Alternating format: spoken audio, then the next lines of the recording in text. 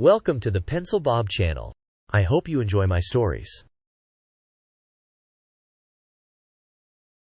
The city of Eldrath was a living, breathing labyrinth, its streets coiling like serpents beneath towers that scraped the dying light of dusk. Every corner, every archway, every shadowed alley was threaded with the pulse of magic. The cobblestones themselves whispered underfoot, tracing centuries of enchantments, wards, and warnings. From the heights of the Citadel of Aegis, the Wizard Council observed it all, their presence a suffocating weight pressing upon every creature in the city. High above, the citadel rose like a crown of black glass and silver steel, jagged spires that caught the last rays of the sun and refracted them into eerie patterns of light across the city. Its walls thrummed with power.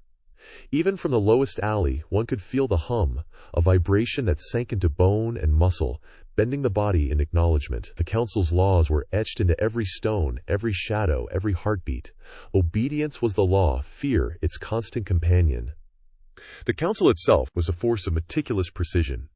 High arcanists in robes of deep violet and gold gathered in the great circular chamber, each seat carved from a single obsidian slab. Floating runes surrounded them, displays of power and intelligence reports tracking every magical and non-magical act across Eldrath. Werewolves, vampires, dwarves, goblins, fairies, orcs, they all fell under the council's dominion. Disobedience was met with immediate reprisals. Elite hunters were the council's blunt instrument. Wizards trained in combat magic and alchemy, they moved through the city with deadly grace. Blackened robes clung to their bodies, silver glyphs glinting across masks that hid every expression. They needed no permission to kill. A werewolf spotted in an unsanctioned alley, a goblin tampering with a ward, even a pixie testing a charm. None escaped their notice. The streets themselves were a testament to control. Embedded glyphs flared when forbidden magic touched the air. Charm wards sparked faintly at the approach of those with intent to harm. Dwarves, in roles both civil and martial, checked registrations for magical artifacts, inspected every blade, every vial, every potential threat. The city was alive with the knowledge that any misstep could be your last. Kalen moved through one such alley, muscles coiled, senses sharpened to near painful clarity. A beta of the Northern Pack, he had been raised on stories of power, instinct, and the weight of the council's leash. Fur bristling in the dying light, eyes scanning every shadow, he smelled dwarves before he saw them. Armor clanked as they carried enchanted plates toward the citadel outpost, oblivious to the predator slipping past. He could strike, could tear into them and take what he wanted, taste the chaos of rebellion, but he did not. Not yet. Hunters patrolled just beyond the street, their masks catching glints of moonlight. One glance, one misstep, and he would be surrounded, slain, displayed as a warning. Restraint, though bitter, was survival. Above him, the city thrummed with other movement. Vampires glided along rooftops, long limbs folded in unnatural elegance, eyes scanning below. They observed, calculated, rarely striking unless it served their interest. Fairies flitted in clusters around street lamps, their laughter tinkling in sharp bursts, mocking the dwarves scurrying with their loads. Goblins lingered in shadows, their small hands busy with lockpicks, mischief, or opportunistic sabotage. Orcs marched in disciplined groups, heavy boots and heavier muscles moving with the precision of soldiers, their loyalty enforced by contracts, not love. The council saw it all. High Arcanist Valerian, seated in the center of the chamber, gestured at floating panels that displayed glowing glyphs and animated maps. The markers shifted as creatures moved, magical traces and elemental signatures tracked in real time. Every rebellion, minor infraction, or alignment shift was annotated and assigned a threat level. The Northern Pack is restless, Varian said, voice slicing the chamber like sharpened steel. His fingers hovered over a floating glyph, pulsing a soft crimson. Their impatience cannot be allowed to escalate. Deploy hunters if necessary. If they slip once, the entire balance is at risk. Other council members nodded, eyes flicking across the maps. Small infractions littered the city. Goblins ambushing caravans, fairies interfering with elemental wards, orcs overstepping patrol lines. Minor, isolated, yet indicative. The council knew that small cracks could become wide fissures in a heartbeat. Meanwhile, Kalen crouched in shadow, smelling the faint tang of blood from a skirmish in the market 2 streets over. Instinct stirred. Hunger coiled around his chest like fire. The laws forbidding his kind to kill humanoids burned in his mind, yet his body craved release. Muscles tensed, claws flexing, ears flicking at every subtle sound. The squeaking of leather boots, the scrape of metal against stone, the soft whine of frightened animals. A sudden breeze carried more scents. Vampires gliding on rooftops, fairies flitting with tiny sparks trailing them, goblins murmuring curses as they rigged traps. Each faction played its part under the council's watchful eye, all dancing along lines drawn in fear. The hunters would be close, ready to strike at the first hint of disobedience. Patience was survival. Kalen's eyes narrowed. He glimpsed the hunters, patrolled down the alley, moving silently, the silver glyphs on their masks gleaming faintly. He flattened against the wall, fur pressed low, waiting. One misstep, and it would be over. Even with his speed, his strength, his senses, he was not invincible. And yet, the fire of rebellion burned. In the back of his mind, the whispers of older alphas, stories of pack dominance and freedom, clawed at the edges of his restraint. The council's authority was precise, but fragile. Rules enforced by fear could always be tested. It only required courage, timing, and blood. He watched the dwarves disappear into the citadel gates, their cargo clinking faintly. The alley emptied, and Kalen moved again, silent as smoke, scenting the air, reading the tension of the city like a map. He could feel the council's pulse from here, distant yet pressing, like a hand gripping the throat of the entire city. Every creature felt it. Fear bent the spine. But not all spines. Not his. He paused at the edge of the district, ears flicking, tail swishing, sensing the movement of vampires above, goblins below, fairies darting past him with sparklit laughter. Orc patrols rumbled through the side streets, heavy and disciplined, while elementals flared faintly in wards along the city's periphery. Every faction obeyed, or feigned obedience. But Kalen knew the moment would come when obedience would end. The council would not see it coming. Not yet. He moved to the shadows beneath the bridge, watching the city pulse around him. Traders packed up for the night, leaving coins and magical trinkets behind, oblivious. Families retreated to homes warded against magic, but not against instinct, not against hunger. Even the smallest creatures, fairies, goblins, elemental constructs, danced along the edges of the law, small sparks of defiance that hinted at something larger. Kalen flexed his claws. He could taste the potential for chaos in the air, could feel the simmering tension among every pack member. The council's hunters would strike eventually, but patience, observation, and timing were their most valuable tools. One miscalculation from the hunters, one lapse in vigilance, and the northern pack would claim their first act of rebellion. For now, he waited, eyes gleaming in the half-light. He tasted the city like blood on the tongue. The council's grip was strong, precise, suffocating. But even the strongest grip could slip, and when it did, the predators would move. Night had fallen over Eldrath like a shroud, thick and suffocating. The streets, once bustling with cautious life, were now silent, save for the whisper of wind through alleys and the occasional clatter of unsteady footsteps. Kalen crouched atop a broken archway, eyes glinting as he surveyed the district below. The scent of fear clung to the stone walls, and he tasted it like iron on his tongue. Tonight, the leash would slip. The first targets were simple, a small merchant quarter, dwarves transporting magical wares, their bellies full, their heads heavy with the council's warnings. They were complacent. The pack moved as one, fluid and silent. Alphas leading, betas flanking, subordinates shadowing every step. Their claws and fangs flexed with anticipation, every muscle coiled for the hunt. A howl cut through the night, low and full of menace. It rippled through the alleys, and even the bravest of merchants froze. Kalen gave the signal, and the pack descended. Walls became obstacles, streets became corridors of death. The first dwarf went down before he could even shout. A beta's jaws snapped across his throat, teeth tearing through bone. Blood sprayed the cobblestones, hot and dark, and the scent drove the pack forward. The dwarves tried to fight. Hammers swung, axes slashed, but strength alone was no match. The werewolves were faster, harder, hungrier, limbs twisted, joints shattered, and screams echoed, bouncing off the stone walls. By the time the first screams were silenced, the pack had moved through 3 streets, leaving shattered bodies and pools of blood. Kalen tasted victory, reveling in the carnage, yet his mind remained sharp. The council's hunters would come, drawn by wards or alarms, but they would find only the aftermath. Precision and speed were their allies. Another dwarf tried to flee, darting through a narrow passage, but Kalen was faster. He leapt, claws sinking into the fleeing man's back, dragging him to the ground. Single bite ended the chase, blood and sinew shredding beneath brutal jaws. Above, fairies screamed in alarm, their tiny wings thrashing as they tried to warn the other residents. Some were caught in the crossfire, their fragile bodies no match for the pack's claws. Sparks of magic flared in desperation, but it only drew Kalen's attention. He struck quickly, tearing through the air, breaking bone, leaving nothing but the echo of agony. From the rooftops, vampires observed, calculating. A few joined in, sensing opportunity. They moved like shadows among the chaos, striking humans and smaller creatures alike, their fangs puncturing skin with silent precision. Blood poured freely, feeding the thrill of the hunt. The council's rules, so rigid in daylight, meant nothing in the cover of night. Goblins scuttled in and out of alleys, taking advantage of the confusion. Their small hands snatched coins, trinkets, and enchanted objects, tossing them into makeshift sacks.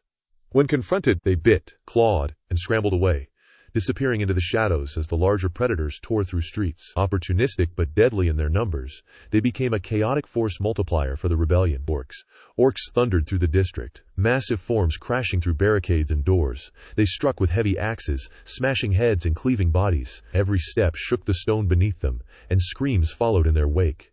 Where werewolves were precision and speed, orcs brought raw power and relentless brutality. Together, the two forces were unstoppable. In the market square, a small congregation of fairies tried to form a protective circle around frightened humans. Kalen laughed, low and guttural, before lunging. Magic flared, a spark of blue light sizzling in the air as claws met wings, shattering fragile bones. The humans were dragged into the chaos, their shrieks cutting through the night, fueling the pack's fury. The square became a tableau of carnage, shattered stalls, overturned carts, magical fire flaring from elemental constructs, and the scent of blood thick enough to choke. Galen paused only briefly, sniffing the air, tasting the fear. The council's hunters would come, and he could hear them now. Subtle hums from wards and magical sensors, faint pulses of energy that signaled their approach. But the northern pack had momentum. Once engaged, hunters were as vulnerable as anyone else. They relied on distance, strategy, and spells that required focus. Close-quarters combat favored the predators. The first hunter appeared at the corner of the main thoroughfare, robes swirling, glyphs flaring. His wand flared with a burst of concentrated fire. But Kalen and the others were already moving, leaping from rooftops, claws ripping through reinforced robes. The werewolves tore through the council's instrument with brutal efficiency. A single alpha slammed into the hunter's chest, sending him into a fountain of shattered stone, screaming. Bones broke with the snap of teeth. Magic failed to protect the vulnerable body. Elementals bound to the council were summoned into the fray. Fire erupted from the northern fountain, licking the walls, scorching anyone caught in its radius. Kalen dodged with reflexes faster than the flames, his pack tearing through the distracted dwarves and orcs who attempted to hold formation. Water elementals surged from nearby canals, striking with crushing force, yet they too became obstacles the pack used to propel themselves into more victims. Chaos reigned, and the city became a battlefield. From the alleys, shapeshifters emerged, moving through the fray with silent efficiency. Some took animal forms, bounding over debris, dragging victims into the shadows. Others mirrored humans, blending in to mislead the council's hunters. Their unpredictability added another layer of terror, forcing defenders to hesitate and doubt every shadow. Vampires swooped down again, biting and slashing, feeding on the fear-soaked air. They avoided direct combat with the pack, preferring to strike humans and fairies, leaving destruction in their wake. Their intelligence and strategy ensured that chaos did not turn against them, each movement calculated, precise, and lethal. By the time dawn hinted at the horizon, the northern quarter of Eldrath was unrecognizable. Streets were slick with blood, rubble from destroyed carts and barricades littered the ground, and the air was thick with smoke and the coppery tang of carnage. Victims, human and otherwise, lay scattered, some torn beyond recognition. The council's wards, overwhelmed and broken in places, flickered weakly. Kalen stood atop a ruined fountain, fur matted with blood, chest heaving. The northern pack gathered around him, tails flicking, eyes glowing with exhilaration and hunger. The first act of rebellion had been violent, swift, and total. It was a message. The leash was no longer absolute. From the citadel, alarms flared. High Arcanist Valerian's voice echoed through wards, distant but powerful, cursing and commanding the hunters to contain the outbreak. But containment would not come tonight. The predators had moved too quickly, too efficiently. Blood had been spilled, and fear had been ignited. Kalen licked the last drops of blood from his claws, tasting victory and carnage. Around him, the pack snarled in approval, bodies shaking with adrenaline. Tonight, rules were meaningless. Tonight, the council's grip had been tested, and the first cracks had begun to appear. Even as he retreated into shadow with his pack, heading for the safety of the northern tunnels, Kalen could feel the eyes of Eldrath upon him. Wards flickered weakly in the street corners, some damaged, some destroyed. The city itself had felt the tremor of rebellion, and in that tremor, Kalen knew the council's grip was slipping.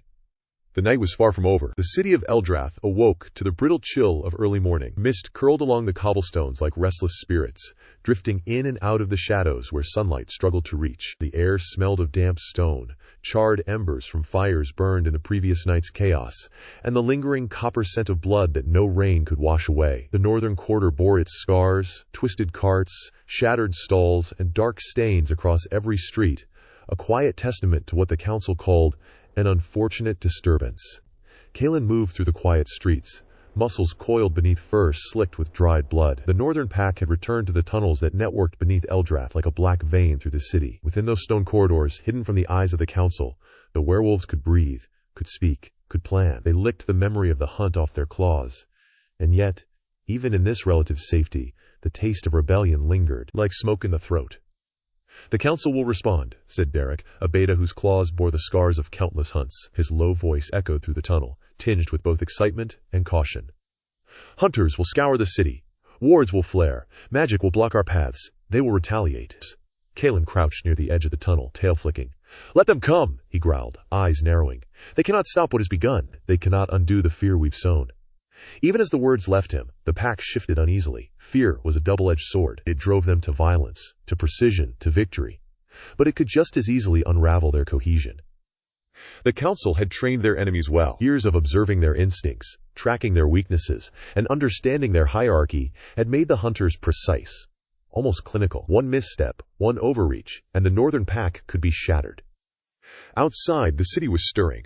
Merchants, dwarves, and fairies ventured from homes that had once offered them security, now tainted by memory. The undead and magical constructs, bound to the council, patrolled cautiously, checking wards and magical traces. Shapeshifters slinked along the rooftops, curious observers of the aftermath, waiting to see which side to favor, who would falter first. The tension hummed in the air, palpable, invisible, yet undeniable. Kalen stepped to the edge of a side tunnel, his sharp eyes catching the glint of sunlight on a warded street lamp. The council would rebuild, of course. The city would heal, but the scar would remain. The Northern Pack's rebellion had not been a mere act of defiance. It had been a declaration. They had tasted freedom, even if only in part, and now it haunted the council as much as it energized the pack. "Do we strike again tonight?" Derek asked, voice quieter now, almost hesitant. "The humans, the dwarves, they'll remember. They'll reinforce their defenses. We cannot be so reckless." Kalen's eyes narrowed, glowing faintly in the dim tunnel light. "Reckless is a matter of perspective," he said. "The council enforces rules with fear. We respond with instinct. Tonight it is not about slaughter. Tonight it is about planning. Tonight it is about observation." The pack murmured agreement, though not all were content to wait. Youthful subordinates paced impatiently, claws scraping stone, teeth clicking. Their energy was raw, unrefined, a powder keg awaiting a spark. Kalen knew the spark would come, but not yet. Control had to be exercised with care. Far above, in the citadel, High Arcanist Venarian paced before a translucent display, fingers tracing lines along the animated map of Eldrath. Red glyphs marked the northern quarter. Small, isolated, but glaringly obvious. The council's data streams had not failed. They had merely underestimated the pack's precision, their cohesion, their cunning. "The northern pack has tested us," Varian said to the assembly. "Not enough to strike directly, but enough to warn. Deploy reconnaissance. Hunters to every access point. Elementals to reinforce wards. Fair warning, if their arrogance continues, consequences will be final." A younger wizard raised a hand, eyes flicking nervously between glyphs. "High Arcanists. Reports indicate the pack coordinated with unknown entities, goblins, perhaps even shapeshifters. This complicates the response." Varian's eyes narrowed. "Complications are a luxury we do not have. Ensure no alliance goes unnoticed. Every movement must be tracked. Fear alone will not prevent the next attack." Back in the tunnels, Kalen led the pack deeper, tracing paths that twisted beneath the city, mapping avenues, choke points, and escape routes. Each route was studied and memorized. Elemental wards, though powerful, had weaknesses. Hunters relied on spells that required line of sight, preparation, focus. If the pack could exploit hesitation, exploit gaps, they could strike again without risk. A distant howl echoed through the subterranean corridors, low and full of tension. Other packs, smaller, more isolated, responded in kind. The northern pack was not alone in its discontent. Whispers of rebellion stirred in shadowed corners, in quiet glades, in the spaces between wards. Kalen sensed it, the tremor of unrest that would spread like wildfire once ignited. "Vampires watch," Derek said, voice subdued. "They did not participate last night, but they observe. The council will listen to their reports. Alliances may form that we cannot anticipate." Kalen's ears twitched. Lips. "Let them watch. We are predators. Their patience is finite, as is their caution. We will see which side chooses hunger first." In the market above, goblins scavenged in silent opportunism. Their tiny forms slipped through the streets, collecting magical components, petty treasures, and weapons left unattended in the chaos. A group of fairies darted overhead, giggling with mischief, carrying sparks of minor elemental magic to see what they could start. The city itself became a web of potential rebellion, small, contained, and fragile, but everywhere, a spark waiting for ignition. Kalen moved to the edge of an abandoned plaza, crouching atop a pile of rubble. The smell of blood lingered from the previous night, and he tasted it in the air. The scent called to him, calling to the pack, reminding them of their power. And yet he held back, restraining instinct with the careful weight of planning. To strike recklessly now would invite disaster. Every hunter in the city, every loyalist dwarf, every council-controlled elemental could descend on them and crush the rebellion before it truly began. He flexed his claws, silent and controlled, watching shadows move in the streets. Shapes flickered, indistinct but familiar. Shapeshifters testing loyalties, vampires observing, small packs of orcs in patrols, waiting for instructions. Every creature was a variable, every movement a calculation. From the tunnels below, Kalen's alpha sense tingled. A tremor of unease ran through the pack. Not fear, exactly, but alertness, the kind that sharpened instincts. Something had changed. Not in the city, not in the council, but within the pack itself. Ambition, doubt, hunger. Rebellion was no longer just a choice, it was becoming necessity. Hours passed, and the city began to stir with life again. Merchants repaired stalls. Dwarves replaced warded blocks. Vampires slipped silently back into shadowed alleyways. Fairies resumed their flitting games. Goblins continued their minor sabotage. The northern quarter looked almost ordinary, but the scars beneath the surface were deep. Kalen returned to the pack's temporary refuge in a deeper chamber of the tunnels. The walls were lined with markings, old runes etched by previous alphas, warnings and lessons from centuries of pack history. Here, they were not hunted. Here, they were not bound. Here, every claw mark, every bite, every heartbeat of the pack was their own. We wait, Kalen said. We observe. We plan. The council has ears everywhere, but not here. Not yet. We learn their patterns, their weaknesses. Every hunter has a limit. Every ward has a flaw. Every creature has fear. Derek nodded. And when? Kalen's teeth gleamed faintly in the torchlight. Soon we will remind Eldrath that the council does not command fear. It commands obedience. And obedience is earned with teeth, not threats. Even as the words left him, a howl erupted from deep within the tunnels, a signal that other northern subpacks were aware, ready, responding. Fear, tension, and hunger coalesced into something more. Tonight the city slept, unaware that the quiet had already shifted. The storm of rebellion was building. And in the shadows, the whispers grew louder. Kalen heard them in the corners of his mind, in the flicker of torchlight, in the scent of magic on the wind.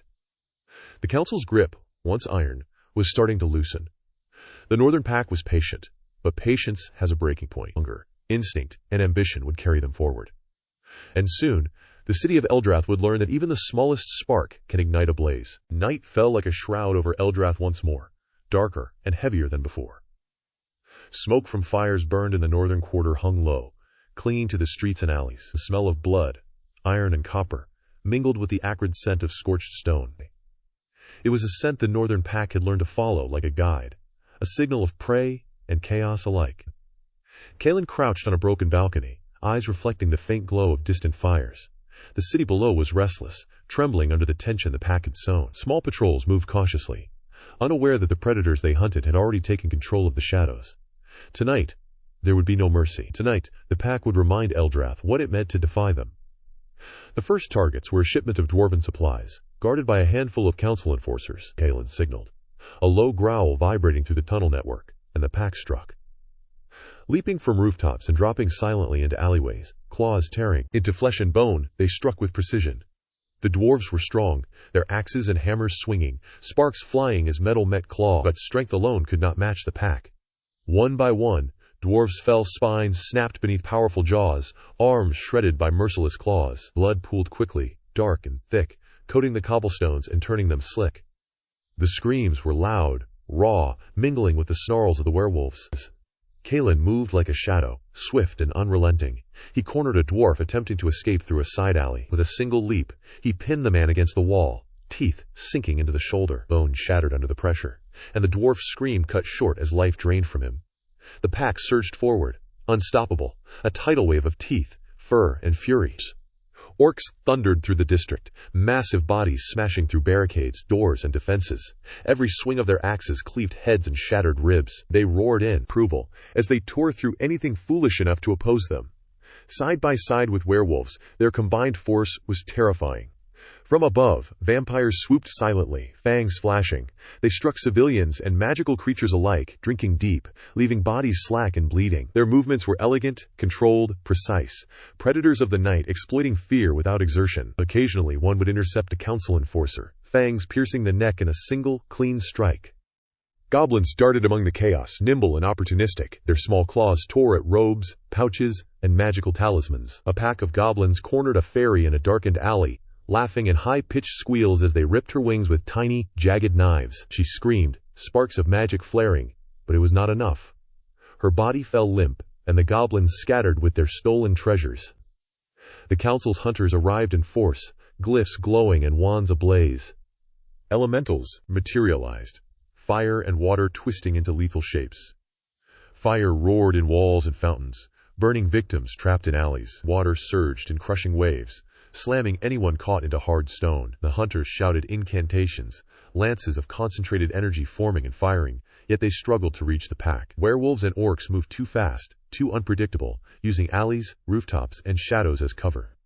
Kalen's claws met the first hunter's chest, teeth sinking into reinforced robes. Bones cracked with the pressure, and the hunter's scream was brief but piercing. Elemental fire lashed at him, but Kalen twisted and rolled, surviving the flames while driving fangs into the hunter's throat. Blood spattered, hot and sticky, as the pack continued their merciless advance. Every street became a battlefield. Market stalls were overturned, fires burning through canvas and wood. Screams echoed off walls, mingling with snarls, growls, and the clash of metal.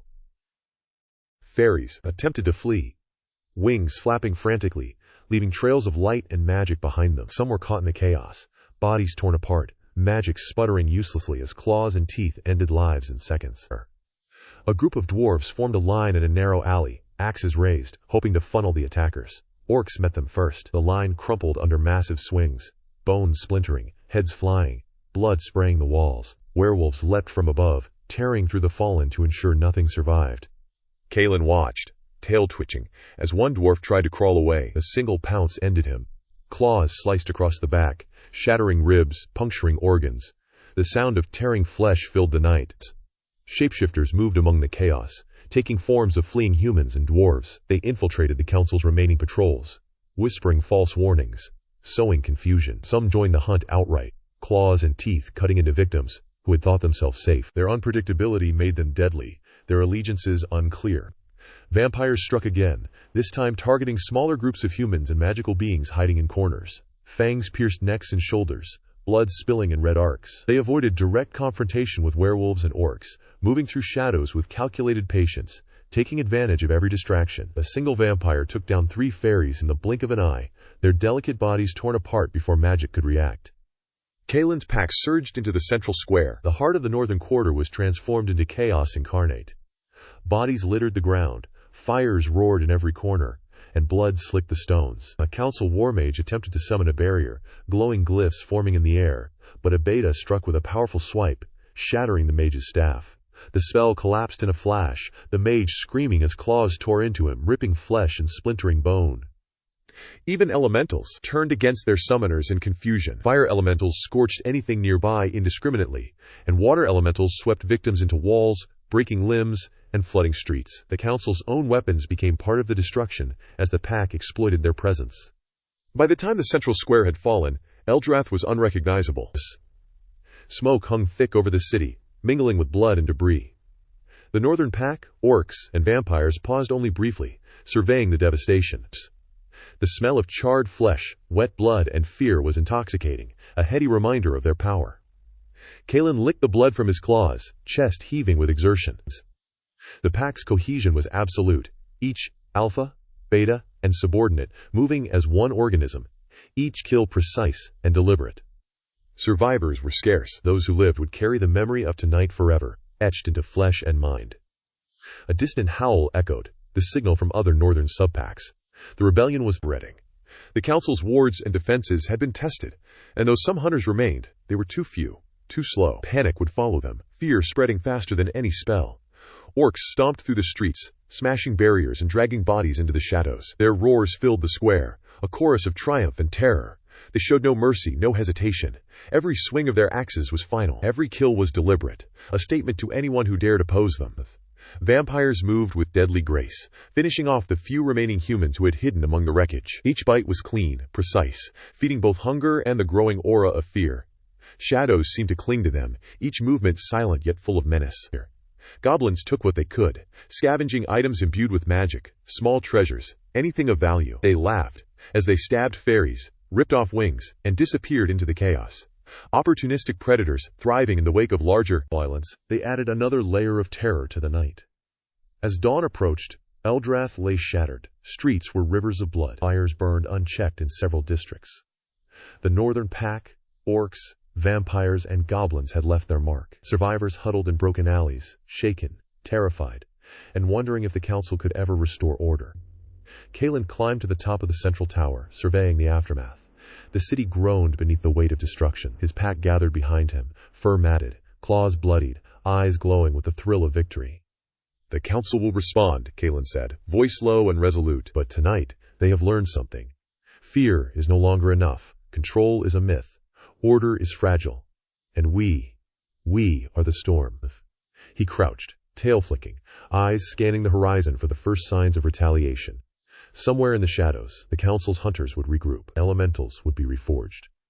Wards would be repaired. The vampires, goblins, orcs each would evaluate the cost of loyalty. Kalen's eyes glinted as he whispered to the night, a promise of the chaos yet to come. And then, with a final low growl, he signaled the pack. The hunt was not over. It had only begun. The council chambers smelled of incense and iron, a calculated combination designed to remind every visitor of both the mystical and martial authority within. High ceilings arched above rows of polished stone seats, each occupied by a wizard whose gaze was sharp enough to cut through steel. Candles flickered, casting shadows that twisted like specters along the walls. Outside, the city smoldered, and the screams of the northern quarter still echoed faintly through the night. But inside the chambers, a chilling calm reigned. Archmage Selvaris stood at the dais, robes trailing across the marble floor, eyes scanning the gathered assembly. His fingers drummed on the carved podium, a rhythmic cadence that seemed to make the air itself quiver. "The attacks are unacceptable," he said, voice like a whip. "Disobedience such as this cannot be tolerated. The council will act, and all who have broken the law will face the consequences." A ripple of murmurs ran through the audience. The younger wizards shifted uneasily, glancing at the glyphs of warning etched into the floor. The glyphs glowed faintly, magical wards designed to prevent any spellcasting that might disrupt proceedings. Even the bravest of them dared not break the seal. Council enforcement squads had already begun their sweeps across Eldrath. Elementals were bound into chains of enchanted silver, their forms pulsing with restrained energy. Fire elementals sputtered, contained yet ready to be unleashed as weapons of judgment. Water and earth guardians shifted uneasily, aware of their power yet constrained by strict magical bindings. Their presence alone reminded citizens that the council's reach extended far beyond simple observations. In the northern district, surviving dwarves were corralled into containment zones. Their faces were bloodied, clothes torn, and eyes wide with shock. Children clung to their parents, trembling as council enforcers moved among them, magically suppressing fear while simultaneously evaluating each for potential guilt or negligence. Even those who had done nothing wrong were not safe from scrutiny. Kalen's attack had been precise, but the council needed accountability, and they would find it. Magical bonds glowed on prisoners, restraining their limbs and preventing escape. Fairies who had survived the onslaught hovered nervously, their wings clipped by minor wards, forcing them to remain grounded. Goblins who had been caught in the aftermath were bound in chains of dark iron, designed to suppress their innate cunning and trickery. Meanwhile, the council held tribunals in district halls. The sound of incantations and chants filled the air, binding victims to wards that sapped strength and suppressed magical abilities. Victims were compelled to speak the truth, their minds forced open by subtle enchantments. Dwarves and fairies alike whispered confessions, recounting events with horrifying clarity. Even minor embellishments were punished, as the council's judges believed every detail had the potential to spark further rebellion if left unchecked. The first trial opened with a dwarf accused of aiding the northern pack. His name was Doric, a craftsman whose forge had become a haven for werewolf sympathizers. The charges were clear: conspiracy, aiding and abetting murder, obstruction of council law. Doric's protestations fell on deaf ears. A magical cord snaked around his neck, tightening with each word, forcing silence. "Speak truthfully," Selvaris intoned, eyes narrowing. "Deception will not save you." Doric shivered but managed to say, I only tried to hide my family. I did not assist them." The council's response was immediate. A spark of magical fire lanced from the dais, striking the floor beneath him. The heat scorched his feet, a warning that physical pain was as much a tool as confinement. Here. He faltered, knees buckling, voice trembling. I swear. The council pressed on, demanding names, locations, and allegiances. Every hesitation was punished. Every lie was met with elemental force or enchanted instruments of restraint. By the end of the tribunal, Doric lay broken, physically and mentally, and the council had extracted the names of several minor collaborators. Meanwhile, Kaelin's pack remained in the shadows, aware of the council's judicial display. They watched, calculated, and waited. Word traveled quickly through Eldrath. Werewolves, orcs, and other dissident creatures understood that the council's reach was vast. But its arrogance left it vulnerable. Punishment was swift, yes, but retaliation was possible. In a small alley, a group of fairies whispered among themselves, plotting subtle resistance. Their leader, Lirael, had watched as council wards suppressed her friends and kin. We cannot fight them directly, she said, voice high but steady, but we can act where they least expect it. Fairies and pixies slipped through cracks in the wards, delivering messages to pockets of rebellion. Each note carried coded warnings, patrol movements, weak spots in city defenses, locations of captured allies. Though fragile, these creatures could still manipulate the larger conflict in minor but devastating ways. In another district, vampires evaluated their position. Some had aligned with the council for safety, observing laws and feeding only on artificial blood. Others, emboldened by the chaos, considered siding with Kaelin's rebellion. The council's tribunals did not discriminate by loyalty if suspicion arose.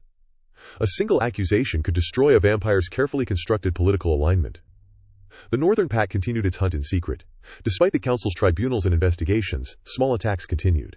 A lone goblin raided a council supply cache, tearing through guards with vicious efficiency. Orcs ambushed an isolated patrol, breaking bones and crushing skulls with brutish strength. Each act was calculated, each death a message. The rebellion had teeth, claws, and power that could not be ignored. Council mages attempted to seal districts with magical barriers, hoping to contain both rebellion and chaos. The wards shimmered with a lethal light, designed to strike down intruders instantly. Yet Kaelin and his pack were careful. They struck from shadows, waited for patrols to thin, and avoided traps. Elementals bound to the council were used against citizens in miscalculated attacks, further inflaming resentment and fear. The tribunals escalated. Shapeshifters were interrogated first. Their fluid forms made deception easier, but council-binding wards stripped their magical flexibility. One shapeshifter, taking the form of a council mage during questioning, was caught trying to manipulate the trial. The punishment was immediate. Binding glyphs laced with elemental pain, constricting their body in ways that fractured bones without killing outright. The lesson was clear. Betrayal would be met with calculated cruelty. Kaelin's pack, sensing both fear and opportunity, pressed the advantage. They struck minor council outposts, eliminating witnesses, and freeing those who might join their cause. A small group of orcs tore through a fortified armory, scattering weapons to the streets and slaughtering guards who tried to stop them. Blood pooled quickly, bodies heaped in grotesque piles. In the center of the city, a dwarf family was dragged before a tribunal. The parents clutched their children, pleading innocence, but the council demanded compliance. The eldest son, barely 12, was accused of helping smuggle information to the Northern Pack. A water elemental forced him to float midair, streams of ice and current tearing at his limbs, while judges demanded truth. Every scream echoed across the chambers, a grim reminder that law and punishment in Eldrath were absolute. Even neutral factions suffered. Fairies caught attempting to flee were bound with tiny enchanted chains, unable to fly or summon minor illusions. Goblins, regardless of loyalty, were stripped of protective charms and forced into servitude or labor as punishment. Every living creature, magical or otherwise, felt the weight of council authority pressing down like iron. Kaelin's claws scraped along rooftops as he observed from a distance. The council's displays were impressive but slow, methodical, and predictable. They punished the small, easily caught targets, leaving themselves vulnerable to strategic strikes. The pack noted patrol schedules, ritual timings, and weak wards, marking them for future attacks. The rebellion was growing, its scope expanding with each act of brutal suppression. A scream pierced the night. Kaelin tilted his head, ears twitching. In a narrow alley, a group of orcs had cornered a small band of dwarves and fairies. Axes swung, teeth tore flesh, and bones shattered. The council's bindings and wards were too far to intervene immediately. Within minutes, the alley was slick with blood, the bodies of innocents and guards alike piled high. Kaelin allowed a low growl of approval. Violence was a language the council understood, but only partially. For every tribunal, for every punishment, there was retaliation. For every death inflicted by their laws, countless more would follow. The council's chambers remained pristine, untouched by the chaos outside, but they could not ignore it forever. Word traveled slowly through wards and messengers, but each account of carnage, each report of murder and destruction, tightened the tension like a bowstring. They were aware that the Northern Pack, allied with orcs, goblins, and sympathetic shapeshifters, had tasted freedom, and it was intoxicating. By dawn, Eldrath was a city of scars. Streets bore the marks of struggle, the aftermath of trials and hunts. Council enforcers moved among the wounded, attempting to restore order. But the lessons of the night were clear. Law and punishment alone could not contain the growing rebellion. Kalen crouched on a rooftop, watching the city awaken to terror and shock. The tribunals had shown the council's power, yes, but also its arrogance. It punished the weak, the easily caught, and left itself open to the cunning and strong. A howl ripped through the morning air. A pack in the eastern quarter had struck, claiming another group of council enforcers. Smoke rose from two separate fires. Blood stained the streets anew. The rebellion was spreading, and the council's law was beginning to look like a hollow threat. Kalen licked his claws clean, savoring the morning chill. They will learn, he whispered. They will learn what happens when you bind predators with laws meant for the weak. They will learn that obedience is a lie, and power belongs to those willing to take it. The Northern Pack vanished into the shadows as the city stirred. Councils, tribunals would continue, the punishments would pile up, and the executions would be gruesome and public. But every act of the council was another arrow for Kalen and his pack, another opening for rebellion, another step toward chaos. Eldrath would bleed, and the council would watch helplessly as the storm gathered strength beyond their control. The city had not yet recovered from the first wave of council tribunals when the next strike hit. Smoke curled from shattered rooftops, and the scent of blood lingered in every alley. Council enforcers, still recovering from earlier attacks, moved like ghosts through the streets, scanning for survivors, witnesses, and insurgents. Kalen's pack had grown bolder. Small squads of werewolves darted through alleys and across rooftops, striking swiftly, disappearing before reinforcements could arrive. The screams of dwarves caught off guard echoed in the narrow streets. Bones shattered beneath claws, flesh ripped with merciless precision. Each attack was calculated to terrorize, not merely kill. Survivors would carry the memory of this night for the rest of their lives, the council hoped, and the pack made sure they would. A group of goblins skulked in the shadows near the marketplace. Their task was simple: sabotage. With clever hands and wickedly sharp tools, they cut the ropes of supply wagons, overturned carts, and poured oil over lanterns. When the fires ignited, the chaos forced the council enforcers to divert their attentions. Small groups of fairies and pixies flitted among the flames, sending signals to other rebel factions, relaying patrol routes, and warning of the council's tactical shifts. Council mages responded with swift, precise spells. Fireballs detonated along rooftops, where werewolves had been spotted moments earlier. Bolts of crackling energy pinned goblins to the walls, their screams mingling with the city's rising chorus of terror. Yet even with their power, the council struggled to contain the chaos. The rebels had learned patience, striking at weak points and vanishing before the council could adapt. In the southern district, a dwarf militia tried to resist. Armed with axes and hammers, they faced a squad of orcs sent by Kalen to secure strategic points. The battle was short and brutal. Screams echoed as limbs were torn from torsos, skulls crushed beneath the weight of orc hands and claws. The dwarves fought with courage, but their strength alone could not match the coordination and ferocity of the attacking forces. By the end, the alley was strewn with bodies, and survivors fled in terror, leaving their homes and forges behind. Kalen prowled the rooftops, eyes glowing faintly in the moonlight. He paused as a council enforcer, a fire elemental bound to a mage, swooped down to intercept him. With a swipe of his massive paw, Kalen caught the elemental mid-flight. Sparks showered from the creature's form as it was crushed, the magical energy contained within it flaring violently before collapsing into inert slag. The council's enforcers below stared in disbelief. A single werewolf had just annihilated one of their most powerful instruments of punishment. Every street became a battlefield. Werewolves tore through council patrols with calculated efficiency, leaving bodies in grotesque displays meant to terrify both observers and survivors.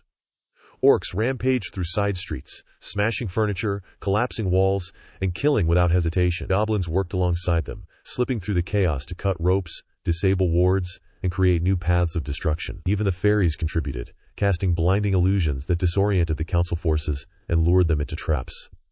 A council tribunal had been set up in the central plaza. The floor was carved with ancient sigils meant to amplify the enforcers' magic. Dozens of dwarves, goblins, and fairies had been brought in for questioning, their bindings glowing faintly as wards suppressed lies and magic. But the tribunal would not last long. A roar split the night. The northern pack descended from the rooftops. crashing through magical wards with brute strength and precise claws. Fires from overturned lanterns spread quickly, igniting wooden scaffolds and market stalls. Council mages tried to respond with spells of containment, but the chaos was overwhelming. Every enforcer faced multiple attackers at once. Dwarves in the plaza scrambled to defend themselves. One smith swung a hammer at a charging orc, connecting with a sickening crunch as bones shattered beneath the blow. The orc barely flinched, retaliating with a fist that crushed the dwarf's chest. Fairies cast minor spells, creating bursts of blinding light. But the sheer physicality of the assault rendered them mostly ineffective.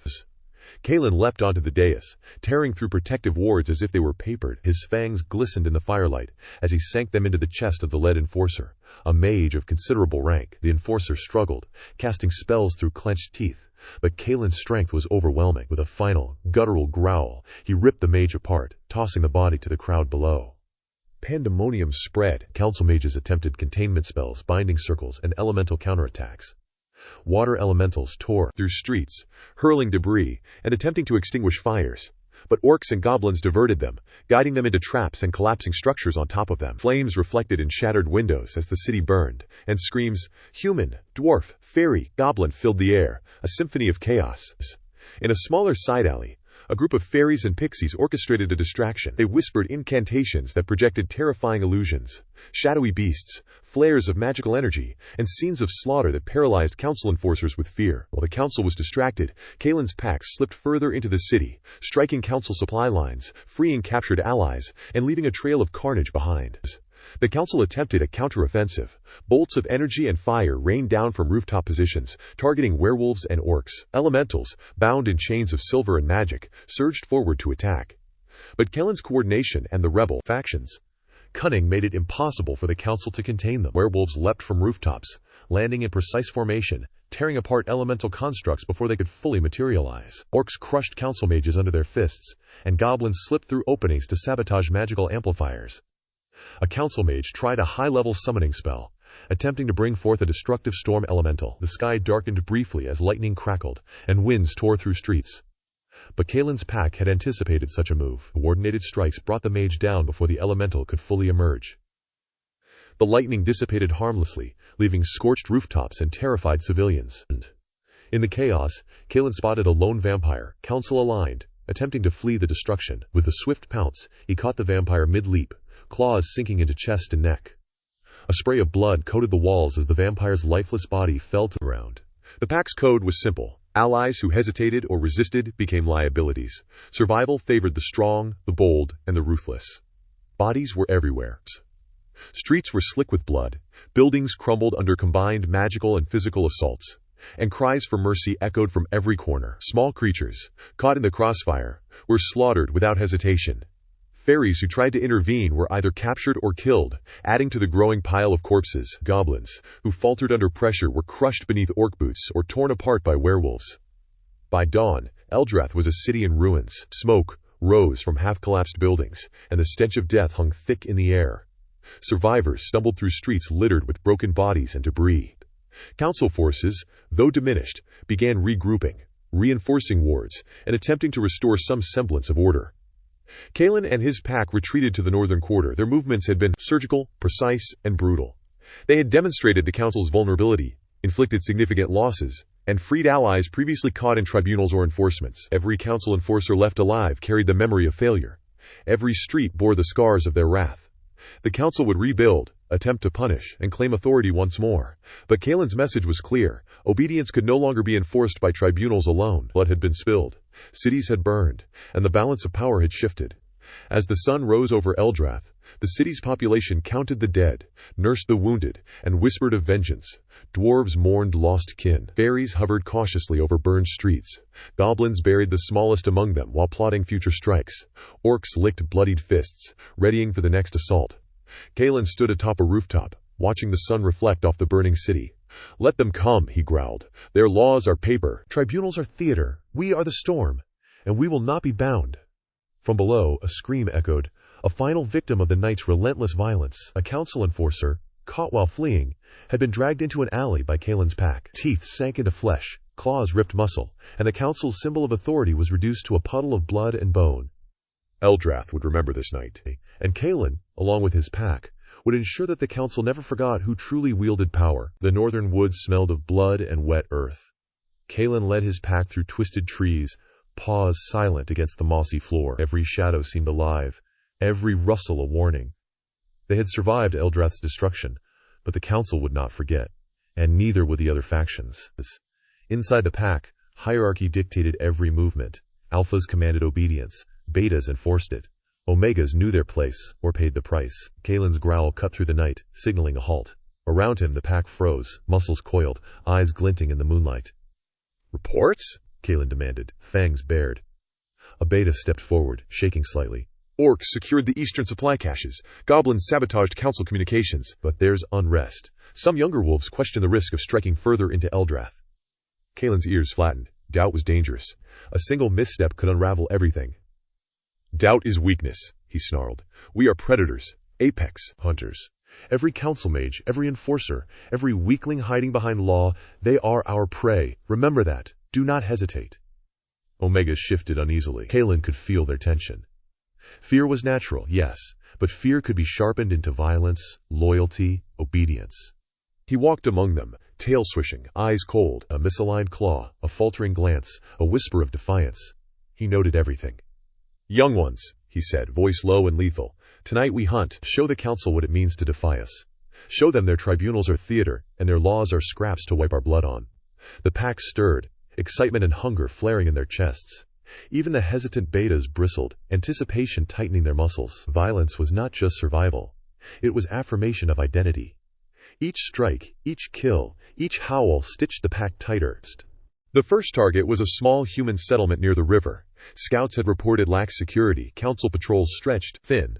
Goblins had already sabotaged bridges and supply routes, leaving the settlement isolated. Perfect. As they approached, Kalen crouched low, nostrils flaring. The air carried the faint smell of smoke, ash, and the fear of humans. He signaled with a flick of his tail. The pack advanced like a living shadow, paws silent, eyes gleaming in the darkness. The first humans did not see them until claws had sunk into their flesh. Screams tore through the night, short and high-pitched, as limbs were shredded, throats torn open. Blood sprayed across the mud, painting the ground in grotesque patterns. Children, adults, and elderly alike fell beneath the pack's relentless fury. Kalen tore through the center of the settlement, fangs sinking into a council messenger caught fleeing through the back alley. Orcs joined the assault, smashing through doors and walls. Their hands and weapons left devastation in every room. The council's wards, hastily erected, did little to slow them. A single orc smashed a ward crystal with a hammer, sending sparks and magical backlash across the room. Survivors were caught in a deadly storm of both magic and brute force. Goblins darted between attackers and victims, cutting ropes, overturning carts, and guiding families into traps. They had become expert in chaos. Fires erupted in several homes, the flames dancing along wooden beams. Fairies hovered above, their magic creating illusions that paralyzed some victims in terror. The city's once quiet streets were a massacre, and yet, for the pack, it was ritual, a confirmation of dominance. Inside the pack, tension simmered beneath the surface. Andy. Betas whispered to each other about leadership decisions, questioning Kalen's timing and strategy. Alphas from smaller splinter packs observed from the shadows, assessing strength, probing for weakness. Kalen noticed every glance, every twitch. Loyalty was not assumed, it was earned, often with blood. A skirmish erupted near the riverbank. Council enforcers had finally arrived. Water elementals surging from the river to sweep the attackers away. Kalen leapt, claws raking through one elemental's torso, shattering it like glass. Another enforcer, a mage wielding lightning, struck from a distance, sparks arcing along Kalen's fur. Pain flared, sharp and white-hot, but he pressed on, fangs sinking into the mage's chest. Blood sprayed, flesh shredded, a scream echoing across the river. You see, young wolves? Kalen growled. This is power. This is control. Every strike, every kill, every act of defiance is our law now. The council cannot stop us. Not tonight. Not ever. The pack pressed forward. They moved as one organism, brutal, precise, and terrifying. Humans fled in every direction, but escape was rare. The river's edge became a slaughterhouse. Limbs torn, skulls crushed, blood and mud mixing in grotesque swirls. Orcs pressed behind the wolves, smashing bodies beneath boots and axes. Goblins delighted in the chaos, leaping on anyone who attempted to hide. Kalen paused at the edge of the settlement, observing his pack. Each wolf, scarred, dripping blood, eyes glowing with feral intensity. Pride swelled in his chest. They were not hunters anymore. They were rulers of the night, arbiters of fear. The council's grip, once thought unbreakable, was already loosening. But power bred risk. Kalen's ears twitched. A low rumble reached him. Far off, subtle, but unmistakable. The council's hunters were coming. Not just enforcers, but elite, specialized, trained to hunt predators like him. They would arrive with magic and weapons designed to kill even the strongest werewolves. The thought should have caused fear, but Kalen welcomed it. Conflict refined the pack. Every battle, every casualty, every victory tightened their cohesion and sharpened their skills. Prepare yourselves, he growled. They will test us. But we are the storm. We are the predators. And no hunter, no mage, no council enforcer will bend us. Tonight, we solidify our strength. Tomorrow, we expand it. The pack regrouped at the river's edge, hauling away the wounded and dead from their immediate path. Goblins dragged bodies into the water or hid them in abandoned structures, ensuring that the council would find evidence of carnage, but not the full extent of their operation. Orcs patrolled the perimeter, ears twitching for distant movement, weapons ready to strike at any approaching threat. Kalen turned to the betas, his eyes narrowing. Discipline, loyalty, blood. You think I am merciless? You think I am reckless? Every decision I make is for the survival of the pack. Every kill strengthens us. Every victory teaches us. Understand that. In the coming days, any hesitation will be punished. You will obey, or you will die. One beta stepped forward, trembling but resolute. Alpha, some wolves question the risk. The council's retaliation will be severe. They have elite hunters, elementals, magic beyond anything we faced. Kalen's gaze hardened. Then they will die first. And we will survive, Vic. Every hunter, every enforcer, every council pawn, they are prey. And tonight, we have proven it. Fear spreads faster than any spell. Remember that. Use it. The northern woods absorbed their presence as the pack retreated. Fires still burned faintly in the settlement. Smoke twisted into the sky, visible for miles. Any council patrols nearby would see it and understand the consequences. At the forest's edge, Kalen crouched on a rock, overlooking his pack. We grow stronger, he whispered. Every strike teaches us. Every kill binds us. This is the beginning. The council's grip is brittle, and we will break it. A scream erupted from the distance. A lone dwarf straggler, unaware of the retreat. Kalen's eyes narrowed. He leapt, swift as a shadow, and the scream ended abruptly. Blood spattered the mossy ground. The pack watched, silent but approving. This was law among them. Mercy was weakness. By dawn, the northern quarter was quiet again. The pack regrouped, licking wounds, sharpening claws, and counting the fallen. Each member bore the marks of battle. Torn fur, broken ribs, scorched flesh, but none complained. Survival was not optional. Loyalty was not optional. Blood had cemented both. Kresigev. The council would retaliate. Kalen expected it. But for now, they had claimed the night. They had reminded every faction of their existence and their strength. Fear would be the currency with which they extended their control. Kalen's eyes glimmered as the sun rose, piercing through the canopy. Tonight we live. Tomorrow, we hunt again. And one day the council itself will bow before us, or fall. The moon hung high, casting a silver sheen over the northern woods. Kalen's pack had retreated from the river settlement, but the night's work was far from over. The council would respond. They always did. And when they came, Kalen planned to be ready. A howl cut through the trees, a signal. Scouts reported movement to the east. A group of council hunters, elite operatives, cloaked in protective wards. Elementals hummed faintly around them, attuned to their commands. The hunters were careful, slow, calculating. They expected fear. They expected hesitation. Kalen grinned, a feral curl of his lips. They were wrong. The pack gathered on a ridge overlooking the hunters' path. Betas fidgeted, ears twitching, claws scraping at the dirt. Omegas trembled, whispering doubts. Kalen's eyes swept over them. Every movement was a test. Obedience was earned in blood. Do you feel it? Kalen asked, low, dangerous. The fear they try to hide? They will not survive what comes next. Remember, they hunt humans and dwarves alike, but tonight, they are prey. The pack tensed, muscles coiled like springs. Even the smallest pixie, perched on a tree branch above, watched with wide eyes, knowing not to interfere. The night air smelled of rain and decay, sharp and intoxicating. Painits, Kalen signaled. The pack surged forward, silent shadows among the trunks. The hunters, wards, flared suddenly, sensing movement, but the wolves were faster. A beta lunged first, claws tearing through enchanted armor. Sparks flew, flesh met steel, and the first hunter fell screaming, blood arcing and a bright red spray across the moss. The battle unfolded in chaotic precision. Wolves struck from multiple directions, teeth and claws tearing through limbs. Orcs charged alongside them, axes swinging, breaking bones, crushing skulls.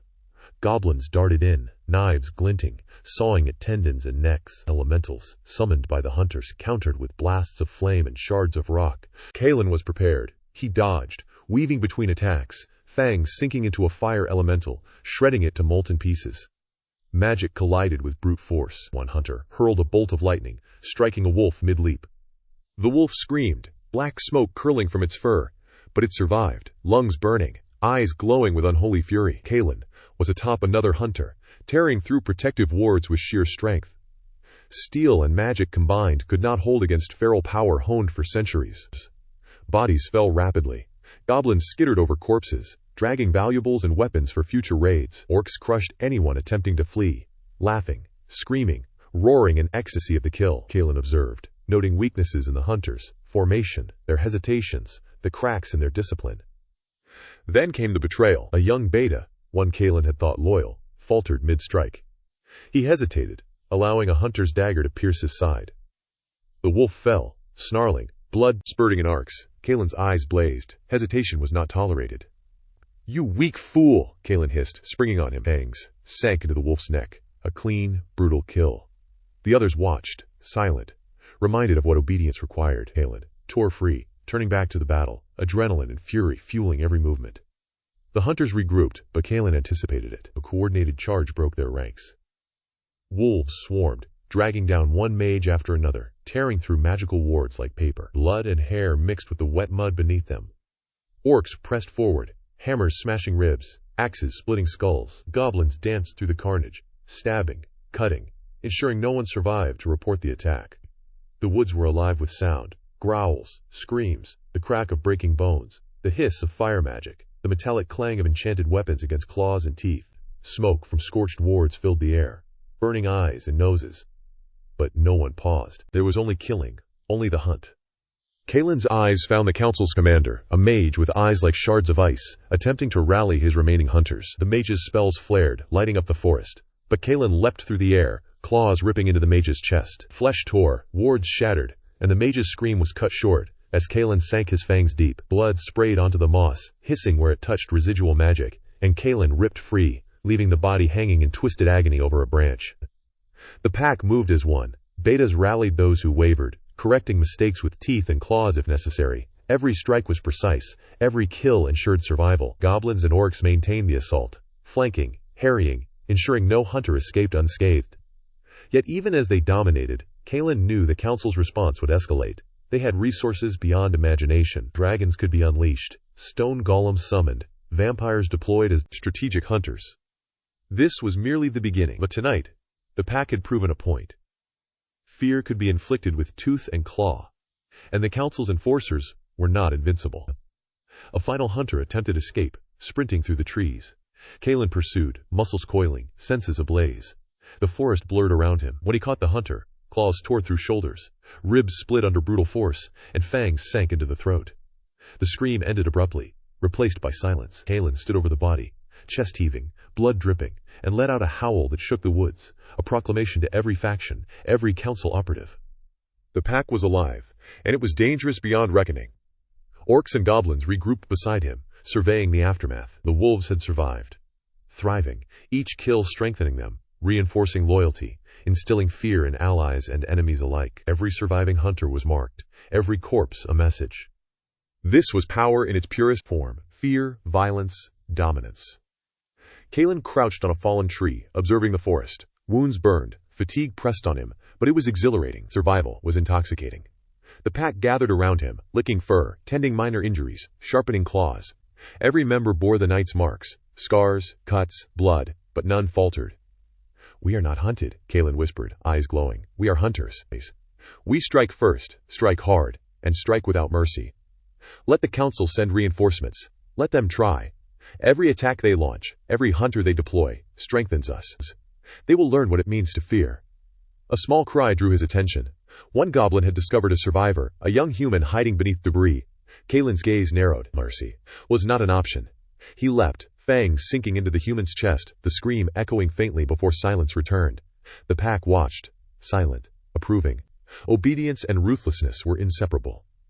The first rays of dawn broke through the canopy, painting the woods in muted gold. Fires smoldered in the distance, smoke curling skyward. The pack had survived, victorious and unbroken. They had struck the council, defied their laws, and demonstrated the ferocity of apex predators. Kalen surveyed his pack. Wounds, fatigue, and bloodied fur marked every member. But their eyes glimmered with something else. Hunger. Hunger for more. For the council. For dominance. For power. Every kill tonight was a lesson. Every death a reminder of the consequences of hesitation or weakness. The council will respond, Kalen said, voice low, almost a growl. And when they do, we will be ready.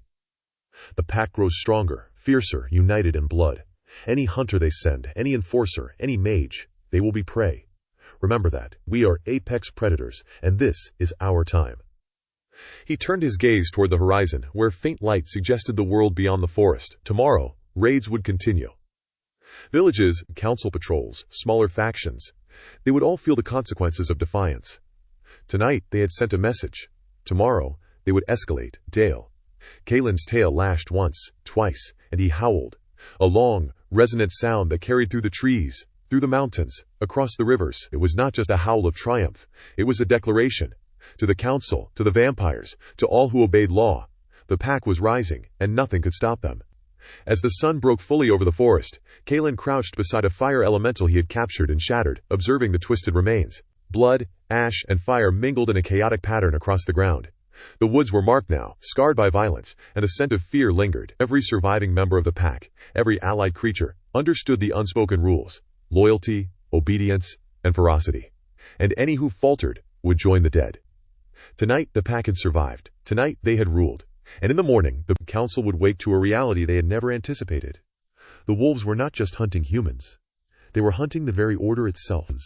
Kalen's fangs gleamed in the pale light. Tomorrow, the war would begin in earnest. Tonight, they had proven one undeniable truth. The apex predators of the magical realm were not to be underestimated. The night was thick with fog, curling around the streets like a living thing. Lanterns flickered dimly, casting long shadows across the cobblestones. Smoke from burned hearths hung low, acrid and heavy. In the city, humans slept unaware, or they tried to. But Kalen's pack moved silently through the alleys, senses sharp, claws clicking softly on stones. The council had not yet responded fully to the previous ambush, and the pack intended to exploit the delay. Every hunter they had killed, every mage they had shredded, had sent ripples through the council's carefully ordered world. The message was clear. Defiance had its rewards. Kalen led the first strike team. His fur glistened in the faint light, eyes glowing gold in anticipation. Betas followed, each one radiating lethal energy. Wolves, teeth bared, claws flexed. Behind them, goblins and orcs waited, tools of death in hand. The city would feel the weight of the rebellion tonight. A scream cut through the mist. Kalen froze, listening. It came again, a sharp, high cry from a nearby alleyway. Civilians, oblivious, had stumbled into the pack's path. Perfect. The attack began without warning. Wolves surged, leaping from shadows. Teeth tore into flesh. Jaws clamped on necks and limbs, dragging victims into alleys where screams echoed endlessly. Claws ripped through stomachs, chests, shattering rib cages as blood sprayed onto walls and cobblestones. Orcs followed behind, smashing through doors with brute strength. The sounds of splintering wood and cracking bones mingled with the terrified cries of humans. One orc swung a warhammer into the door of a small shop. It splintered instantly. The human inside flung backward into the wall. The orc laughed, stepping over the body to tear into another victim. Goblins scurried through the chaos, knives flashing, slitting throats, cutting tendons, leaving trails of crimson. Their high-pitched laughter rose above the screams, a macabre symphony. Some dragged the living into the streets, leaving them to the wolves, feeding both predator and prey with unrelenting cruelty. Kalen leapt atop a roof, surveying the carnage. Fires burned from overturned lanterns. Smoke choked the air. Wolves leaped from rooftop to rooftop, pouncing into the streets below, joining the massacre. They moved with terrifying coordination, tearing through anything that dared stand. A young human boy tried to run, but Kalen caught him mid-leap, fangs sinking into his shoulder. His scream was cut short as he was dragged into the shadows. A dwarf attempted to defend his family, brandishing a hammer with trembling hands. Kalen leapt down, claws slicing clean through the dwarf's forearm. The hammer dropped. Teeth sank into the dwarf's throat, and the body collapsed into a pool of blood. The family fled screaming, stumbling over bodies as they tried to escape the city's nightmare. The council's mages had arrived too late. From the distant edges of the city, faint spells flared, fireballs and lightning bolts. But the wolves were already inside the chaos, impossible to target. One mage hurled a fireball into a crowd of fleeing civilians. The flames caught some of the pack. But the wolves, thick fur and rapid reflexes, saved them. They pressed on, dragging victims from burning buildings, leaving scorched remains behind. Kalen's betas moved with precision, flanking, cutting off escape routes, ensuring no one got away unscathed. Their teeth glinted in torchlight as they tore through anyone who resisted. The sounds of battle, screams, growls, and breaking bones echoed through the city, bouncing off the stone walls, filling every alleyway with horror. Orcs and goblins fought with merciless efficiency. One orc slammed a man into a wall, breaking ribs, then crushed his skull with a single blow. A goblin darted through the smoke, knives flashing, leaving a trail of red across the cobblestones. Survivors screamed, some tripping over the bodies of their own friends and neighbors. Kalen moved with intent, each kill precise and brutal. A vampire ally appeared briefly, swooping down from a rooftop in a blur of black and red. Fangs sank into the neck of a panicked human, draining him quickly before disappearing into the shadows. Vampires were quieter predators than the wolves, but equally lethal, and the mix of forces kept the defenders disoriented and overwhelmed. From the council's stronghold at the city edge, distant shouts could be heard. Reinforcements were coming, but they were hours away. By then, the pack would have claimed this sector, leaving nothing but blood and ruin behind. Kalen smiled, the sound of destruction feeding him, feeding the pack. A group of fairies had attempted interference, throwing minor illusion spells to distract the wolves. One fairy created a shimmering image of a child to divert attention. Kalen's eyes narrowed. With a single, powerful leap he struck, tearing the illusion apart. The fairy screamed, wings flailing, and a beta wolf caught it mid-air, teeth sinking deep. The fairy's body crumpled to the street in a scattering of glowing dust. Even magical creatures were not safe tonight. The wolves surged through the central plaza. A small militia had gathered, humans armed with swords and shields, attempting to defend their homes. Kalen's pack descended like a tidal wave. Teeth tore into necks and shoulders. Claws shredded armor, ripping men and women into pieces. The plaza was quickly covered in gore, bodies piled in twisted heaps. Orcs followed, smashing shields and heads, laughter echoing over the carnage. Goblins darted among the chaos, ensuring no one survived unhurt. A group of children ran screaming toward a side street. Kalen's eyes tracked them. They were young, fragile, easy prey. A beta wolf intercepted, knocking one child into the arms of another wolf, fangs sinking quickly. The other children were dragged screaming into the shadows, and Kalen felt no remorse. Survival and dominance were all that mattered. Smoke and fire began spreading as torches were knocked over. The smell of burning wood mixed with blood, and the pack fed off the chaos. Wolves leapt through flames, claws leaving scorched streaks as they tore into those who tried to hide. Orcs waded into the fire, smashing through walls and furniture, leaving ruin in their wake. Goblins spread out, dragging the living into alleys where death was swift and brutal.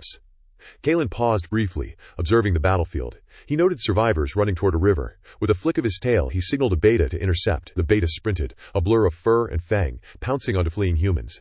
They were dragged screaming back into the streets, their cries cut short by swift, merciless teeth. The riverbanks became littered with broken bodies as wolves tore through anyone attempting to escape. In one alley, a dwarf blacksmith tried to defend his forge. Hammer in hand, he swung with all his strength, breaking a beta wolf's jaw. But another wolf leapt on his back, pinning him down. Claws tore through his chest as teeth shredded the hammer from his grip. Orcs finished him off, smashing him into the brick wall behind. His family, cowering nearby, was dragged into the street by goblins and dispatched quickly. The humans' screams echoed through the city, reverberating across rooftops and streets. Kalen's eyes glittered with satisfaction. Fear was everywhere, tangible, filling the air like mist. Every kill reinforced the pack's dominance, and the council's control seemed impossibly distant. A council mage tried one last gambit. He raised his hands, summoning a storm of shards and arcane energy. Wolves scattered briefly, dodging with inhuman speed. Kalen laughed, leaping through the air, fangs sinking into the mage's shoulder. The spells flared around him, but he twisted, snapping the mage's neck before being scorched. The mage crumpled, lifeless, magical energy fading into the night. Orcs and goblins continued the hunt, relentless. One group found a hidden cellar where several humans had barricaded themselves. The orcs smashed through with axes, dragging screaming civilians into the open. Wolves pounced, tearing into the trapped and terrified. Blood coated the walls, painting gruesome streaks on the stone as screams filled the tight space. Kalen observed from the highest roof he could reach, chest heaving, eyes glowing with predatory delight. The city was theirs tonight. The council could not intervene fast enough. Every faction, every small creature, every human was learning the same lesson. The pack struck without mercy. The first rays of dawn had yet to appear, but the fog clung stubbornly to the streets, masking the aftermath. Fires burned, buildings were wrecked, streets slick with blood and debris. The pack had killed indiscriminately. Every group targeted humans, dwarves, fairies, who attempted resistance. Even minor magical beings had been culled, leaving behind only ruin and carnage. Kalen descended into the plaza, sniffing the air, tasting the blood, letting the pack's adrenaline wash over him. He crouched beside a fallen human family, teeth glinting in the dim light, and let out a low growl. Every kill was a victory. Every scream reinforced power. Every drop of blood spilled in their favor. Tonight, Kalen murmured to the pack, we have reminded them of who rules. The council, the humans, the dwarves. They will think twice. Fear is a weapon. Death is a language we speak fluently. Remember this night. A small figure scurried from the shadows. A goblin with a satchel of stolen valuables. Kalen bared his teeth. The goblin froze, trembling. Kalen allowed a tooth to graze the goblin's shoulder. A reminder of obedience. The goblin whimpered and dropped the satchel, nodding rapidly. The goblin's tail lashed once, approving, and the goblin scuttled off to continue work. The fog began to lift, revealing streets lined with broken, bloodied corpses. Wolves, orcs, and goblins moved in formation, corralled by Kalen's presence. They had destroyed this district completely, leaving behind a stark warning to all who might resist. Survival, dominance, and terror were now firmly in their grasp. Kalen's fangs gleamed in the dim light. He crouched, surveying the destruction. His pack was alive, ruthless, united. They had taken the first step toward open rebellion. The council's grip had been shattered here tonight, and word of this slaughter would spread across the realm like wildfire. Somewhere, the first horns of dawn sounded. But for Kalen and the pack, there was no rest. Tonight had been glorious, but tomorrow promised even greater opportunities for violence. The city had been marked, its inhabitants terrorized. The wolves were predators now, unbound, unstoppable, and hungry for more. And somewhere in the shadows, Kalen saw it. The gleam of steel, the glimmer of magic. The council would respond. But tonight, the streets belonged to the pack. And tomorrow, the killing would continue. Dawn was a pale smear across the horizon, barely illuminating the destruction. Smoke still choked the streets, drifting through shattered windows and alleys littered with the dead. Fires smoldered in abandoned buildings. The screams of the living were fewer now, but those who survived were paralyzed with terror, hiding beneath overturned carts and ruined stalls, praying the pack wouldn't find them next. Kalen crouched atop a roof, his chest rising and falling rapidly. His pack spread across the city, still hunting, still tearing through whoever had dared to survive the initial assault. The orcs and goblins moved like extensions of his will, a combined force of chaos and brutality that no civilian, no minor magical creature, could resist. The council had finally mobilized. From the distant spires of their fortified stronghold, magical projectiles began raining down. Arcane fireball after fireball streaked through the fog, exploding in clouds of smoke and flame. But the pack was swift. Wolves leapt aside with unnatural agility, dodging death with precision. Even the larger orcs ducked behind shattered walls, shrugging off debris as if it were nothing. A mage appeared closer to the fray, attempting to summon a wall of force to contain the pack. Kalen's fangs glinted in anticipation. He launched himself from the rooftop, a blur of fur and muscle. The mage barely had time to chant before Kalen slammed into him, teeth sinking into the throat, ripping it free of its protective magic. The mage collapsed, lifeless, magical wards dissipating into the morning air. In the streets below, civilians cowered, too frightened to flee, too weak to fight. Kalen's pack descended on them like a storm. Teeth tore into arms and legs, claws ripped through torsos. The air was thick with the scent of blood and fire. Orcs swung hammers and axes, crushing skulls without hesitation.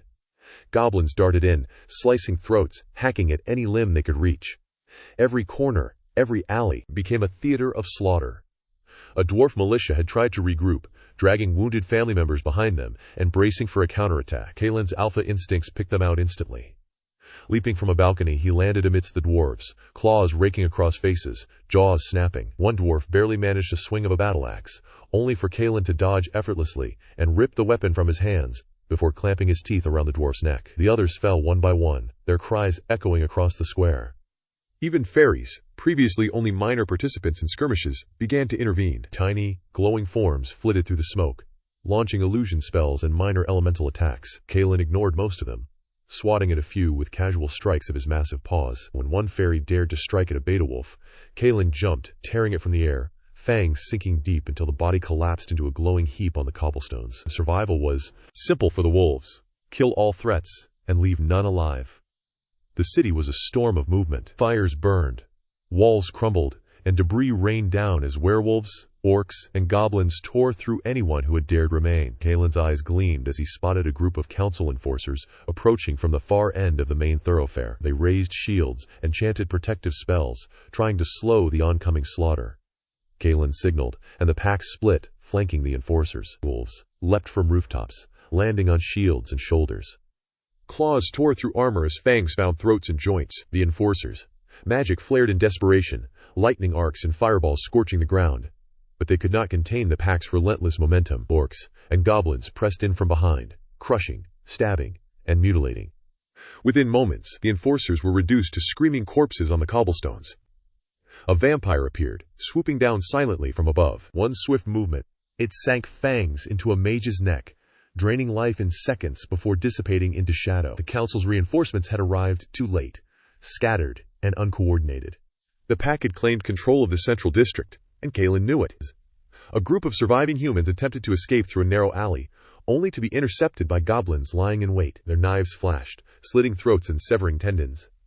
Orcs smashed down doors from behind, driving victims into the waiting jaws of wolves. The streets quickly became littered with corpses, the walls streaked with blood. Kalen moved like a predator born for chaos, a blur of muscle and fur.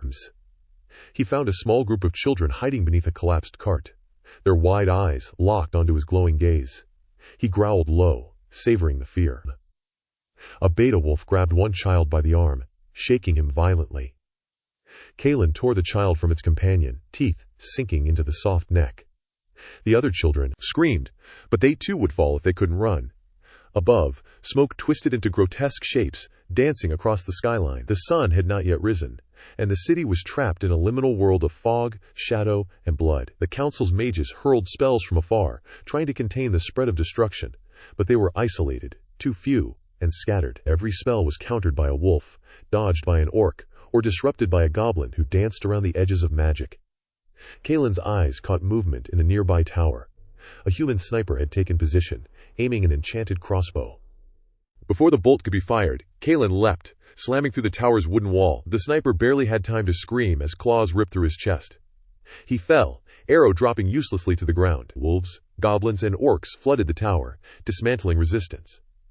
By the time the council's reinforcements arrived in that sector, there was nothing left but fire, blood, corpses. In another district, a dwarf family tried to barricade themselves inside their home. Kalen and a beta wolf approached, claws scraping stone. Orcs smashed the door, sending splinters flying. The family tried to fight back, swinging axes and hammers, but it was futile. The wolves tore through them with brutal efficiency, while goblins slit throats and limbs were crushed under orc boots. By the time Kalen moved on, only silence remained, broken occasionally by the crackle of burning debris. Fairies continued to attempt interference, summoning illusions and minor elemental strikes. One conjured a wall of fire, hoping to block the pack's advance. Kalen's betas leapt over it with ease. The flames caught a few orcs, who howled in pain before crushing the barrier and moving forward, dragging civilians with them into the waiting jaws of wolves. Another fairy tried to confuse Kalen by creating multiple images of him in the plaza.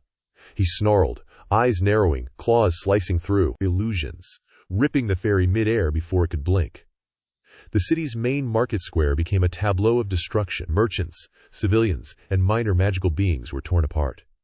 Stalls burned, carts overturned, and the ground was slick with blood. Wolves and orcs moved systematically, hunting for any survivors. Kalen climbed a balcony, surveying the chaos. From this height, he could see the entire district in flames, corpses strewn in streets, alleys, and ruined buildings. The council's control was clearly broken here. A small group of council hunters attempted to regroup at the edge of the square. Kalen saw them, signaling his pack.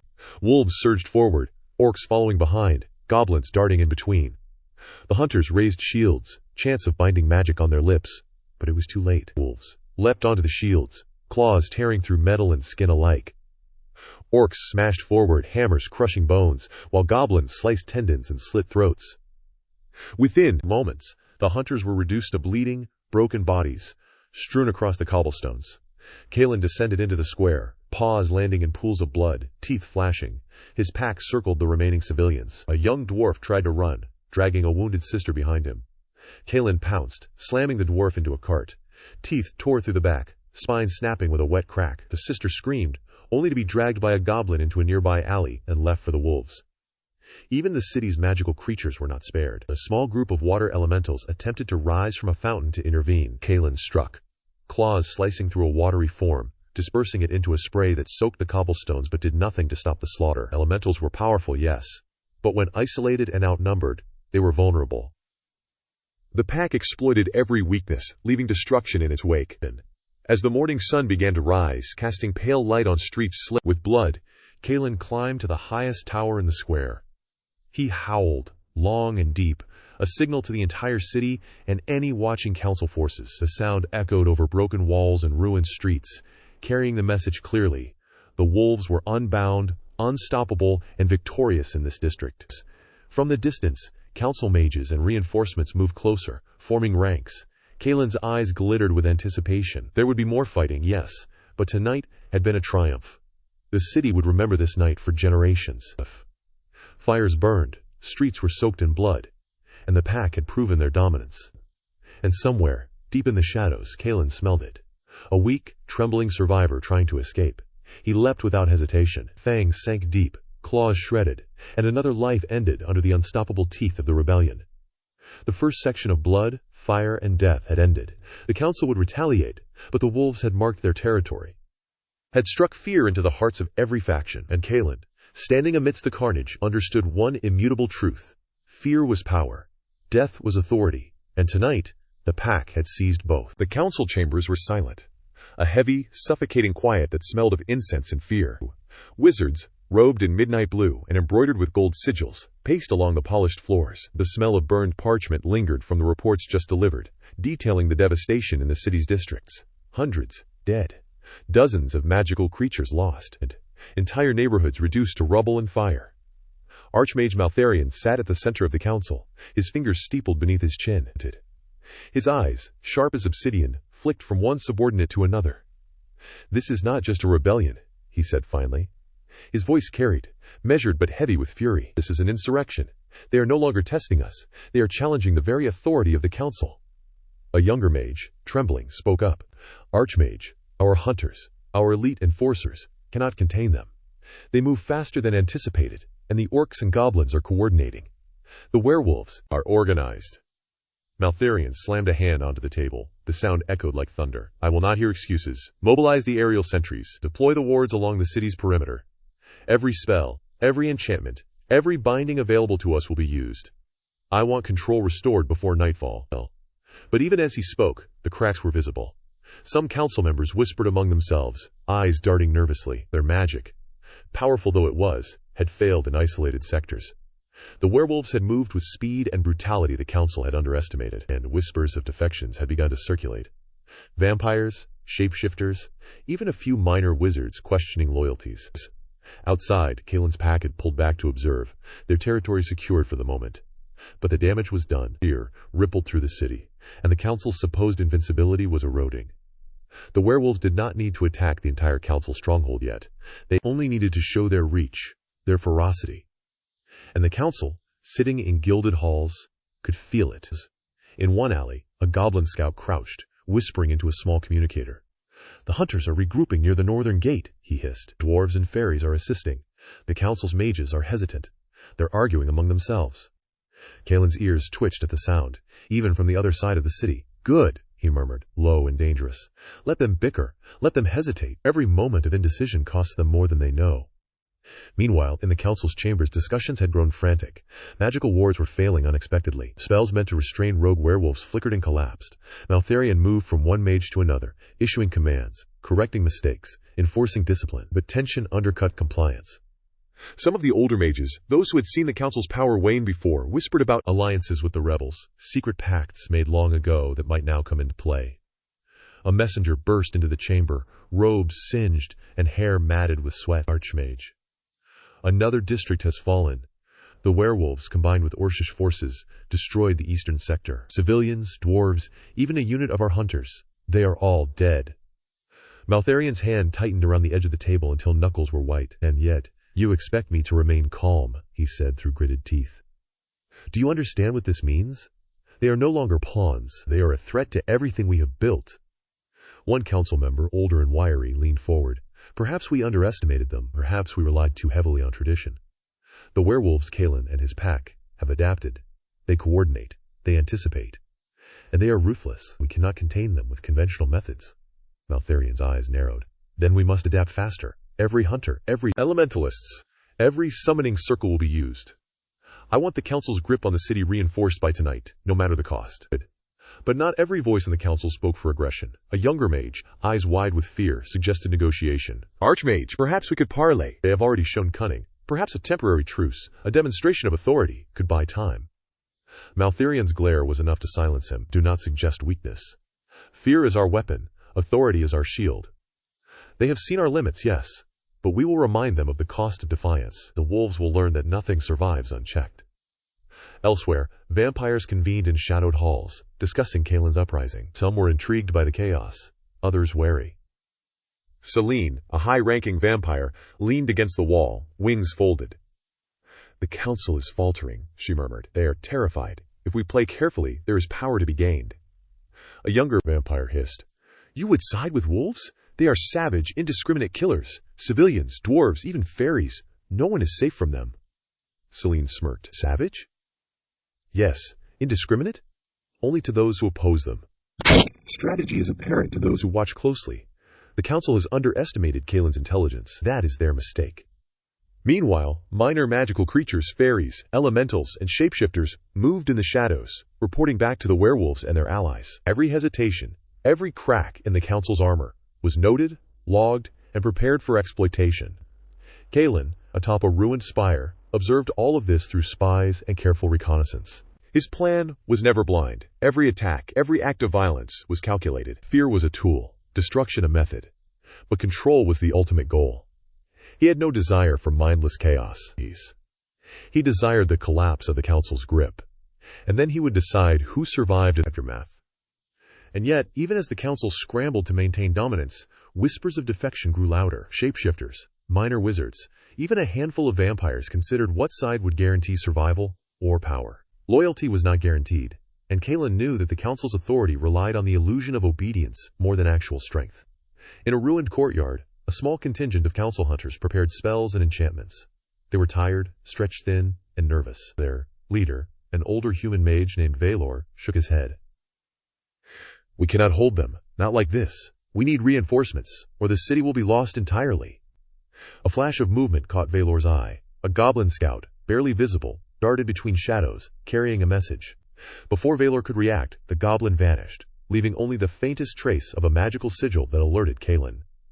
Kalen smiled, low and predatory. The council was scrambling. Panic had replaced their composure. And soon, the wolves and their allies would strike again, more organized, more lethal, and entirely unstoppable. As night began to approach, fires still smoldering across the districts, the council faced a harsh truth. Their authority was no longer absolute. The wolves had tasted freedom, power, and blood, and they would not return to obedience lightly. Kalen crouched atop the tower, eyes scanning the horizon, ears flicking at every sound. He could smell fear. He could sense hesitation. He could feel the city itself quivering under the weight of his pack's control. Tonight, the council would see the cracks in their throne were not superficial. They were deep. And when Kalen struck next, those cracks would widen into chasms, and the council would realize the full extent of their vulnerability. The stage was set. The players were in position. And Kalen, relentless, patient, and ruthless, would remind everyone that power belonged not to those who claimed it, but to those willing to take it by force. The night had thickened into a suffocating black, smothering the city under a heavy cloak. Fires burned in scattered districts, their glow twisting shadows along the shattered stone streets. Smoke curled through the alleys, carrying the acrid stench of charred wood and scorched flesh. The council's wards flickered weakly in the distance, struggling to contain the chaos. Kalen moved with precision, his pack spread across the rooftops and alleys, each member poised like predators ready to strike. Their eyes glimmered in the firelight, fangs bared, claws flexing. They did not rush blindly. Tonight was not mere slaughter. It was calculated, deliberate, a demonstration of power to shatter the council's veneer of control. In the central plaza, the council's forces had gathered. Elementals churned in tight formations, their forms glowing, humming with raw energy. Shapeshifters moved among the hunters, attempting to anticipate Kalen's tactics. Vampires, some aligned with the council, observed from shadowed corners, waiting for an opportunity to exploit the chaos. The council's mages were tense, voices raised in hurried spells and incantations, their fear palpable beneath the surface of their authority. Kalen signaled to his second-in-command, a massive wolf named Brakar. Brakar's fur shimmered silver under the fires, eyes glinting with brutal intelligence. The hunters are divided, Kalen murmured. Divide and crush. No mercy, no hesitation. The first wave surged from the rooftops. Werewolves leapt with unnatural grace, claws raking across the backs of mages before they could react. Elementals tried to counter with jets of flame, blasts of wind, walls of water.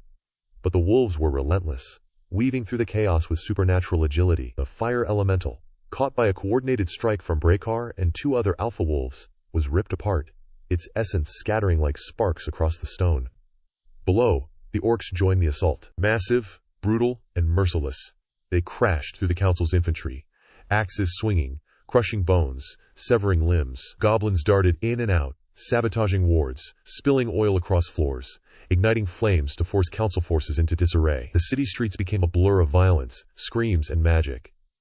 Maltherion, atop the highest spire of the council's palace, barked orders, his voice carrying over the din. Focus the elementals on the northern flank. Hunters, intercept the werewolves before they breach the gates. Reinforce the wards. His hands flicked, drawing intricate sigils in the air that exploded in bursts of arcane energy. A werewolf leapt through one ward as if it were mist, crashing into the council's defenses, teeth sinking into a hunter's neck. The man's scream was cut short, blood spraying in a violent arc. The vampires aligned with the council reacted, swooping down in bats, fangs bared. But Kalen anticipated this. With a flick of his massive paw, he sent a minor shockwave of magical energy, dispersing the bats and striking several council-aligned vampires. Some faltered, others took flight, retreating into shadowed alleys. The council's coordination was fracturing, panic seeping into even the most disciplined forces. On the ground, civilians and minor magical creatures were caught in the crossfire. Fairies tried to flee, fluttering desperately through smoke and flame. Dwarves fought bravely, axes swinging, shields splintering under repeated assaults. Several were ripped down by orcs, thrown through walls, impaled on spikes of debris. Goblins, smaller and faster, targeted weaker council forces, slicing throats and dismantling magical traps with gleeful cruelty. The streets were a theater of carnage, the screams of the dying mixing with the howls of the wolves. Kalen moved like a shadow through it all, observing, calculating. Every fallen enemy was a message, every civilian spared, or spared only to spread fear. Next, tactical advantage. His pack followed without hesitation, brutal, efficient, and ruthless. They were apex predators, but they were not indiscriminate. Targets were chosen with precision, their attacks designed to maximize both fear and strategic advantage. The council attempted to regroup. Hunters formed lines, attempting to funnel the pack into kill zones. Fire elementals surged forward, walling streets in blazing heat. Maltherion conjured shields of raw magic, battering wards of energy to push back the wolves.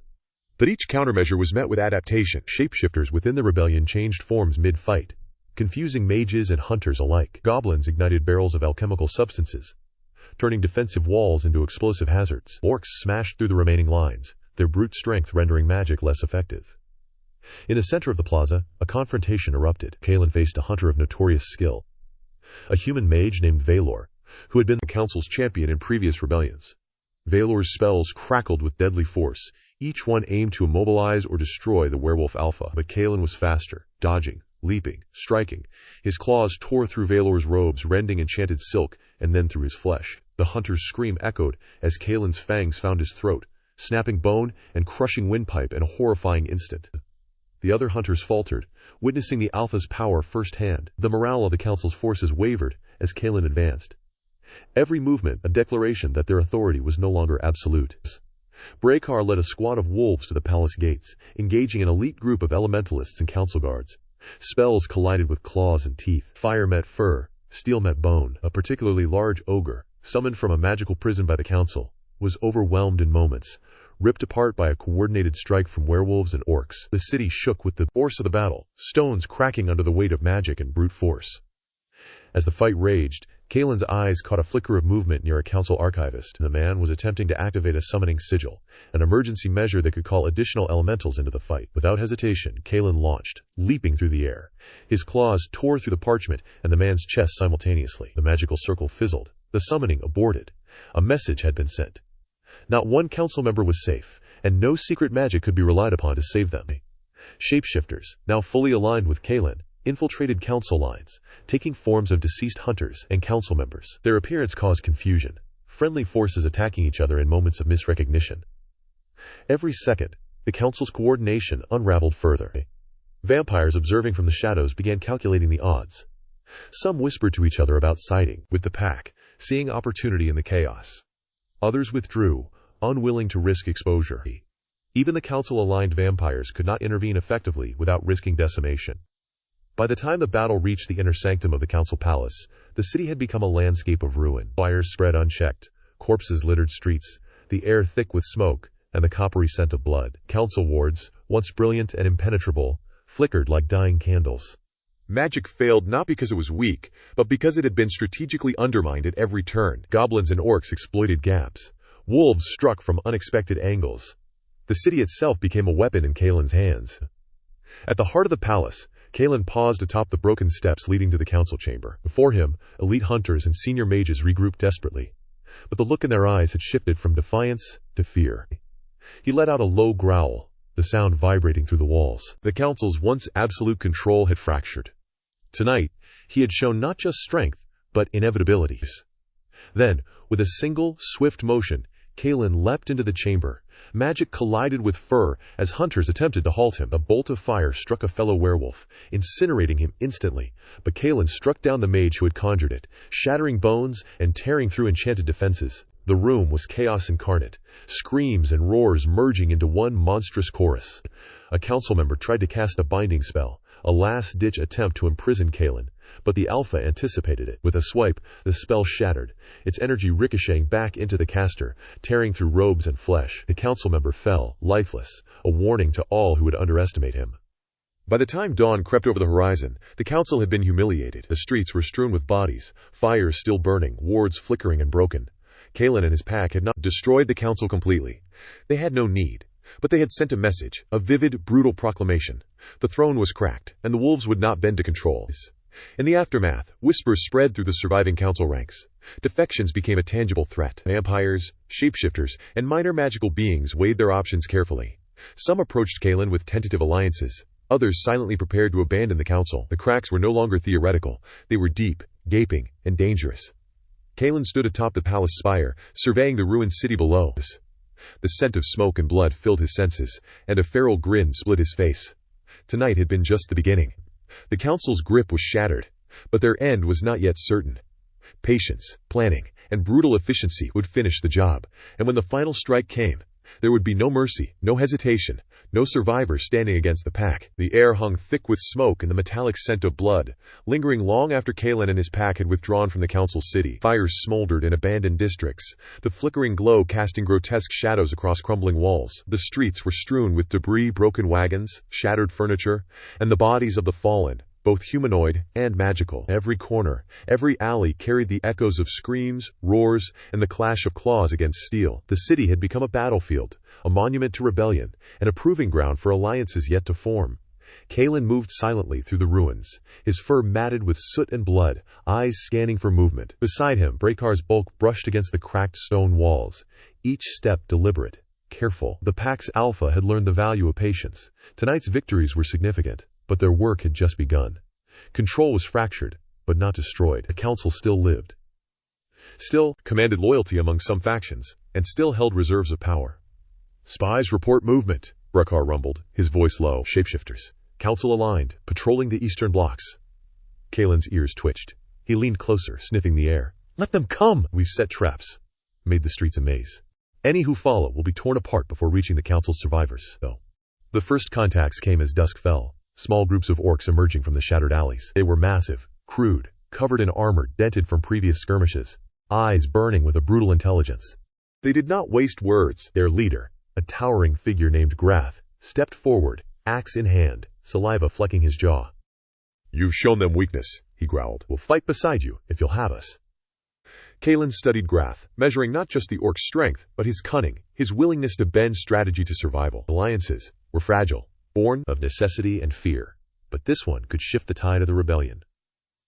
"Side with me, you follow my rules," Kalen said simply. "Kill when ordered, strike when planned, spare only those who serve the council willingly. Break these, and you die." Grath bared his teeth in a grin, and the sound was more threat than smile. "Rules I can follow. Authority I respect is earned in blood." Blood would indeed be spilled. Further down the streets, goblin warbands slithered from the shadows. They moved like vermin, fast, unpredictable, their hands slick with oils and poisons, small, agile, their eyes darting. They whispered in a chattering language only Kalen and his inner pack understood. They had already sabotaged council wards during previous engagements, and their knowledge of traps and alchemy would be invaluable. "They'll ask for coin," Breakar warned. Kalen's lips curled. "Coin means nothing to those who taste victory. Offer them power instead. Give them a chance to strike at those who enslave them. Fear alone is no motivator." The night stretched on, alliances forming in whispered agreements, gestures, and demonstrations of brute force. Orcs crushed barricades for the goblins, showing their loyalty and setting a violent tone. Shapeshifters, sensing opportunity, approached Kalen, their forms flickering between human, wolf, and monstrous hybrids. They offered intelligence from within the council, recounting patrol schedules, magical weak points, and the locations of hidden armories. Each revelation fed the pack's strategy, making future attacks more precise and deadly. Vampires remained elusive. Some observed from high rooftops, their red eyes glinting in the firelight, calculating. They were cautious, measuring the odds of siding with the werewolves against potential extinction if the council regained control. A few dared to approach, cloaked in shadow, offering services in exchange for freedom from council oversight. Kalen met them without warmth, his fangs flashing. "Join or remain hidden. Betray and you die." The council, meanwhile, struggled to comprehend the depth of their vulnerability. Elementals, churned in constrained spaces, their power forced into defensive postures, guarding wards that were no longer sufficient. Hunters prowled streets, their spells precise but isolated, their numbers insufficient against a coordinated rebellion. Panic threaded through their ranks. Murmurs of defection, of secret deals, of escaping the city altogether, began to spread. Loyalty had always been conditional. Now it teetered on the edge of collapse. Kalen called a meeting in the remains of an abandoned watchtower. The walls scorched, floor littered with debris. Orcs, goblins, a contingent of shapeshifters, and a few tentative vampires gathered. The smell of blood hung thick, mixing with smoke and fear. The pack flanked him, fangs bared, claws sharp, their presence a living warning. "We've fractured the control," Kalen began, voice low and deliberate. "The council's authority is no longer absolute. Tonight we claim power. Not just survival, but dominion. But we strike carefully. Every ally, every spy, every recruit strengthens us. Every mistake costs lives." Grath slammed his fist into the stone, eyes blazing. "We're ready. Tell us what to destroy." Kalen nodded. "We divide. Orcs and goblins take the eastern districts, rooting out council loyalists. Shapeshifters infiltrate communication lines and patrols, spreading confusion and misinformation. Vampires, you strike where shadows can kill fastest. My pack, my blood, takes the council directly. Tonight, we send a message they will never forget." Plans were whispered, gestures and nods confirming allegiance. The tension was electric, a wire stretched taut. Every faction present knew the stakes. Failure meant death. But each member also understood the power of unity. In this fragile alliance, the rebellion could not just survive, it could dominate. As the first light of dawn bled into the city, the alliance began to move. Orcs smashed doors and walls, dragging loyalists into streets where goblins delivered precise, cruel executions. Shapeshifters slipped into the ranks of hunters, their attacks unseen, turning friends into victims of mistrust. Vampires struck silently, fangs sinking into throats before screams could escape. Even minor magical creatures, sensing the shift in power, began aiding the rebellion, acting as scouts, messengers, and saboteurs. Kalen's eyes scanned the chaos, a mixture of bloodlust and strategy. His pack tore through the council's outer defenses, leaving shattered stone and broken bodies in their wake. Elementals tried to retaliate, but the combined efforts of the rebels disrupted their formations. Fire clashed with claw, steel met tooth, and magic collided with brute force. Every moment was calculated, every kill was precise. Amid the battle, Kalen caught a glimpse of a council mage attempting to activate a ward that could turn the tide of the eastern districts. He leapt, faster than the eye could track, and tore the mage apart before the spell could form. The explosion of energy was muted by the chaos surrounding it, unnoticed by all but a few. A warning, though. The council still possessed dangerous power, and Kalen could not be complacent. Hours passed, and the rebellion pressed its advantage. Orcs piled bodies in barricades, creating makeshift fortresses. Goblins set traps in streets, igniting fires to herd enemies into kill zones. Shapeshifters appeared and vanished, leaving confusion and mistrust in their wake. Vampires descended from rooftops, disappearing into smoke after each kill. The council's forces, despite their skill, were overwhelmed, their coordination collapsing. By the time night returned, the rebellion had claimed nearly every district outside the council's inner sanctum. Fires burned uncontrollably, cries of the wounded filled the air, and the surviving loyalists retreated into the heart of the city. Kalen stood atop a ruined tower, surveying the battlefield. Blood, fire, and the broken bodies of both friend and foe painted a vivid portrait of their strength and intent. He knew the council would strike back, attempt to regroup, and summon forces from beyond the city. But now, with alliances forged in blood and fire, Kalen held the initiative. The cracks in the throne were no longer small fractures. They were gaping wounds, and the rebellion would exploit everyone. As Kalen descended from the tower, he signaled Brekar. The orcs and goblins were to fortify their positions, while the shapeshifters continued infiltration. Vampires were ordered to maintain observation and strike at opportunistic targets. Every ally had a role, every strike a purpose. And at the center of it all, Kalen's pack moved as one, a predator alpha leading the charge toward the council's inevitable downfall. Tonight, the city had learned one lesson. No magic could protect those who underestimated the fury of united predators. And when the rebellion pressed its advantage tomorrow, there would be no mercy, no hesitation, no escape. The city's heart throbbed with chaos. Smoke and ash choked the streets, curling in black clouds that masked the movements of assassins and marauders alike. Fires lit the night sky, flickering like angry spirits, and shadows crawled across shattered walls. The alliance Kalen had forged was now fully operational. An unholy coalition of orcs, goblins, shapeshifters, and a few tentative vampires. Each faction had its own motives, its own hunger for blood and power, yet all moved in unison, under the wolf pack's ruthless direction. Kalen's eyes glimmered in the dark, reflecting torchlight as he led his pack through a narrow alley. The scent of charred flesh and spilled blood was thick in the air, a reminder of the rebellion's first night. He paused, listening. The council's remaining hunters were scrambling, desperate to hold their positions. Their orders were clear: stop the rebellion at any cost. But their numbers were stretched thin, their spells faltering under the constant attacks. A guttural growl cut through the smoke. Brekar stepped beside him, massive shoulders tensing. "They're regrouping in the central plaza," he murmured. "Hardened wards, traps, and—" His words ended abruptly as a goblin emerged from the shadows, grinning widely, oil-stained fingers raised. "They've barricaded the plaza gates," the goblin hissed. "Lots of them. Elementals, fire and stone, ready to fry anyone foolish enough to charge head-on." Kalen's lips curled. "Then we don't charge. We adapt." The first strikes came without warning. Shapeshifters moved silently through the crowd, morphing into council hunters and sowing confusion.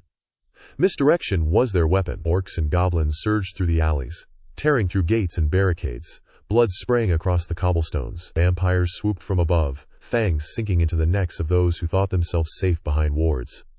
The plaza erupted in violence. Fireballs from council mages collided with crude explosives set by goblins. Orcs swung axes with terrifying precision, smashing skulls, breaking bones, leaving nothing but carnage in their wake. Kalen led the charge personally, his claws raking through enchanted armor, tearing through flesh that no ordinary predator could hope to shred. His pack moved like living shadows, a blur of fur, fangs, and lethal intent. A council elemental, towering and molten, swung its arm to crush the advancing rebels. Kalen leapt, claw raking across its chest, drawing a line of molten blood. Brekar joined him, shoving the creature backward as the goblins ignited flammable oils beneath its feet. The explosion was deafening, molten stone and fire raining down on anyone in the wrong place. Screams filled the plaza. Friend, foe, magical creature, humanoid alike, and chaos reigned.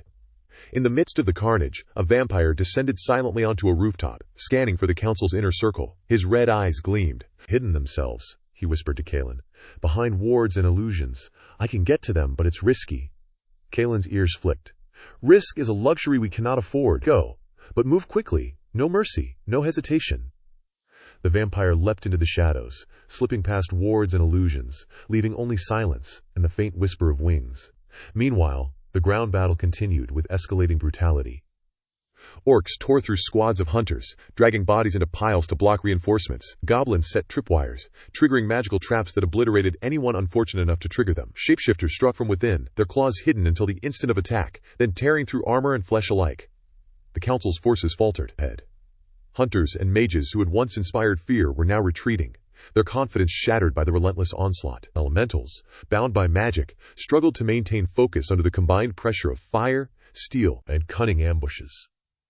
One fire elemental was hurled into a collapsing wall by Brakar, its molten body scattering across the cobblestones, searing everything it touched. Screams echoed, a symphony of suffering and chaos.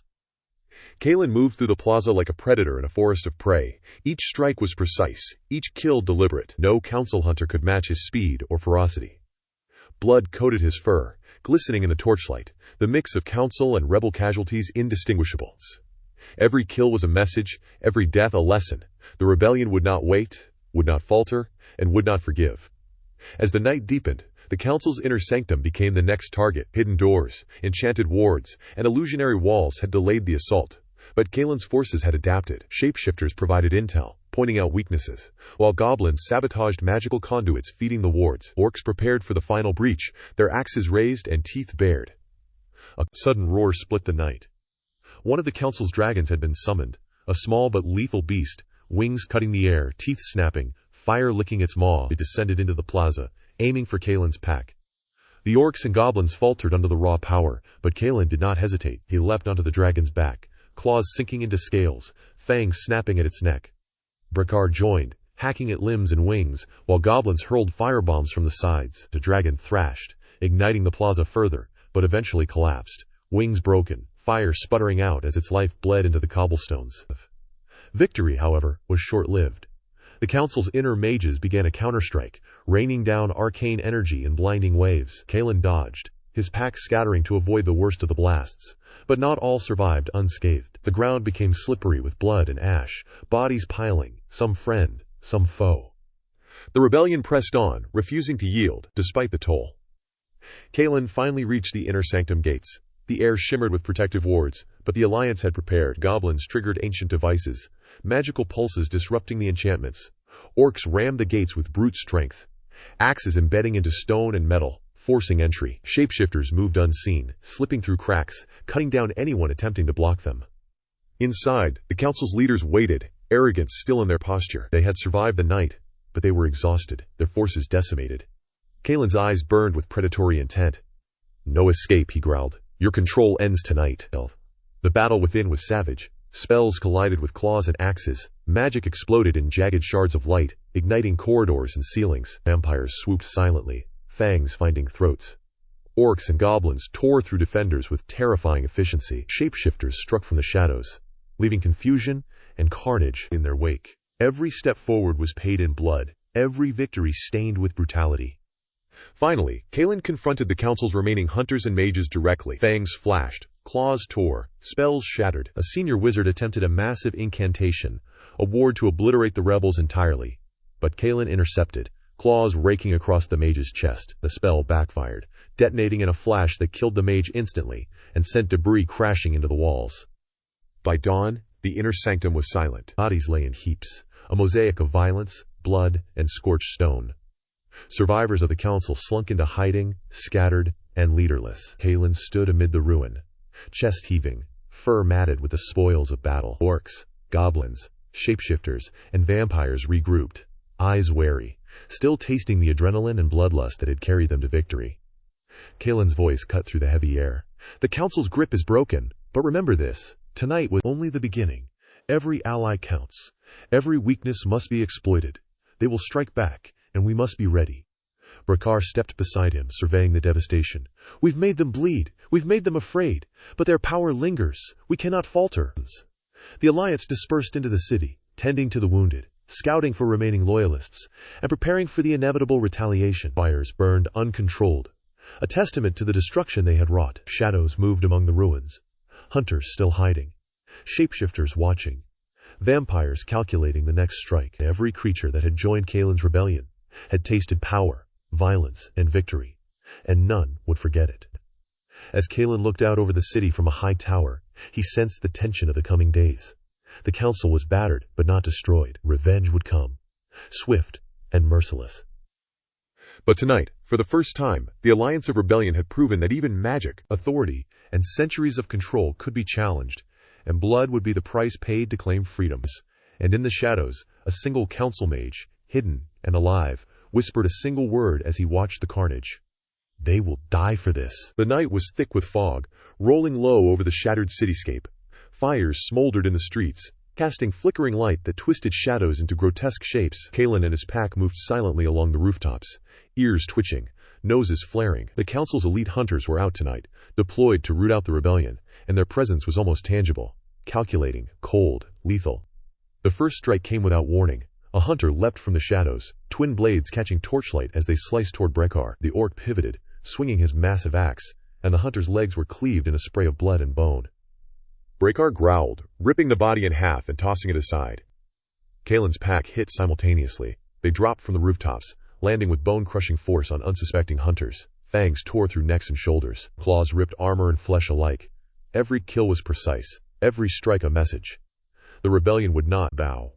From the alleyways, goblins surged, hurling firebombs and crude explosives. The explosions rocked the streets, sending council hunters tumbling, scattering their formation. Shapeshifters infiltrated the ranks, taking the forms of hunters themselves, only revealing their true nature at the last possible second. They struck from behind, claws raking through unprepared throats, jaws crushing skulls.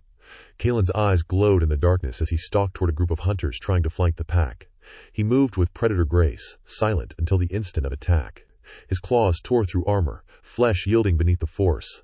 Hunters fell one by one, their spells useless against the feral strength and speed of the werewolves. Above, vampires swooped, wings cutting the night air. Fangs sank into shoulders and necks, draining life in seconds before flipping into the darkness to strike again. Their speed and flight made them almost impossible to hit. Council spells whizzed through the air, lighting up the sky. But too few could target the deadly precision of the aerial attackers. A fire elemental erupted in the central square, summoned by the council to break the rebellion. Its molten body cast a hellish glow over the battlefield. Orcs charged, shields raised, axes swinging. Brekar leapt onto the creature, embedding his weapon in its molten form. Kalen's claws raked across its arm, leaving molten streaks of burned flesh and stone. The elemental roared, lashing out in waves of heat.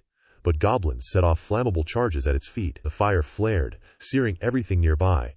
But the creature collapsed under the combined assault, molten liquid splattering across the cobblestones. Despite the chaos, council hunters regrouped, forming tight formations. Arcane shields flared, reflecting arrows, bolts, and minor elemental attacks. The council's mages began incantations to summon reinforcements, stone constructs, and spectral beasts. But Kalen had anticipated this. He signaled the pack. A coordinated attack began. Shapeshifters ran interference, drawing attention and breaking focus. Goblins planted tripwires and magical disruption devices. Orcs charged headlong, brute force smashing barriers and creating paths for the pack. Vampires struck from above, targeting spellcasters first, tearing through ribs and breaking necks with savage efficiency.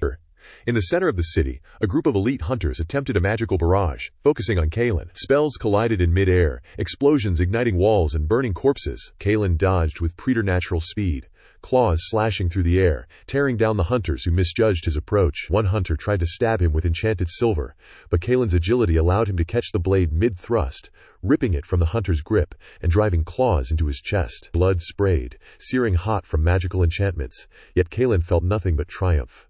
Every street, every alley, every rooftop became a battlefield.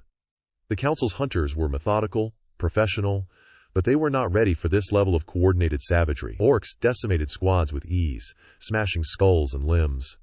Goblins created traps that detonated with magical fire, obliterating anyone caught unaware. Shapeshifters infiltrated and struck from within. Vampires were ghosts of death, lethal and unstoppable. And the werewolves, relentless, merciless, were everywhere at once, impossible to predict. In one alley, Kalen found himself face to face with an entire hunting squad. Blades flashed, sparks flew, and he moved with the precision of a predator. A hunter swung a staff, unleashing a fireball. But Kalen twisted mid-air, landing on the hunter's back. Fangs sinking into the neck. Brekar crashed through the rest, an unstoppable tide of green and muscle. The alley became a slaughterhouse, blood pooling, bodies twisted in death. A scream drew Kalen's attention. A council mage had tried to flee, conjuring a wall of light to block the werewolves. He failed. Kalen leapt, tearing through the barrier with raw strength. Fangs met throat. Blood sprayed across the walls, dripping onto rubble, the mage's final scream echoing through the city.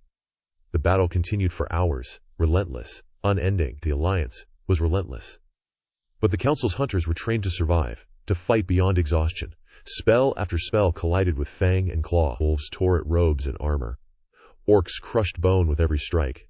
Goblins, explosives detonated with terrifying precision. Vampires drained the Council's strength from above, striking before disappearing. Kalen's pack worked in unison, a deadly machine of fur, muscle, and teeth. Every hunter killed fueled their fury. Every death confirmed their strength, their dominance. The city itself seemed to shudder under the violence, fires consuming buildings, collapsing walls trapping both hunter and rebel alike. Then, from the distance, a horn sounded. Reinforcements. The Council had sent more hunters, larger squads, armed with artifacts and magical enhancements. Kalen's ears twitched. He could feel the tension in the pack, the anticipation. They would fight, of course. They would shred any who came too close. But numbers were growing. The Alliance had to adapt. Caseless. Kalen signaled for a shift. Orcs and goblins would flank, cutting off reinforcements. Shapeshifters infiltrated the new squads, spreading chaos. Vampires struck from above, slicing through ranks before vanishing. The werewolves moved as one, lethal and precise, tearing through the Council's vanguard before they could regroup. A council mage, bold or desperate, unleashed a storm of magic that leveled an entire square. Debris and fire rained down, crushing goblins, tossing orcs, even knocking Kalen off balance. But he recovered, landing on the mage, claws sinking into flesh, ripping the robes and protective wards apart. Sparks and blood mixed in a horrifying display of power. The city streets were unrecognizable. Smoke, fire, and blood mingled, forming a twisted, living battlefield. Every surviving hunter was either dead, fleeing, or hiding. Every ally of the rebellion was battered, exhausted, yet triumphant. Kalen's pack moved through the carnage, eyes glowing, ears alert, fangs bared, knowing the battle was not over but claiming tonight as theirs. In the final moments before dawn, Kalen paused on a rooftop, surveying the destruction. Corpses littered the streets, shattered bodies and melted stone mingling with the smoke. Orcs were regrouping, goblins counted their dead, and the shapeshifters melded into the shadows. Vampires disappeared into the fog, leaving trails of blood as warnings to any who remained loyal to the Council. Kalen's chest heaved. He had killed more than 20 hunters personally, clawing, biting, tearing. Each act was necessary, each life taken a lesson for the Council.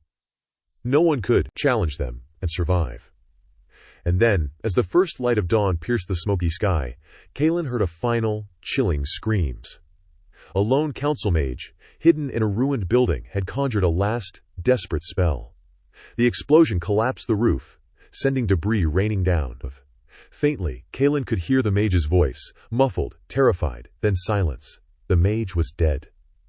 The pack regrouped silently. They were bloodied, wounded, but victorious. The Council's elite hunters had been shattered.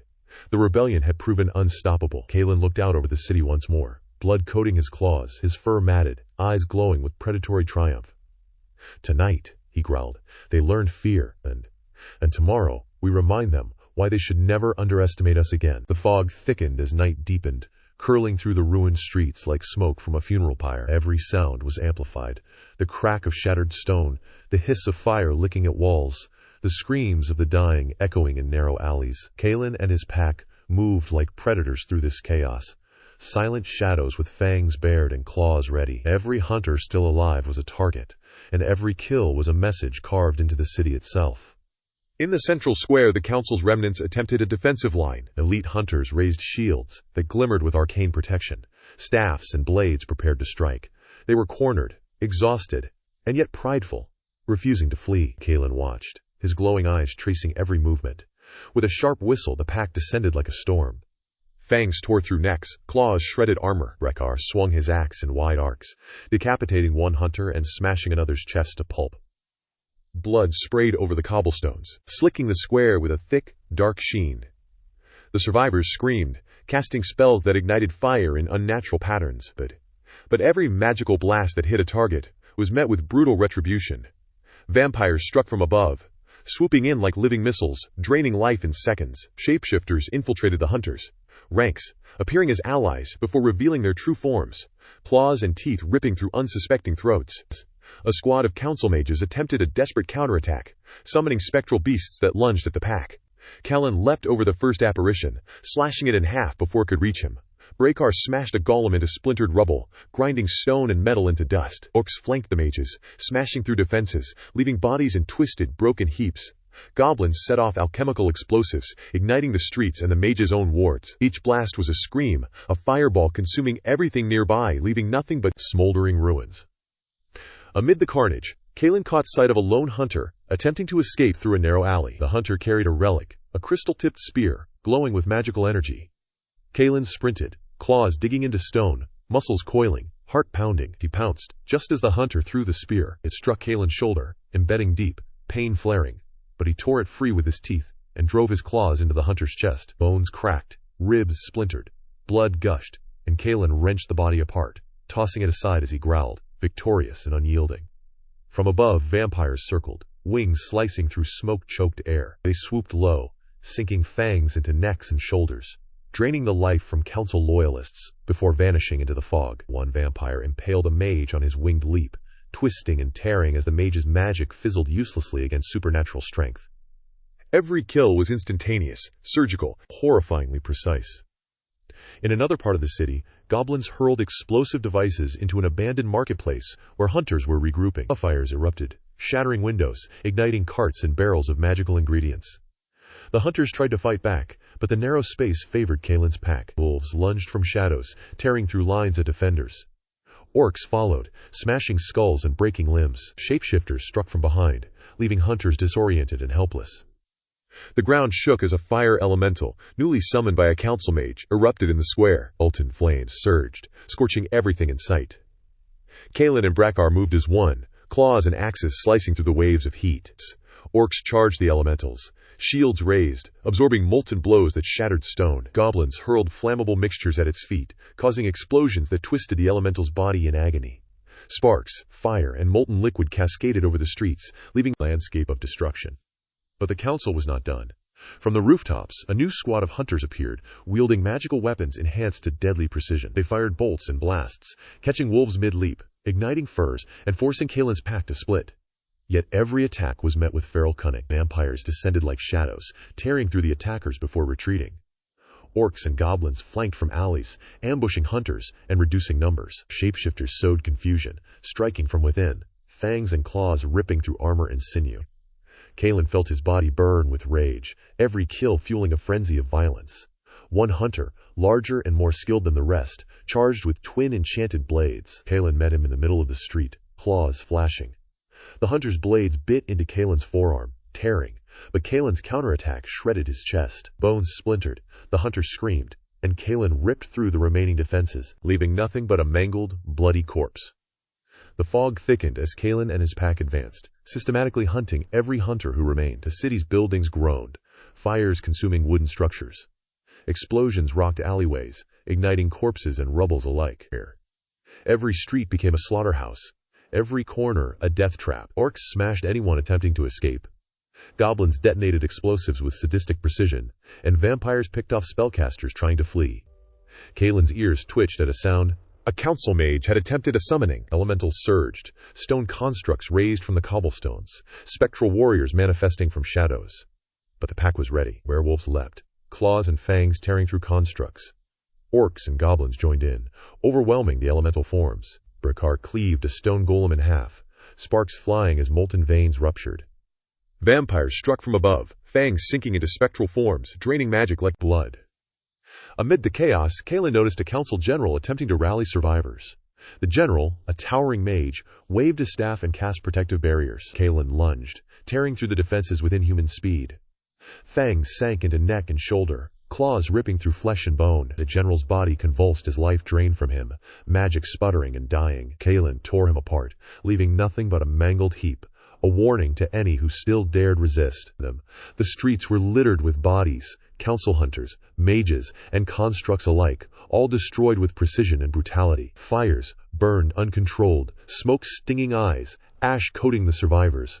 Orcs roared in triumph, smashing anyone foolish enough to stand. Goblins danced through chaos, setting more traps and igniting remaining barricades.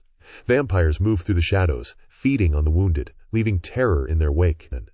Then came the final act. Kalen spotted a mage attempting a last desperate spell, hiding behind a collapsed wall.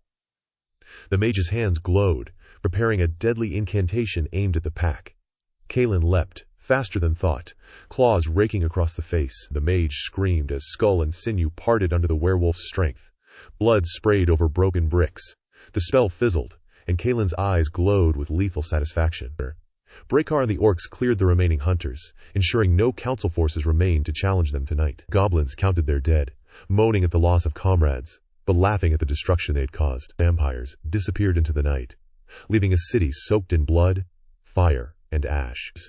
Kalen stood in the center of the devastation, chest heaving, fur matted with gore, claws dripping blood. Every enemy had been accounted for, every hunter, mage, and enforcer either dead, fleeing, or hiding. The council's authority had been shattered. The rebellion had proven its power. He turned to his pack, eyes gleaming. "Tonight," he growled, "we have shown them the cost of defiance. Let this city remember our furies." And as the first rays of dawn pierced the smoke-choked sky, a final, horrifying scream echoed from a collapsed building. A lone council enforcer had been trapped under rubble, still alive. Kalen approached, teeth bared, claws raised. With a single, savage swipe, the enforcer's head was torn from his shoulders. Blood spattered the walls, mixing with ash and fire, a final, brutal punctuation to the night's carnage. The pack regrouped silently, victorious and unbroken. The city was theirs, for now. The council's hunters were dead, their mages shattered, and their authority fractured. Kalen's eyes glowed as he surveyed the destruction. War had begun in earnest, and the rebellion would not relent. The city lay in ruin, the aftermath of the night's slaughter still smoldering. Streets that had once been orderly were now a chaotic tangle of ash, blood, and twisted metal. Fires burned unchecked in the square where the council's hunters had fallen. The air was thick with smoke, the stench of burned flesh and splintered stone filling every corner. Kalen moved through it all, his claws dripping crimson, eyes scanning for threats. Every shadow could hide an enemy. Every alley might conceal a traitor. Among the rubble, whispers began to spread. One of the council's mages, a young but cunning enchanter, had disappeared during the chaos. Rumors suggested defection. Some said he had been coerced. Others claimed he had planned it for months. Kalen could feel the tension in his pack, the mixture of triumph and suspicion. Victory always bred unease. Allies could be lost, and betrayal came fast in times like these. Meanwhile, the surviving vampires gathered in the upper reaches of the city. Their leader, Seraphine, observed the carnage from a broken balcony, wings folded but eyes keen. She had fed sparingly, careful not to draw attention. But the sight of Kalen's pack tearing hunters apart had impressed her. Still, loyalty was always transactional. Seraphine weighed her options, calculating the potential gains and losses. Aligning fully with Kalen could mean power, but it could also mean death if the council regrouped. Her fangs glinted as she considered her next move. Down below, goblins scuttled among the debris. Their small, wiry forms darted in and out of the shadows, rigging traps in case any council survivors tried to flee. Explosives were set on crumbling walls, barrels filled with alchemical fire ready to ignite. One goblin, his face smeared with soot and blood, laughed maniacally as he set a trap near a collapsed mage tower. "Let them come," he hissed. "We'll gut them before they know what hit them." The orcs, still fresh from the previous night's slaughter, patrolled the streets in heavy formations. Brakar, towering among them, swung his axe casually, testing its edge on a broken wooden door. "We don't need mercy," he growled. "They won't give us any, and neither will we." Behind him, smaller orcs cracked skulls of scavenging council soldiers who had emerged from hiding. Every strike was deliberate, every kill purposeful. No council enforcer could survive their wrath. Kalen convened a brief council with his lieutenants. Brakar, the pack's fiercest fighter, Lysa, a shapeshifter whose cunning rivaled any mage, and Rurik, a dwarf strategist who had reluctantly joined the rebellion for the chance to strike at the council. "We have won the streets, but the war is not over," Kalen said, voice low and commanding. "There are survivors, council spies, those loyal to the old order. Now, there is betrayal." His eyes glowed brighter, reflecting the fires around them. "We must root it out before it consumes us from within."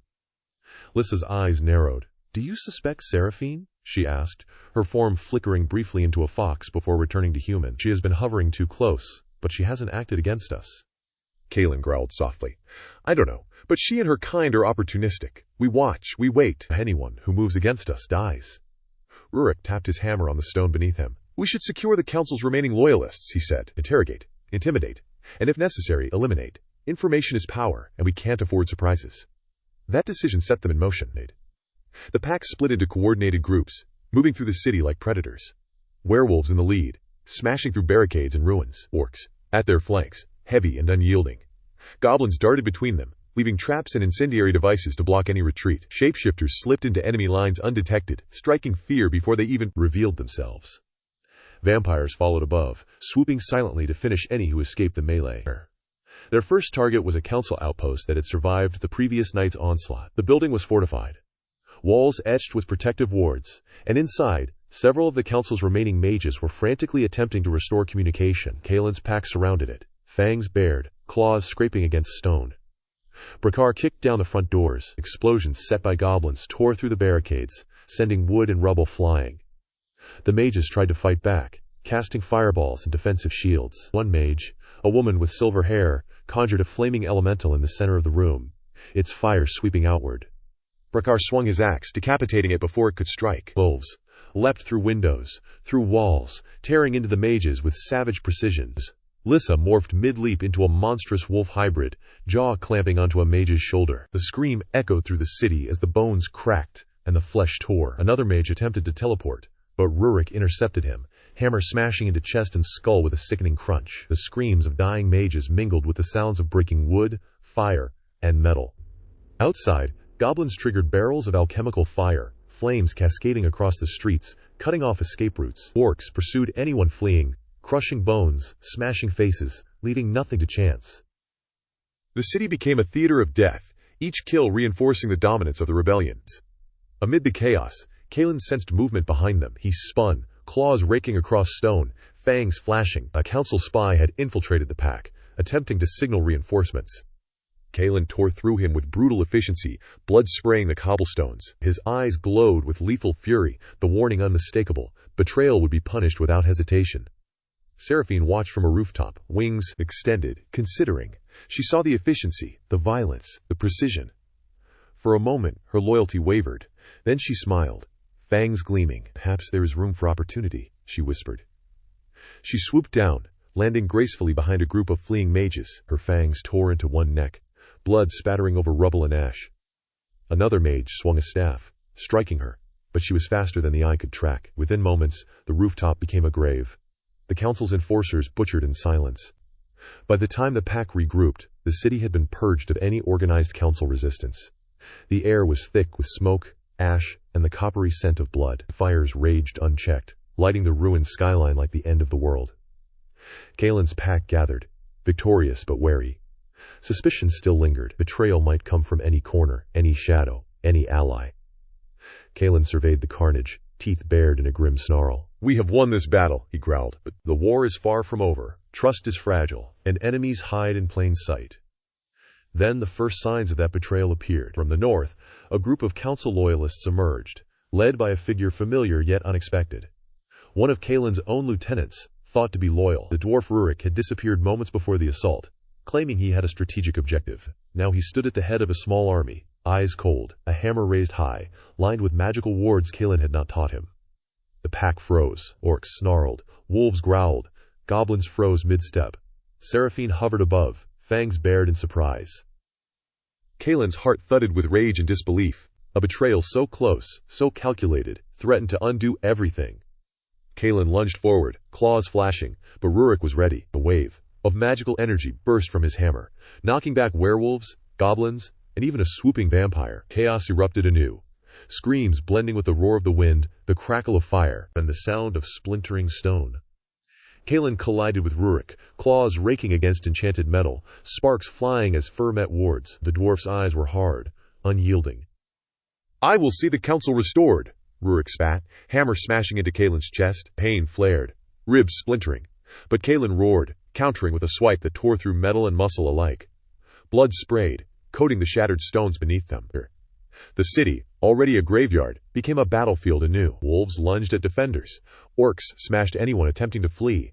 Goblins detonated hidden explosives, and vampires struck from above, killing indiscriminately. Each side moved with lethal intent. The line between ally and enemy blurred as betrayal turned the tide. As the battle raged, Kalen managed to reach Rurik's Kaled. With a vicious snarl, he sank teeth into the dwarf's neck, tearing through warded armor. Rurik screamed, magic sputtering, hammer dropping from lifeless fingers.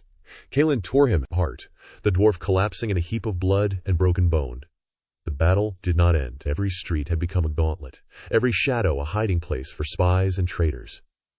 Yet one fact remained clear. Kalen's rebellion was alive, brutal, and unstoppable. Even betrayal, shocking and close, could not stem the tide of violence.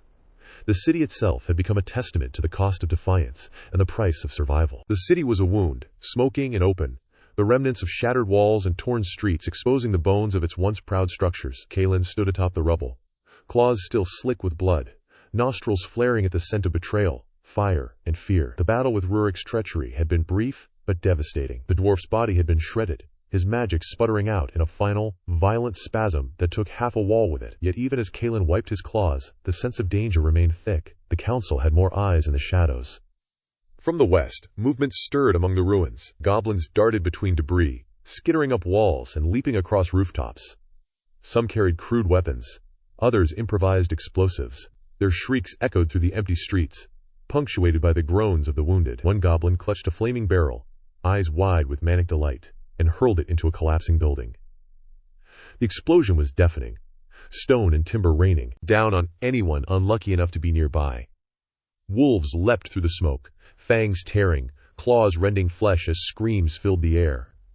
Seraphine circled above, wings cutting the acrid smoke. Her red eyes scanned for weaknesses, calculating every strike, every vulnerable point in the council's remaining defenses. She dove, talons extended, raking a mage's shoulder as he tried to summon a protective barrier. Blood sprayed against the stone below. Another mage, panicked, tried to fire a volley of magical bolts at her, but she was too fast. One swoop, one precise strike, and his head was split from skull to jaws. Kalen moved through the streets like a predator among prey, every step deliberate. Civilians and minor magical creatures who had not fled were caught in the crossfire, their screams blending with the roars of werewolves and the shouts of fleeing mages. Every corner held death. A goblin rigging an ambush, an orc smashing a defender, a shapeshifter striking from a hidden vantage. The city had become a labyrinth of violence. A pack of werewolves tore through a council communication tower. Wood splintered under claws, magical wards shattering with a resounding crack. Inside, a group of mages scrambled to send messages, their hands shaking as they chanted spells. Kalen and Brakar struck as one, tearing through doors and walls, ripping limbs and spraying blood. One mage tried to escape through a teleportation circle, but Lissa, shifting into a fox mid-leap, lunged, sinking teeth into the mage's back. The teleportation attempt failed, erupting in a burst of energy that hurled debris and flames in all directions. The mage screamed until silence claimed him. Meanwhile, an orc warband smashed into the council's armory. Iron doors bent under brute force, crates of enchanted weapons spilling into the streets. Orcs, towering and merciless, grabbed swords, axes, and maces, swinging with terrifying skill. One orc cleaved a mage in two with a single downward swing, the body splintering into bloodied halves that landed across the alleyway. Another ripped a warded shield apart and drove a spear through its wielder, the staff cracking under the pressure. Every kill was deliberate, each movement perfected in the brutal choreography of war. Above, elementals summoned by surviving mages attempted to turn the tide. Fire licked along stone walls, water surged through broken streets, air gusted like a hurricane, and earth erupted in violent spikes. Kalen snarled, weaving between attacks, claws tearing stone and magic alike. Brakar roared, smashing a fire elemental into rubble with brute force. Lysa shifted forms to counter a water elemental, claws slicing through its semi-liquid body. Chaos reigned, the very fabric of the city reshaping itself under the force of the battle. In a narrow alley, a group of goblins triggered an alchemical trap. Explosions tore through the walls, hurling bodies into flames. Council loyalists who had sought refuge there were engulfed in fire, their screams muffled by the roar of collapsing buildings. Kalen's eyes gleamed with satisfaction at the efficiency, but he did not pause. There was more work to be done. From the east, reinforcements appeared, loyal mages who had been hiding, regrouping after the previous night's disaster. They formed a phalanx, chanting spells in unison, their staffs glowing with lethal energy. Kalen growled, signaling the pack. Wolves surged forward, teeth bared, fangs tearing through wards and bone alike.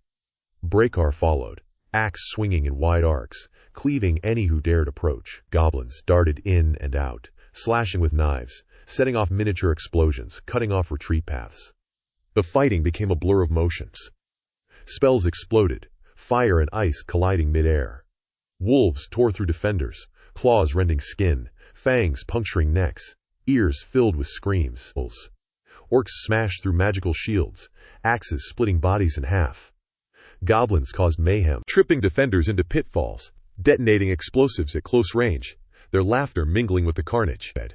Then, from a rooftop above, Lissa spotted another potential threat.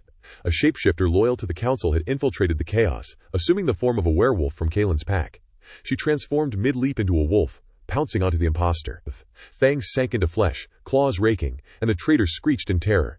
The fight was quick and brutal. Lissa held the shapeshifter down until it was little more than bloodied remnants. Kalen moved toward the central square, where the council's last organized defenders had gathered. The square was littered with broken stone, shattered statues, and the bodies of those who had fought and fallen before. Kalen's presence alone caused fear. His glowing eyes, dripping fangs, and sheer size made the remaining loyalists hesitate. He lunged, rending through lines of magic with raw power, tearing through bodies in a dance of violence. Orcs followed behind, smashing anyone attempting to flee, while goblins detonated traps, turning alleys into firestorms.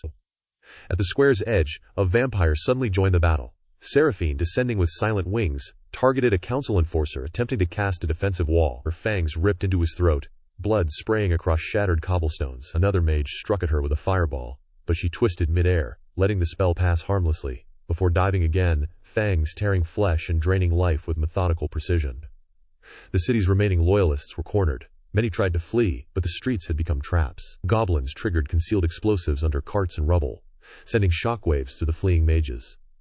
Orcs smashed through barricades, hammers and axes cleaving bodies. Werewolves tore through the chaos, fangs and claws ripping anyone they could reach. Each kill sent a message. Betrayal would not go unpunished, and rebellion would not be contained. Amid the carnage, Kalen's mind remained sharp, scanning for threats, allies, and the next strategic move. The betrayal had shaken him, but he was relentless. Every kill, every destroyed ward, every fallen enemy reinforced the dominance of his pack. There could be no hesitation, no mercy, and no weakness.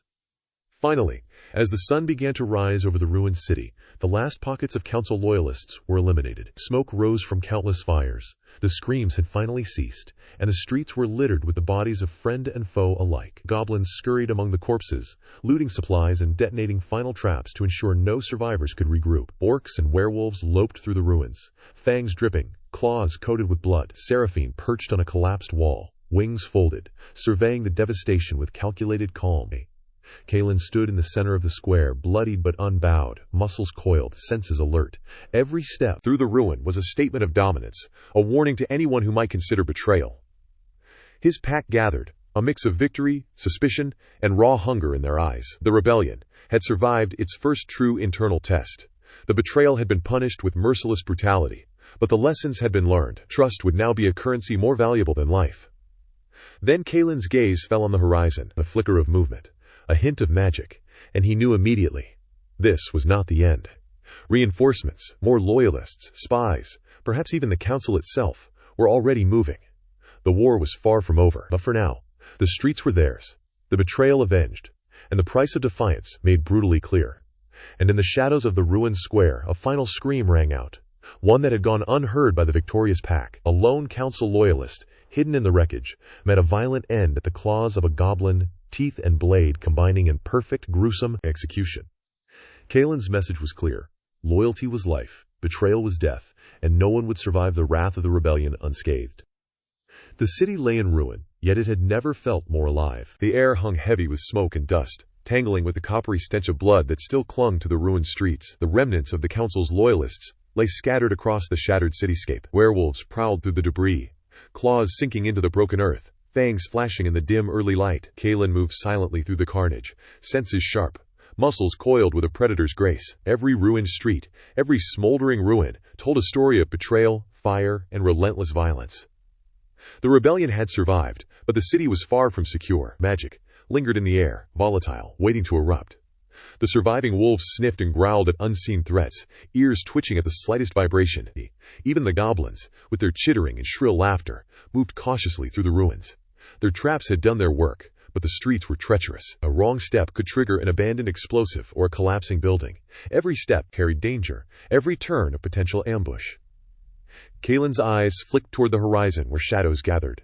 Not all the council's forces had been destroyed. Reinforcements, Hidden mages, loyalists who had escaped the slaughter, they were moving. Kalen could feel it in his bones, in the tremor of the earth underfoot, in the way even the minor elementals summoned by surviving mages hesitated before striking. This was not over, not by a long shot. Amid the wreckage, Lissa darted ahead, shifting forms seamlessly. Wolf, fox, shadowy blur, seeking signs of new threats. She skidded to a stop, ears flat, eyes wide. A figure moved among the ruins, cloaked and partially invisible. A shapeshifter, loyal to the council, attempting reconnaissance. Lissa's claws extended, silent and precise, raking through the shadow before it could fully solidify. The creature screeched, a high, inhuman cry, before collapsing in a bloodied heap. Kalen signaled the pack forward. The streets became a killing ground.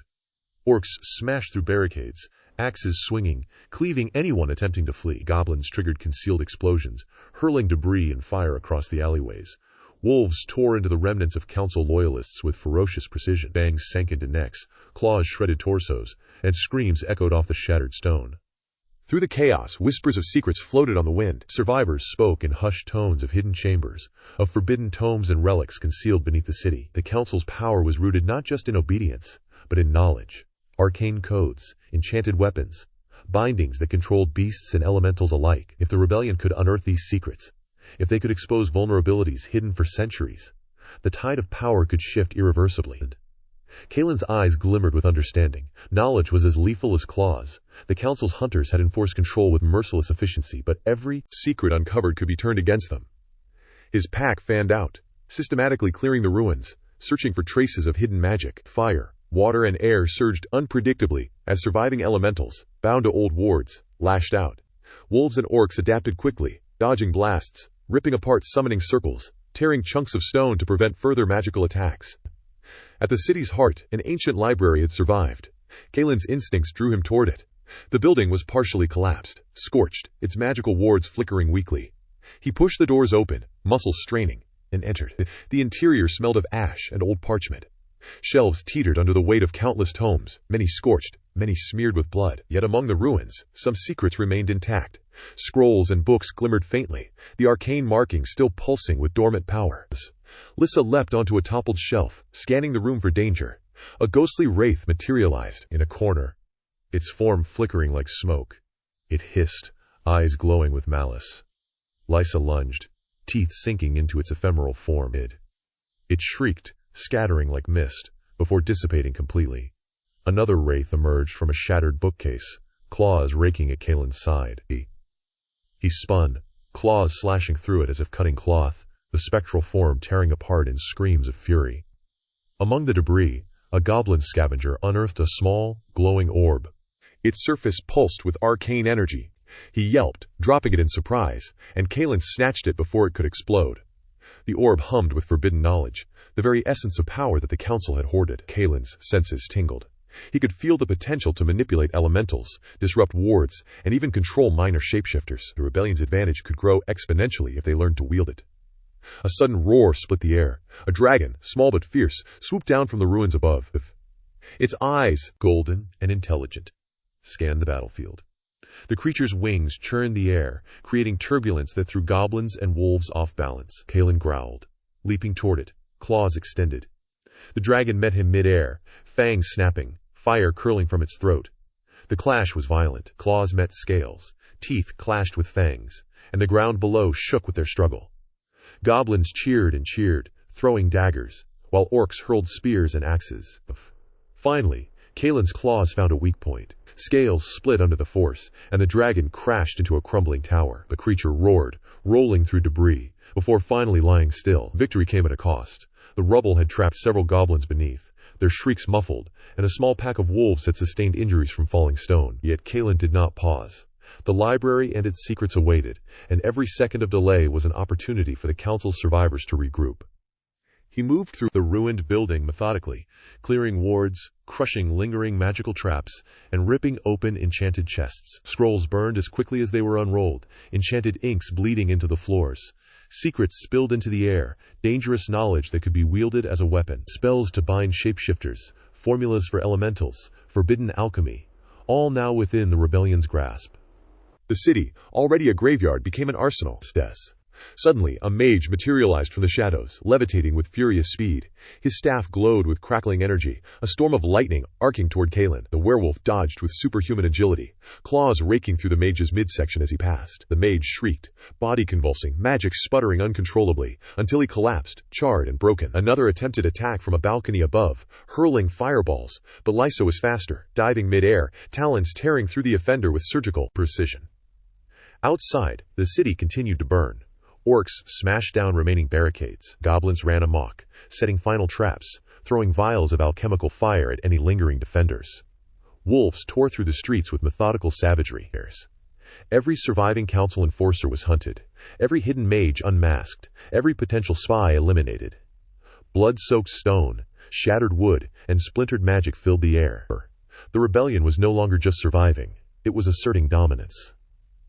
Kalen paused in the library's center, claws dripping, fur matted with soot and blood. His pack gathered, ears perked, tails low, eyes glowing with a mixture of hunger and triumph. Knowledge was power, and now the rebellion had begun to claim both. Maps, tomes, and orbs pulsed with potential, their secrets whispering promises of advantage, vengeance, and survival. Yet Kalen knew the danger was far from over. Among the ruins, something stirred. A council loyalist, hiding in plain sight, attempted a desperate strike. A wand erupted in a flash of blinding light. Kalen twisted, claws tearing through the spell, and the loyalist fell, impaled on Brakar's axe, body twitching violently, blood spattering the library walls. The scream echoed, final and terrifying, and the rebellion's message was reinforced.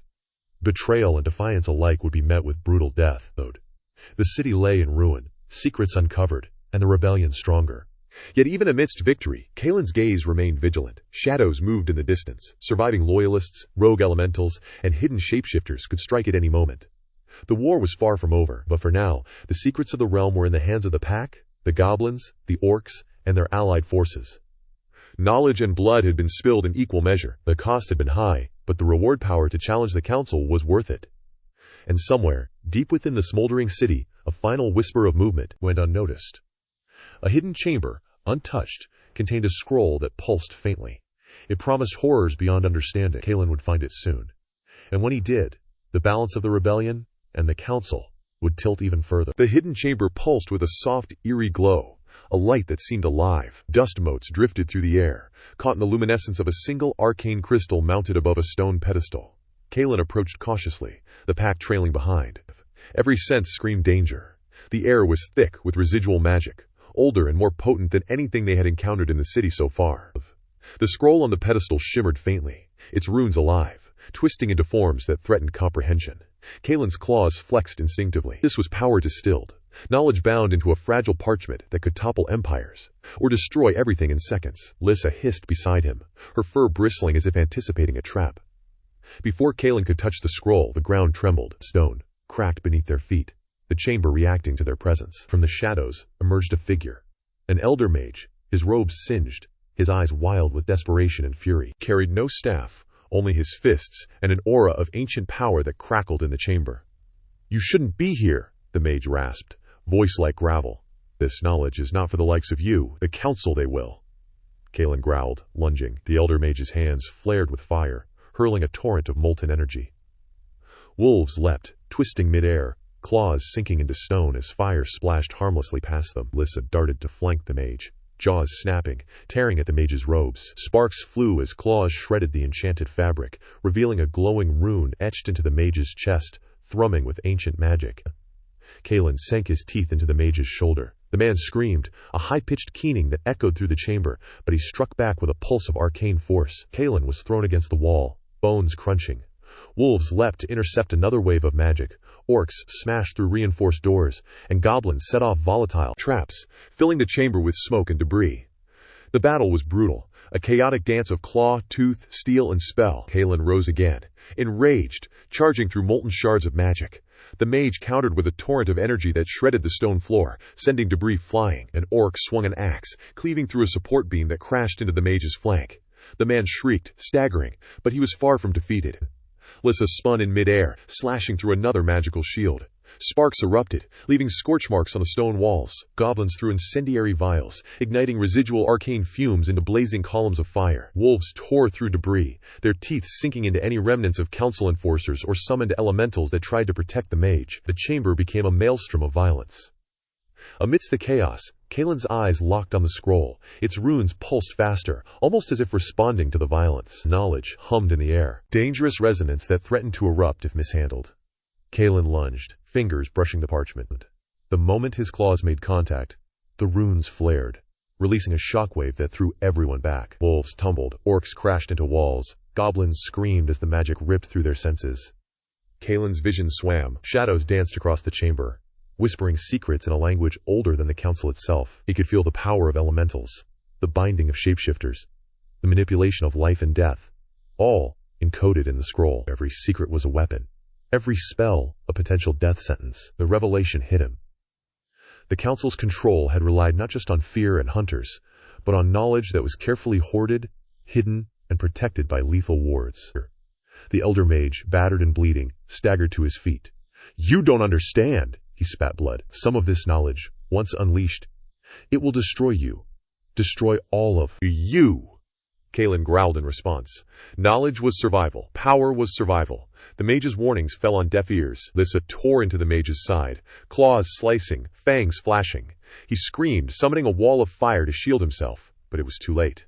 The wolves and orcs surged forward. In a flurry of brutal strikes, the elder mage fell, impaled on the spike of a shattered support column. Blood pooled across the stone floor, mingling with ash and debris. Silence followed. Only the hum of the crystal and the faint glow of the scroll remained. Kaelin approached again, brushing away the mage's body, feeling the pulse of ancient magic radiating from the parchment. He could sense every layer, every binding, every hidden function. It was dangerous, intoxicating, irresistible. Outside the chamber, the city remained a battlefield. The rebellion was asserting dominance, but not without cost. Orcs limped over rubble, axes and swords slick with blood. Goblins dragged the bodies of fallen enemies, setting them aflame in grotesque displays. Wolves tore through anything that moved, leaving no enemy alive. Magic still crackled in erratic bursts as unbound elementals lashed out, responding unpredictably to the chaos. Kaelin's mind raced. The scroll could tip the balance completely. Shapeshifters could infiltrate deeper into council ranks.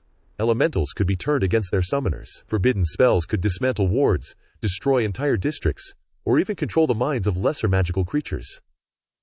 The council's grip had been strong, but now it was fragile. One misstep could obliterate the city entirely, or ensure the rebellion's total supremacy. Lyssa shifted forms, landing silently beside Kaelin. Her voice, low and rough, cut through the silence. "Do you realize what this means? If we learn this, control it, nothing can stop us." Pang. Kaelin nodded, tail twitching with barely contained fury. "I know, but every secret has a cost. Every spell is risk. We can't afford mistakes." From deep within the city, a roar answered them. Dragon, small but furious, circling above. Its eyes glowed like molten gold, reflecting the destruction below. Kaelin sensed a tension, a choice. The creature could be an ally or a threat. Either way, it was another element of unpredictability in a rebellion fueled by blood, vengeance, and now, forbidden knowledge. Suddenly, the chamber doors burst open. Council loyalists had regrouped, summoning fresh elementals and minor mages. The air tore with arcs of lightning and fire. Wolves leapt, orcs charged, goblins scattered. The scroll pulsed again, reacting to the presence of hostile magic, and Kaelin felt the raw potential of its knowledge surge through his veins. He lunged, claws extended, tearing through a mage attempting to reach the scroll. Blood sprayed, flesh shredded, and the smell of burned hair mixed with the acrid tang of magical ozone. The battle in the chamber became a ballet of death. Wolves ripped through mages and elementals alike. Orcs smashed bones, axes splitting skulls with brutal satisfaction. Goblins hurled explosives into the fray, sending fragments of stone and bodies flying. Magic exploded uncontrollably as the scroll pulsed, responding to the chaos, releasing small shocks that fried the senses of the council loyalists. Screams, roars, and the hiss of searing fire echoed throughout the ruined city. Kaelin moved with ruthless efficiency, ensuring the scroll remained in his grasp. Lyssa tore through a shapeshifter loyalist, body morphing mid-strike, bones cracking, flesh shredded. Orcs cleared the remaining entryway, leaving no council enforcer alive. The chamber was theirs. Blood flowed in rivulets across the stone floor, mingling with ash and scorched parchment, painting a vivid tableau of violence and victory.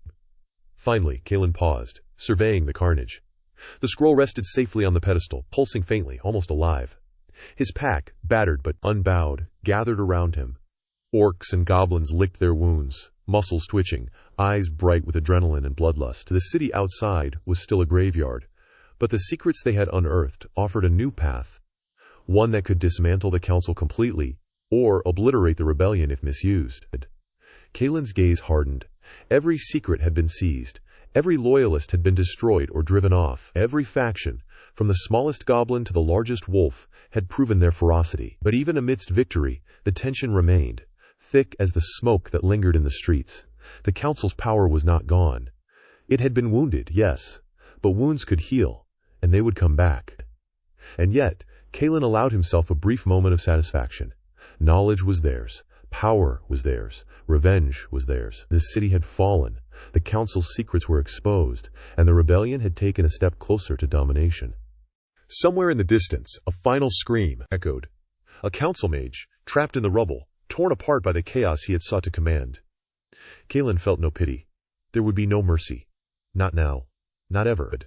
The chamber pulsed once more, quiet now, almost sentient. The scroll whispered secrets in an ancient tongue, promising more power, more destruction, and more death. Kalen closed his eyes briefly, feeling it, embracing it. The rebellion was no longer just a force of fury.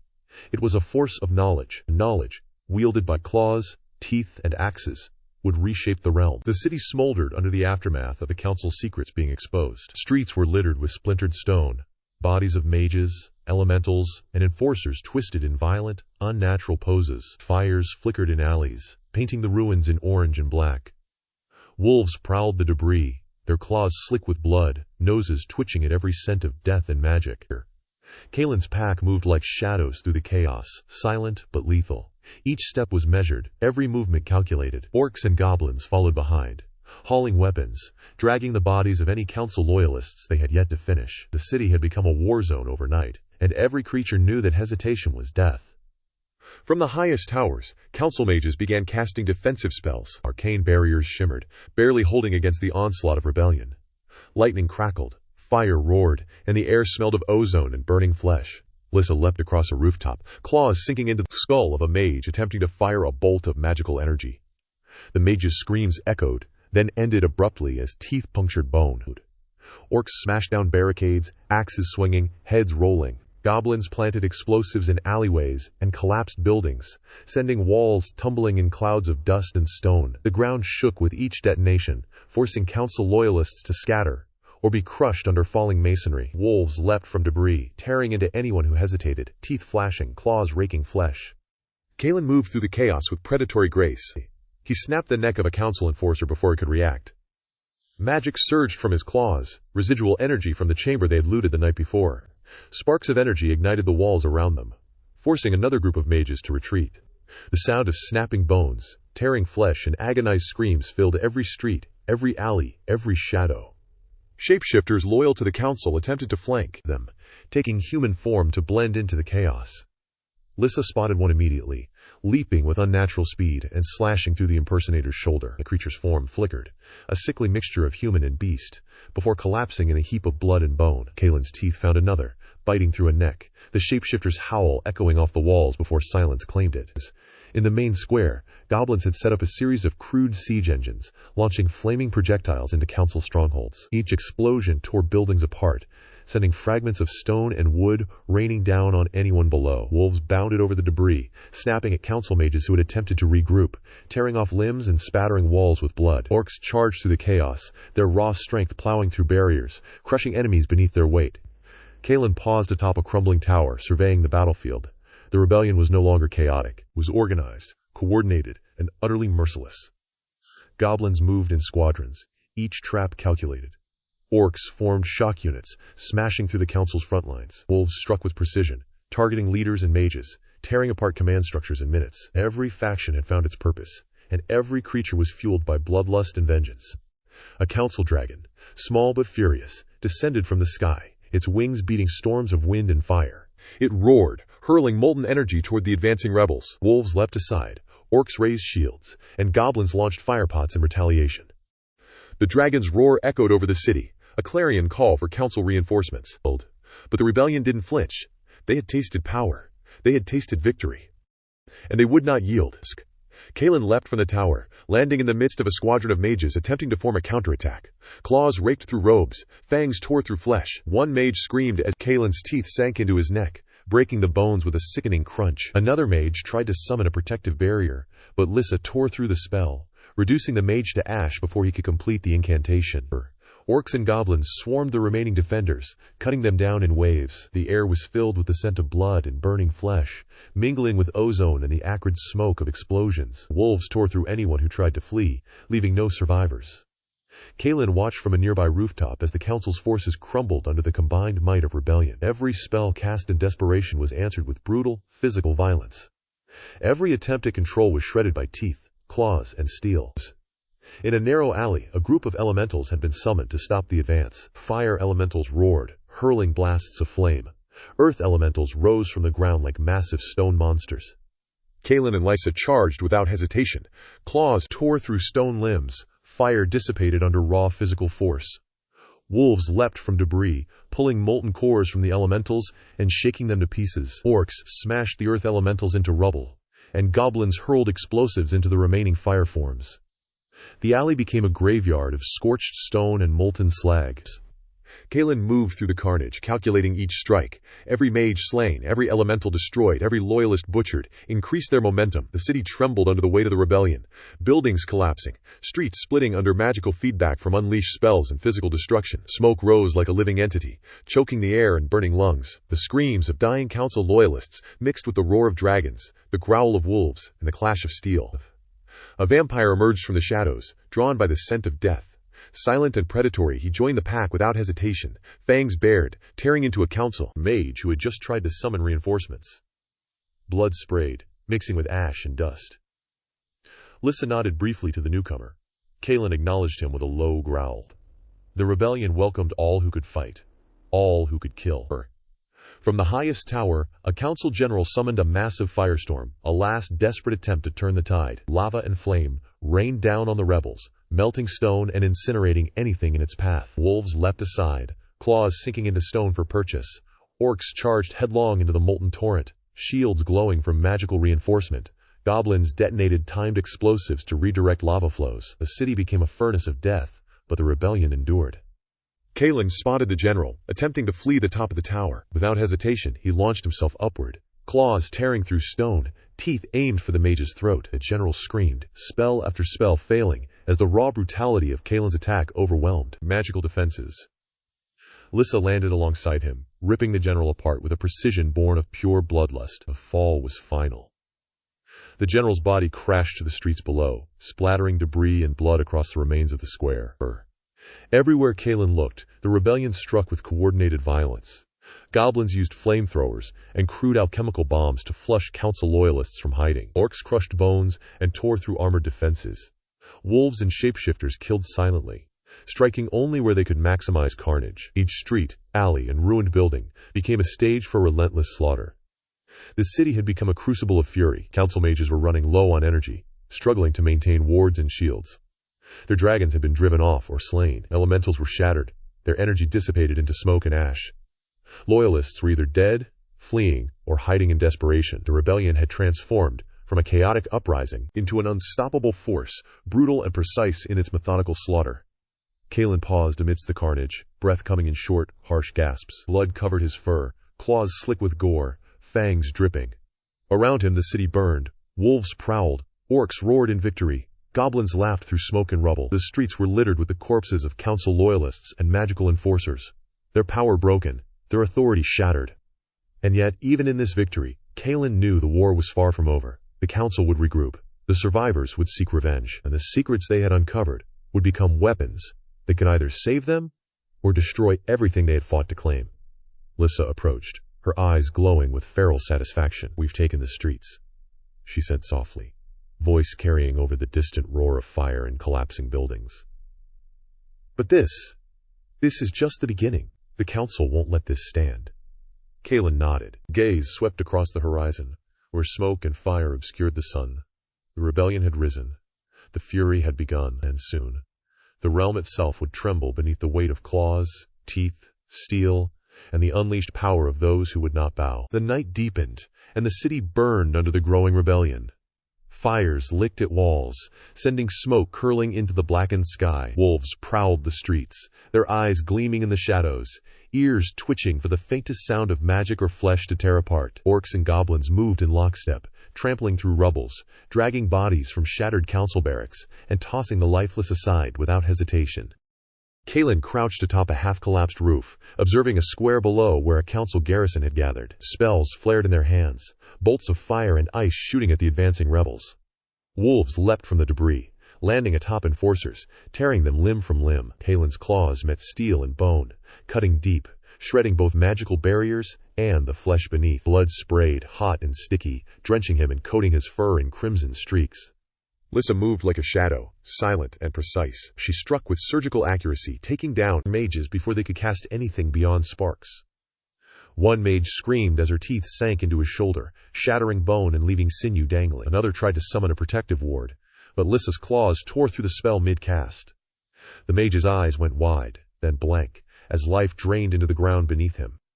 In the alleyways, goblins set ambushes with traps they had rigged in hours. Explosives concealed under debris detonated with deafening force, sending fragments of masonry and council loyalists flying. Orcs barreled through the chaos, axes swinging, ripping through anyone caught in their path.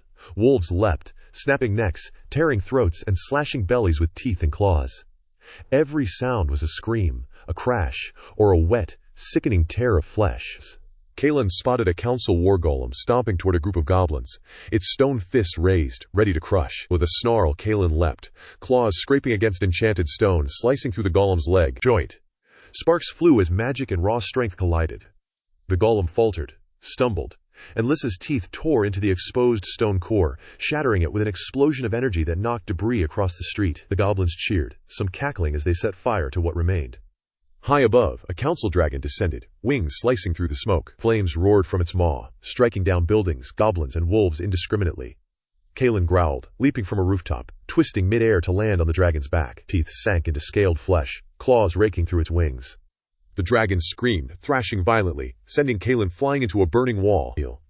He rolled, teeth snapping at another mage who tried to strike him with a bolt of fire. Bones cracked, screams pierced the night. Shapeshifters loyal to the council attempted flanking maneuvers, morphing into humans and animals. But the rebels had grown clever. Wolves anticipated movements. Orcs cut off escape routes, and goblins launched alchemical concoctions that exploded on contact. One shapeshifter's body caught fire mid-transformation, screaming as it reverted to a hybrid form, molten flesh peeling from bones. Kalen tore its throat out before it could fall, leaving a smoking corpse as a warning. The streets were carnage incarnate. Buildings burned to ash, council wards flickered and collapsed, and every corner contained the evidence of the rebellion's ruthless precision. Goblins dragged corpses into piles for later desecration, laughing as orcs stomped skulls for sport.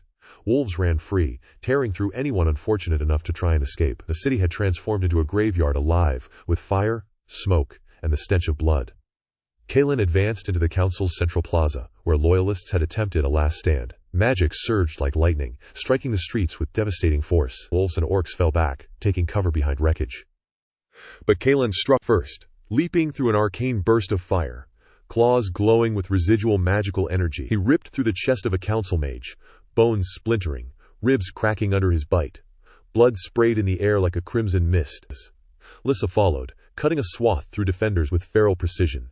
Her claws raked across armored torsos, severing limbs with ease. She caught a mage mid-spell, snapping the spine in a single motion, letting him collapse in a heap of torn robes and broken bone. Behind her, wolves tore at anyone attempting to flee.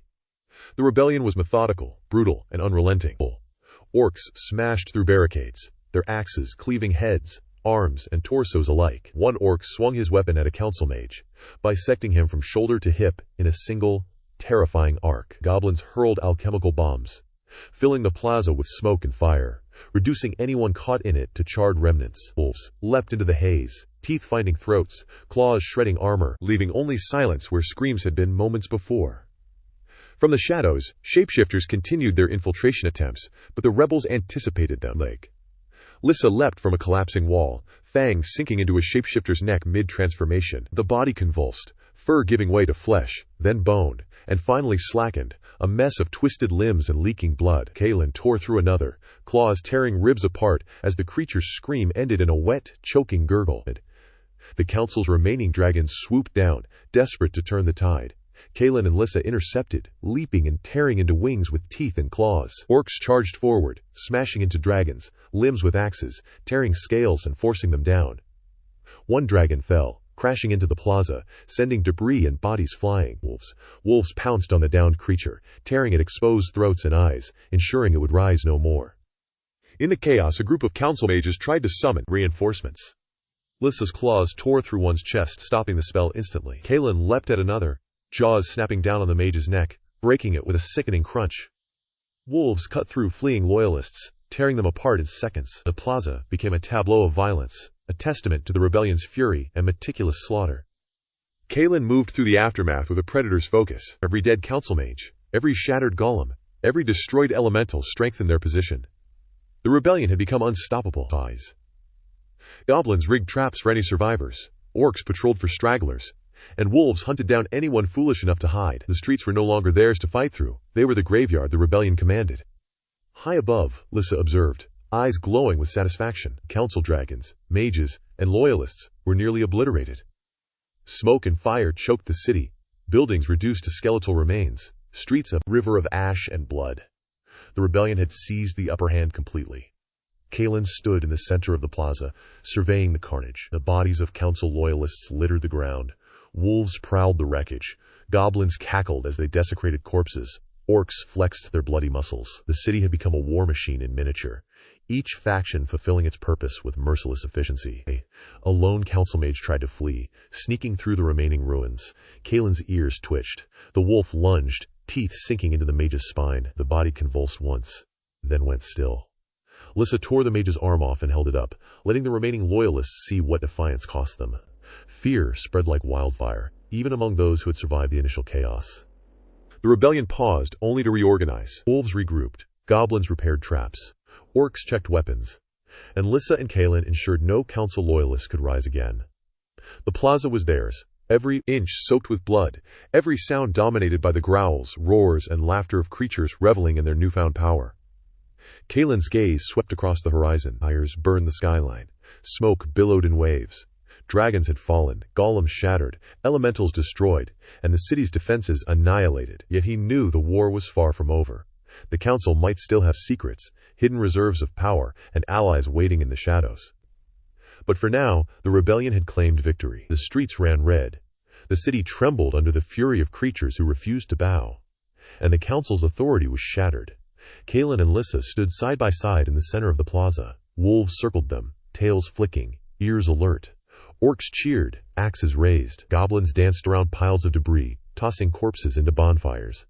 The rebellion had risen, merciless and unstoppable, and the council's forces were broken beyond repair. And as Kalen's gaze fell on a lone council mage attempting to hide in the shadows, he bared his teeth, claws glowing. One leap, one snap, and the mage's head rolled across the scorched ground. The plaza fell silent, save for the roaring fires, the distant cracking of collapsing walls, and the victorious growls of the rebels. The city belonged to them, for now. But the war was just beginning. The first howl shattered the pre-dawn silence, echoing over the shattered streets. Wolves emerged from every alley, from every ruined building, teeth bared and claws glinting in the dim light. The full moon hung heavy in the sky, illuminating every ruin, every collapsed wall, and every corpse that littered the battlefield. Council banners, blackened and torn, flapped in the wind. Their forces had gathered, attempting a final line of defense, mages at the ready, dragons circling above, golems stomping through the ruins. But the rebellion had grown too vast, too brutal. Wolves snarled, orcs roared, goblins cackled, and shapeshifters blended into the chaos. Every step the council forces took was met with a calculated, violent counterattack. Kalen led the first wave. He leapt from a crumbling rooftop, landing amid a group of council mages. Claws tore through robes and flesh alike. One mage's arm was shredded before he could cast a protective ward. Another's neck snapped under Kalen's powerful bite. Blood sprayed, painting walls and debris, and the screams of the council forces echoed through the empty streets. Lissa followed, moving faster than the eye could track, Her claws shredded enchanted armor, her teeth found vulnerable throats, and every strike was precise. A council mage tried to summon a fire elemental, but Lissa's leap shattered his concentration. Fire erupted in jagged arcs, incinerating two of his comrades before he fell. A spray of ash and blood coating the plaza. Wolves ripped at their legs. Orcs crushed their skulls with axes. Orcs stormed forward, axes swinging, muscles straining as they tore through council lines. Their roars mixed with the wolves' growls, a symphony of death. A council golem smashed a row of goblins, but the orcs retaliated, pulling the golem down with chains and striking it repeatedly. Sparks flew as metal and magic collided, until the golem's stone frame cracked and collapsed into rubble, crushing the few surviving mages beneath it. Shapeshifters moved among the chaos, trying to infiltrate and flank the rebellions. Some became wolves to counter the real wolves. Others shifted into humanoid forms to strike from the sides. But Kalen anticipated them. With a roar, he lunged, claws tearing through a shapeshifter mid-transformation, its body convulsing, splitting and reforming in useless agony before finally going still. Lissa caught another, fangs sinking into the skull, leaving no trace of life behind. Dragons descended from above, wings creating gusts that sent rubble flying. One unleashed a torrent of fire, incinerating a squad of goblins. Kalen leapt, twisting midair to avoid the blast, and bit into the dragon's leg. Lissa followed, raking claws across the wing membranes, shredding scales. The dragon screamed, a terrifying mix of flame and pain, and crashed into the street, bringing down walls and mages alike. Wolves swarmed, teeth sinking into eyes and throats, tearing through the dragon's flesh until it no longer moved. Elementals, summoned by desperate council mages, struck with elemental fury. Fire ripped through the plaza, water torrents drowned the unwary, wind tore at buildings, and earth upheaved streets. But the rebellion adapted. Wolves dodged, leapt, and countered. Orcs smashed through elemental forms with enchanted axes. Goblins lobbed explosive vials to disrupt spells, and shapeshifters took advantage of the chaos to strike at distracted mages. Kalen's pack surged forward, a coordinated force of fang and claw. Wolves leapt over flames, diving into council formations. They tore through legs, claws slashing ribs, teeth snapping spines. Orcs charged alongside, swinging massive axes, heads flying, armor shattered, blood spraying onto cobblestones. Goblins hurled bombs, fire, acid, and alchemical concoctions, each explosion ripping holes in the council's defenses. Lissa moved among the carnage, tearing through mages who dared attempt healing spells. A mage lunged with a bolt of ice, freezing the wrist of a goblin mid-throw. Lissa snapped his neck with brutal precision, blood misting the air. Another mage tried a counterattack, summoning shards of enchanted steel. But Kalen's claws cut them in half before they could fly. Wolves leapt from rooftops onto mages, claws shredding arms, fangs sinking into necks. Every corner of the plaza became a tableau of chaos. Orcs smashed through the gates of the council's central keep. Axes cleaved doors, splintered walls, and sent guards flying. Wolves followed through breaches, tearing apart anyone caught in the hallways. Goblins set traps in corridors, ensuring that any surviving loyalists were dismembered or caught in fire. Shapeshifters attempted last-minute counterattacks, but the combined ferocity of werewolves and orcs overwhelmed them. Dragons attempted another sweep, breathing fire onto advancing rebels. Kalen and Lissa attacked mid-air, rending wings and scales. One dragon's skull cracked under Lissa's jaws, teeth sinking into bone as it crashed into the courtyard. Wolves tore at the remaining limbs, orcs stomped on exposed heads, and goblins set the carcass ablaze. The air was thick with smoke, ash, and the scent of scorched flesh. The plaza became a slaughterhouse. Wolves tore through humans, elves, and fairies who tried to defend themselves. Orcs smashed skulls indiscriminately. Goblins danced through the streets, setting fires and exploding corpses. Shapeshifters were hunted and eliminated, one after another, until the streets ran red with blood, and magic's energy flickered out in exhausted bursts. Kalen leapt over a council mage attempting a teleport escape.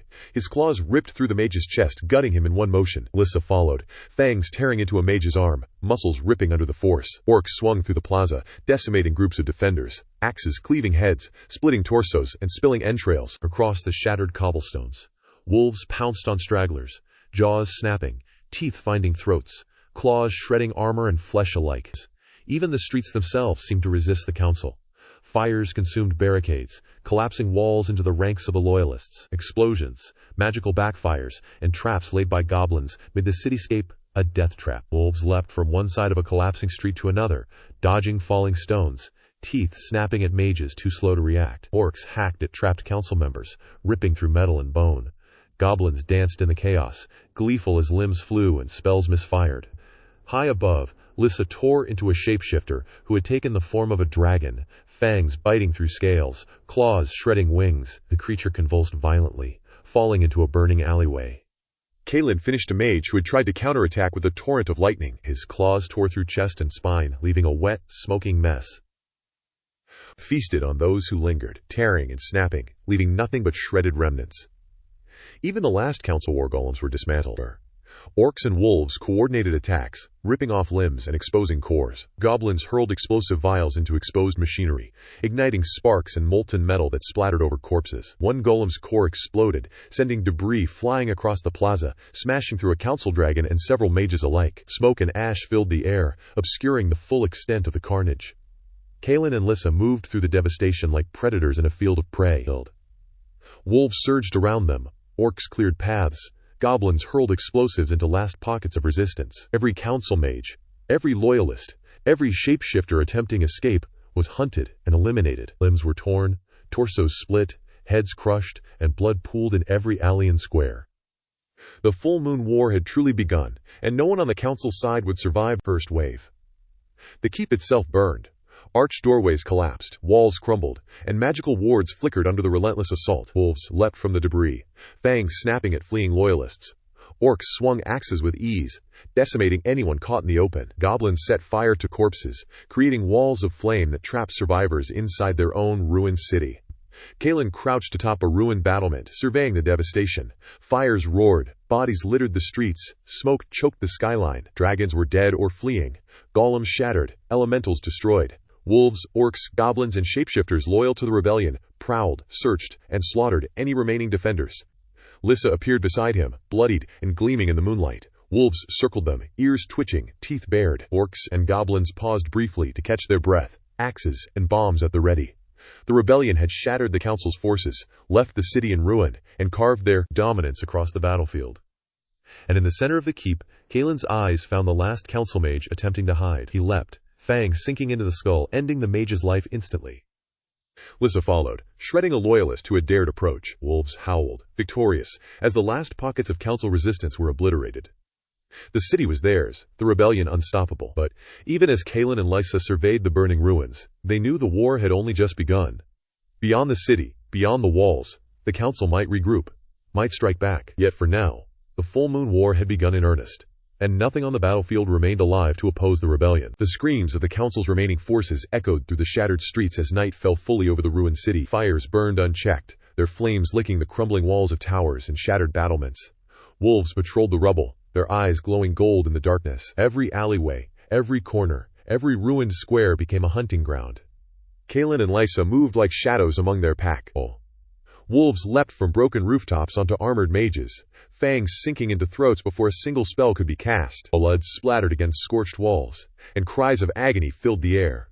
Orcs tore through council reinforcements with axes swinging in wide, deadly arcs. Heads rolled, skulls cracked, and the street ran slick with gore.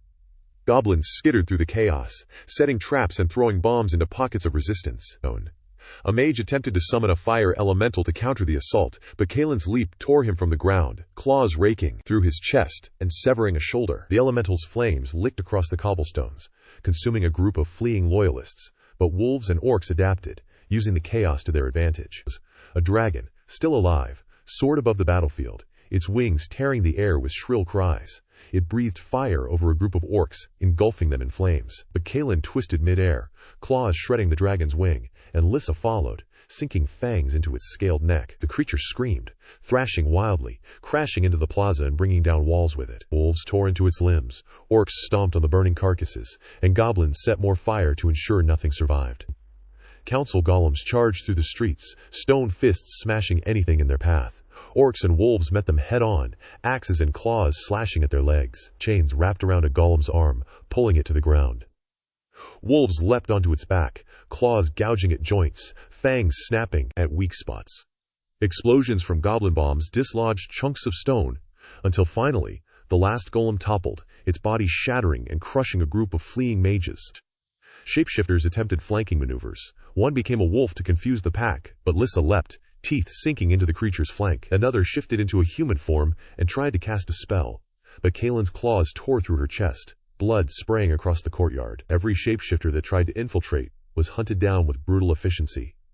The keep's main gate was breached. Orcs swung massive axes, ripping through doors, walls, and anyone foolish enough to defend them. Wolves surged through the breaches, fangs tearing through throats, claws shredding limbs. Goblins threw vials of acid and fire, ensuring no council loyalist could retreat. The air was thick with smoke, ash, and the metallic scent of blood. Kalen and Lissa coordinated the assault, moving from one hotspot to another. Wolves tore apart groups of mages attempting to summon protection spells. Orcs crushed anyone resisting, their axes splintering armor and bone alike. Goblins set traps and ignited piles of corpses, creating walls of flame that trapped more council forces in their own destruction. Inside the keep, council leaders attempted to rally what remained. One mage summoned a massive lightning strike, frying several wolves in a burst of sparks. But Kalen leapt through the blast, claws tearing into the mage's chest, fangs sinking into his neck. Lissa shredded another, her claws slicing through magical wards like paper. The rebellion moved with lethal precision, leaving no council loyalist alive to escape. Dragons tried one last desperate assault, diving toward the pack from above. Wolves dodged, weaving between fire and talons, and Lissa attacked mid-air, shredding wings and tearing scales. Orcs swung axes into exposed limbs, sending dragons crashing to the cobblestones. Goblins set explosives beneath the fallen beasts, ensuring they could not rise again. Elementals summoned by the council erupted across the city, fire and water and wind and earth battering the battlefield. Wolves leapt through torrents of flame and gales, claws and teeth finding flesh and magic alike. Orcs smashed through elemental constructs with enchanted axes, while goblins hurled vials designed to disrupt magical energies. Every elemental fell, broken or scattered, leaving only ash and smoke behind. The streets became a maze of carnage. Wolves stalked survivors, tearing them apart with teeth and claws. Orcs smashed through barricades, ripping skulls from shoulders, splitting torsos, spilling intestines across the plaza. Goblins darted through alleyways, setting traps and throwing bombs, laughing as bodies were torn apart in the flames. Shapeshifters were hunted to extinction within the city, their forms shredded, bones broken, and blood spilled into every crevice. Kalen moved through the chaos with a predator's precision. He leapt from wall to wall, fangs sinking into the neck of a fleeing mage, claws shredding arms and torsos. Lissa followed, taking down any council loyalists attempting to rally. Orcs charged through the plaza, axes swinging wide, decimating groups of defenders. Goblins set fire to traps and corpses, creating walls of flame that trapped survivors and burned them alive. Dragons were dead or fleeing, golems shattered, elementals destroyed. The streets were littered with bodies, broken limbs, blood pooling into rivers that ran down the cobblestones. Wolves patrolled, fangs bared, claws slick with gore. Orcs and goblins moved among the corpses, ready to strike again if anyone dared rise. Kalen crouched on a ruined battlement, surveying the aftermath. Fires roared, bodies littered the streets, and smoke obscured the moonlight. Lissa appeared beside him, bloodied and gleaming. Wolves circled, growls low and menacing. Orcs and goblins paused briefly, axes and explosives ready. The rebellion had shattered the council's defenses, left the city in ruin, and carved their dominance across the battlefields. Even the keep itself had fallen. Arched doorways collapsed, walls crumbled, and magical wards flickered out. Wolves leapt from debris, fangs snapping at anyone attempting escape. Orcs swung axes, decimating the last pockets of resistance. Goblins set fire to corpses and buildings alike, ensuring the council had nothing left to regroup. Kalen's eyes found the last council mage attempting to hide. He leapt, fangs sinking into the skull, ending the mage's life instantly. Lissa shredded another loyalist who dared approach. Wolves howled in triumph as the final remnants of council resistance were obliterated. The city burned, the streets ran red, and the rebellion had claimed victory. But even as Kalen and Lissa surveyed the destruction, they knew this was only the beginning. Beyond the ruins, beyond the walls, other council forces might regroup. Other loyalists might strike back. Yet in this city at least, the full moon war had begun in earnest, leaving only death and domination in its wake. And as the pack howled into the night, tearing apart the last bodies still clinging to life, Kalen and Lissa knew this was a war that would leave no one unscarred. The rebellion had proven its strength, its brutality, and its relentless hunger. The council's forces had been obliterated, but the fight for the realm was far from over. The battlefield was quiet now, but the silence was deceptive. Smoke curled from the ruins of the city, mingling with the scent of blood, charred flesh, and burning wood. Wolves prowled the streets in tight formation, eyes glowing in the shadows, fangs still slick from the carnage. Orcs and goblins lingered, keeping watch over the bodies of their enemies, axes and blades ready. Kalen moved with deliberate patience. Every sense was alert. The council's remnants were scattered, but intelligence suggested pockets of loyalists were gathering beyond the hills and forests surrounding the city. He crouched on a crumbled wall, scanning the horizon. A lone vampire appeared, gliding effortlessly from shadow to shadow. Lissa's growl warned of a challenge. Vampires were unpredictable now, some siding with the rebellion, others still loyal to the council. The vampire's eyes glinted red in the dim moonlight. Kalen and Lissa approached cautiously. He could feel the tension radiating from the creature, a predator used to dominance, testing the pack. With a flick of its wrist, a dagger appeared, poisoned and gleaming. Kalen's claws snapped into action, fangs bared. The vampire lunged, swifter than expected, and the two collided in a blur of violence. Lissa leapt to Kalen's aid, tearing into the vampire's side. The fight was savage, bone cracked, blood sprayed, and within moments, the vampire lay still, but the scent of danger lingered. Others would come, testing the strength of the pack. Meanwhile, the orcs convened near the burned-out plaza. Their leader, Gorak, a hulking brute with axes permanently stained by the blood of countless battles, barked orders. Scouts reported movements of council loyalists attempting to reorganize. Some orcs favored a direct assault, while others suggested ambushes and traps. The debate was sharp, voices loud, violent, even without weapons drawn. Kalen intervened, asserting the pack's dominance. Gorak snarled but understood the hierarchy. The rebellion's momentum depended on coordination, not chaos. Goblins darted between the orcs, whispering suggestions, offering traps and explosives that could be deployed immediately. The smallest of them, a wiry creature named Snick, presented a vial of green liquid that hissed ominously. "This will dissolve armor and flesh in seconds," he said, grinning wickedly. Kalen nodded. Such ingenuity was why goblins, despite their size, were invaluable allies in this war. Meanwhile, the shattered streets still held danger. Shapeshifters loyal to the council had infiltrated the ruins. One appeared as a dwarf, collapsing under Lissa's claws when she recognized the deception. Another took the form of a mage, only to be skewered by Kalen before a single spell could be cast. Each death was precise, brutal, and public warning to any who might attempt subterfuge. The vampire faction, fractured and uneasy, sent emissaries to Kalen. A tall, pale male approached cautiously, cape flowing, fangs exposed in a menacing smile. "We offer you an alliance," he said smoothly. "But know this, betrayal is inevitable." Kalen studied him, noting the glint of ambition in his eyes. Vampires were cunning, capable of devastating treachery, but their knowledge of council tactics was invaluable. Negotiations were tense. Wolves growled low, ears flicking, tails lashing. Orcs watched with suspicion. Goblins whispered warnings of traps and deception. The vampire's words were carefully chosen, every sentence a test, probing Kalen for weakness. Yet, Kalen remained calm. "We need strength. We need loyalty. Betrayal will be answered with death," he said evenly. The vampire smiled, revealing fangs coated in fresh blood. "Of course, death is unavoidable in war." And as the night deepened, the first wave of attacks began beyond the city. Council loyalists, underestimated and desperate, moved to reclaim what they could. Wolves leapt from shadows, claws raking across armor, tearing flesh from bone. Orcs crashed through the defenders with axes swinging, heads rolling. Goblins ignited traps and explosive devices, incinerating groups of council soldiers before they even had time to react. Blood flowed like rivers through the streets, bodies stacked against ruins. Shapeshifters attempted diversionary tactics, becoming familiar forms to lure wolves into traps. Lissa shredded one in midair, the bones cracking under her jaws. Kalen tore through another, claws slicing through deceptive flesh. The pack moved like a single organism, violence choreographed, lethal. No council loyalists survived to warn others. Beyond the city, the political landscape shifted. Dwarves, previously neutral, observed the rebellion's strength. Some sent scouts to Kalen's forces. Others fortified their strongholds, uncertain whether to join or resist. Fairies flitted in the air, minor illusions creating confusion for remaining council forces.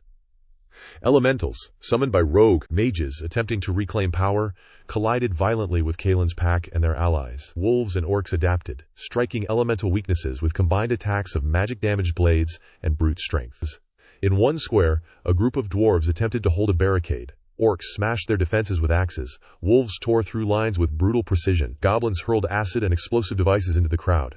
The dwarves fought valiantly, but they were overwhelmed. One young dwarf raised a hammer in defiance, before Lissa's claws tore his head from his shoulders. Blood sprayed across shattered walls as Kalen leapt into another fray, tearing apart those attempting retreats.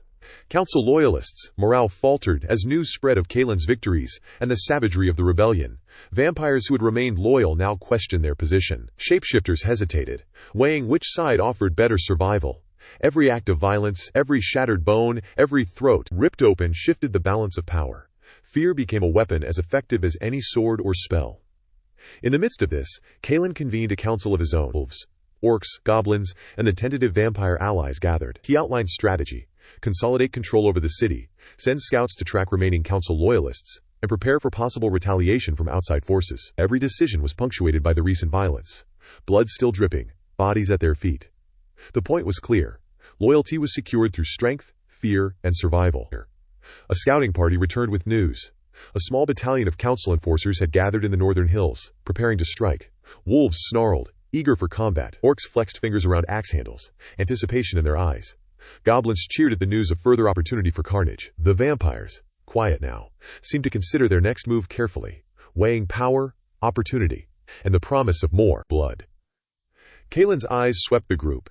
He knew the war was no longer just physical. It was political, strategic, and psychological. Every choice could cost hundreds of lives, or save them if executed with precision. He also understood one immutable fact: betrayal was inevitable, and the cost of misjudging a single faction could be catastrophic.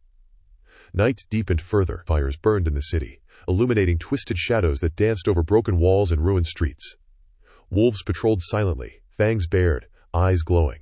Orcs sharpened axes, checked gear, and prepared for another wave of slaughter. Goblins plotted explosive ambushes, small cackles echoing in the distance. Vampires lingered, calculating, waiting for the perfect moment to strike or turn. Kalen and Lissa moved through the ranks, inspecting, planning, and preparing. They were predators, in a world of predators, and the city was theirs for the taking. Blood marked every foot of terrain. Bones and bodies were stacked as grim reminders of power. Even the air seemed heavy with the scent of carnage. Then the first sign of betrayal appeared. A vampire emissary, previously silent, darted into the shadows, clearly attempting to communicate with an outside loyalist force. Kalen's senses flared. Lissa's growl warned of danger. Within moments, the emissary was pinned, claws tearing into flesh, fangs sinking deep. The message they carried was destroyed along with the traitor. Blood sprayed across ruined masonry as a clear warning. The rebellion tolerated no treachery. The night's end was marked not by peace, but preparation. Every survivor, predator, and opportunist understood the stakes. The city was only the beginning. Beyond it, power was shifting in ways no single faction could fully predict. Wolves howled into the darkness, the sound carrying far beyond the burned streets. Orcs shouted in triumph. Goblins laughed. Vampires lingered, eyes glowing red, teeth bared in anticipation. Kalen crouched, above it all, surveying the carnage, the alliances, the fractures, and the opportunities. The war had shifted into a new phase. Political maneuvering, strategic violence, and calculated betrayals would determine the next phase of domination. Power was the ultimate weapon, and Kalen intended to wield it mercilessly. The rebellion, bloodied and brutal, had claimed dominance here. Yet beyond the city, in forests, hills, and distant towns, the council still plotted. Loyalists would regroup, strike, and attempt to reclaim control. Kalen and his allies would meet them with claws, axes, fangs, fire, and blood. The power plays were beginning, and every move, every strike, every betrayal would be deadly. The night ended with a single, sharp howl. Wolves circled the ruined plaza, fangs bared, blood dripping, eyes glowing. Orcs and goblins took up positions, guarding against counterattacks. Vampires lingered, calculating, and patient. The war was far from over, but the rebellion had proven its power, and its willingness to kill without hesitation. And in the shadows, a council scout moved, watching the city, counting the dead, planning the next strike. But for now, the wolves, orcs, and goblins were the rulers of Death's court. Power was theirs, and every choice, every action, every act of violence would echo in the coming days. The sun rose weakly through the smoke, a pale promise over a city still steeped in the aftermath of night-long carnage. Bones and blood slicked the streets. Fires burned in abandoned homes, twisted metal, and shattered masonry.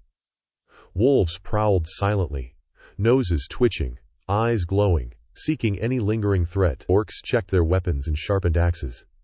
Goblins muttered over hidden traps, their small claws stained with the greenish residue of acid and explosives. Vampires lingered, their pale faces impassive, teeth glinting in anticipation of what the day might bring. Kalen stood atop a crumbling balcony, surveying the carnage below. The city was theirs for now, but the war had shifted into a far more dangerous phase. Beyond the burned-out streets, Council loyalists were regrouping. Scouts had reported movements in nearby forests, small contingents attempting to gather strength, to reclaim what had been lost. He knew patience was as deadly a weapon as claws or axes. Every faction needed to understand the balance of power, fear, respect, and bloodshed. Wolves, orcs, goblins, they followed because they understood consequence. Vampires required manipulation. Their loyalty was transactional, measured in advantage and survival. A howl split the air, low and furious. From the rubble, a wounded werewolf emerged, dragging a council soldier behind him. The soldier's uniform was torn, blood streaming from multiple wounds. Fangs sank into neck and shoulder with merciless precision. The soldier screamed, short, guttural, horrifying. Before silence claimed him, wolves gathered, eyes bright, tails high. The demonstration was as much a warning as it was a declaration.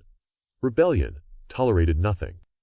Elsewhere, a group of goblins moved silently, slipping into a council stronghold that had survived the previous night's attacks. Their tiny forms were nearly invisible amid rubble and shadows.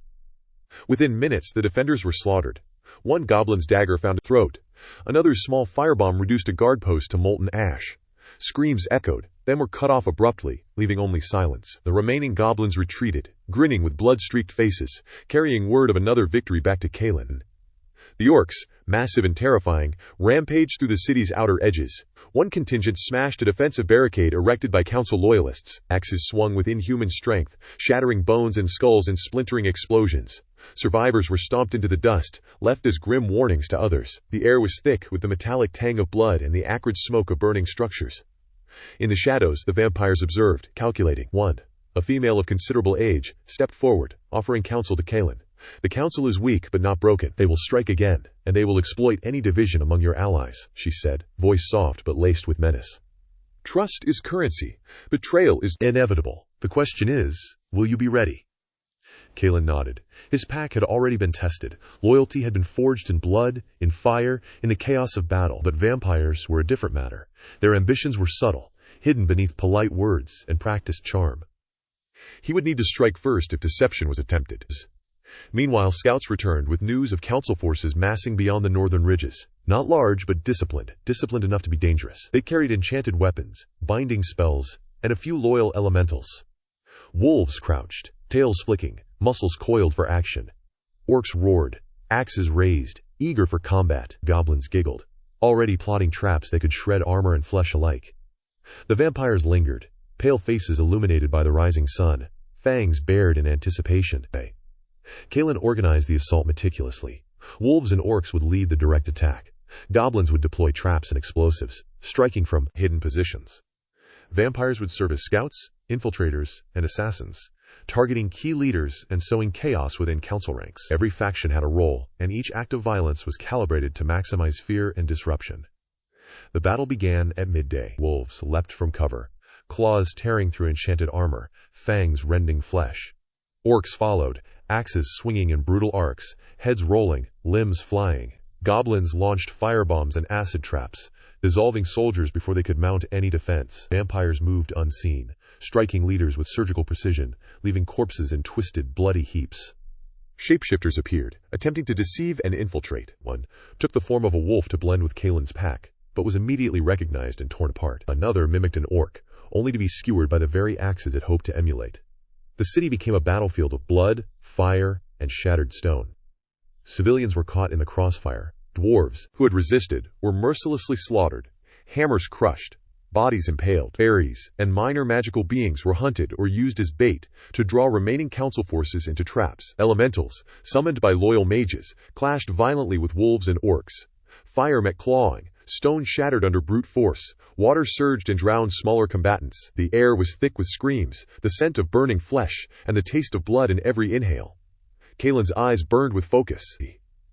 Each move was precise, each strike measured for maximum impact. The rebellion had become a machine of controlled destruction, powered by savagery and strategy alike. Wolves tore through battle lines with preternatural speed. Orcs crushed barriers and soldiers with terrifying strength. Goblins struck from shadows, laughing as flesh melted and bones splintered. Vampires moved with lethal grace, every motion calculated for death. Amid the chaos, treachery emerged. One vampire, previously aligned with Kalen, attempted to betray a goblin contingent, signaling council forces with subtle gestures. Lissa noticed immediately. Her growl cut through the din, a low, threatening vibration. Kalen moved with lightning speed, claws raking across the vampire's chest, fangs punctured flesh, and blood sprayed over the cobblestones. The trader's eyes widened in horror before death claimed him. The warning was clear. Betrayal would be punished without hesitation. As the sun began to set, the battle shifted into a grim phase. Fires spread uncontrollably, smoke stinging eyes, ash coating every surface. Wolves hunted survivors, tracking council loyalists through alleys and ruins. Orcs smashed barricades, axes swinging, crushing defenders into pulp. Goblins rigged traps in anticipation of counterattacks. Vampires moved silently through the shadows, picking off stragglers, ensuring no one could regroup. By nightfall, the city was fully under rebellion control. Blood flowed through every street. Bones littered the square. Fires raged unchecked. Wolves howled in triumph, eyes reflecting the flames. Orcs bellowed their dominance, axes raised high. Goblins danced in the shadows, cackling with glee. Vampires stood silently, their teeth bared, assessing the spoils and the next move. Kalen surveyed the destruction, every sense alert. He knew this was only the beginning. Beyond the city, beyond the fires and blood-soaked streets, loyalists were regrouping, plotting, and preparing. But the rebellion had proven its strength. The council was fractured, its forces diminished, and its symbols of authority scattered and broken. The night ended with a final, horrific display. A council leader, captured alive, was brought into the square. Wolves circled, fangs dripping blood. Orcs pressed forward, axes raised. Goblins stood back, ready with traps should escape be attempted. Vampires watched, calculating. Kalen stepped forward, claws gleaming. With a swift motion, the leader's throat was torn open, blood spraying over the stone, a brutal reminder of the rebellion's resolve. Silence fell afterward, heavy and suffocating. The city smelled of iron, smoke, and death. Wolves prowled, orcs guarded, goblins whispered, and vampires lingered, eyes glowing. The rebellion had secured the city. Power had shifted. But the war was far from over. Treachery, violence, and political maneuvering would continue to shape every moment.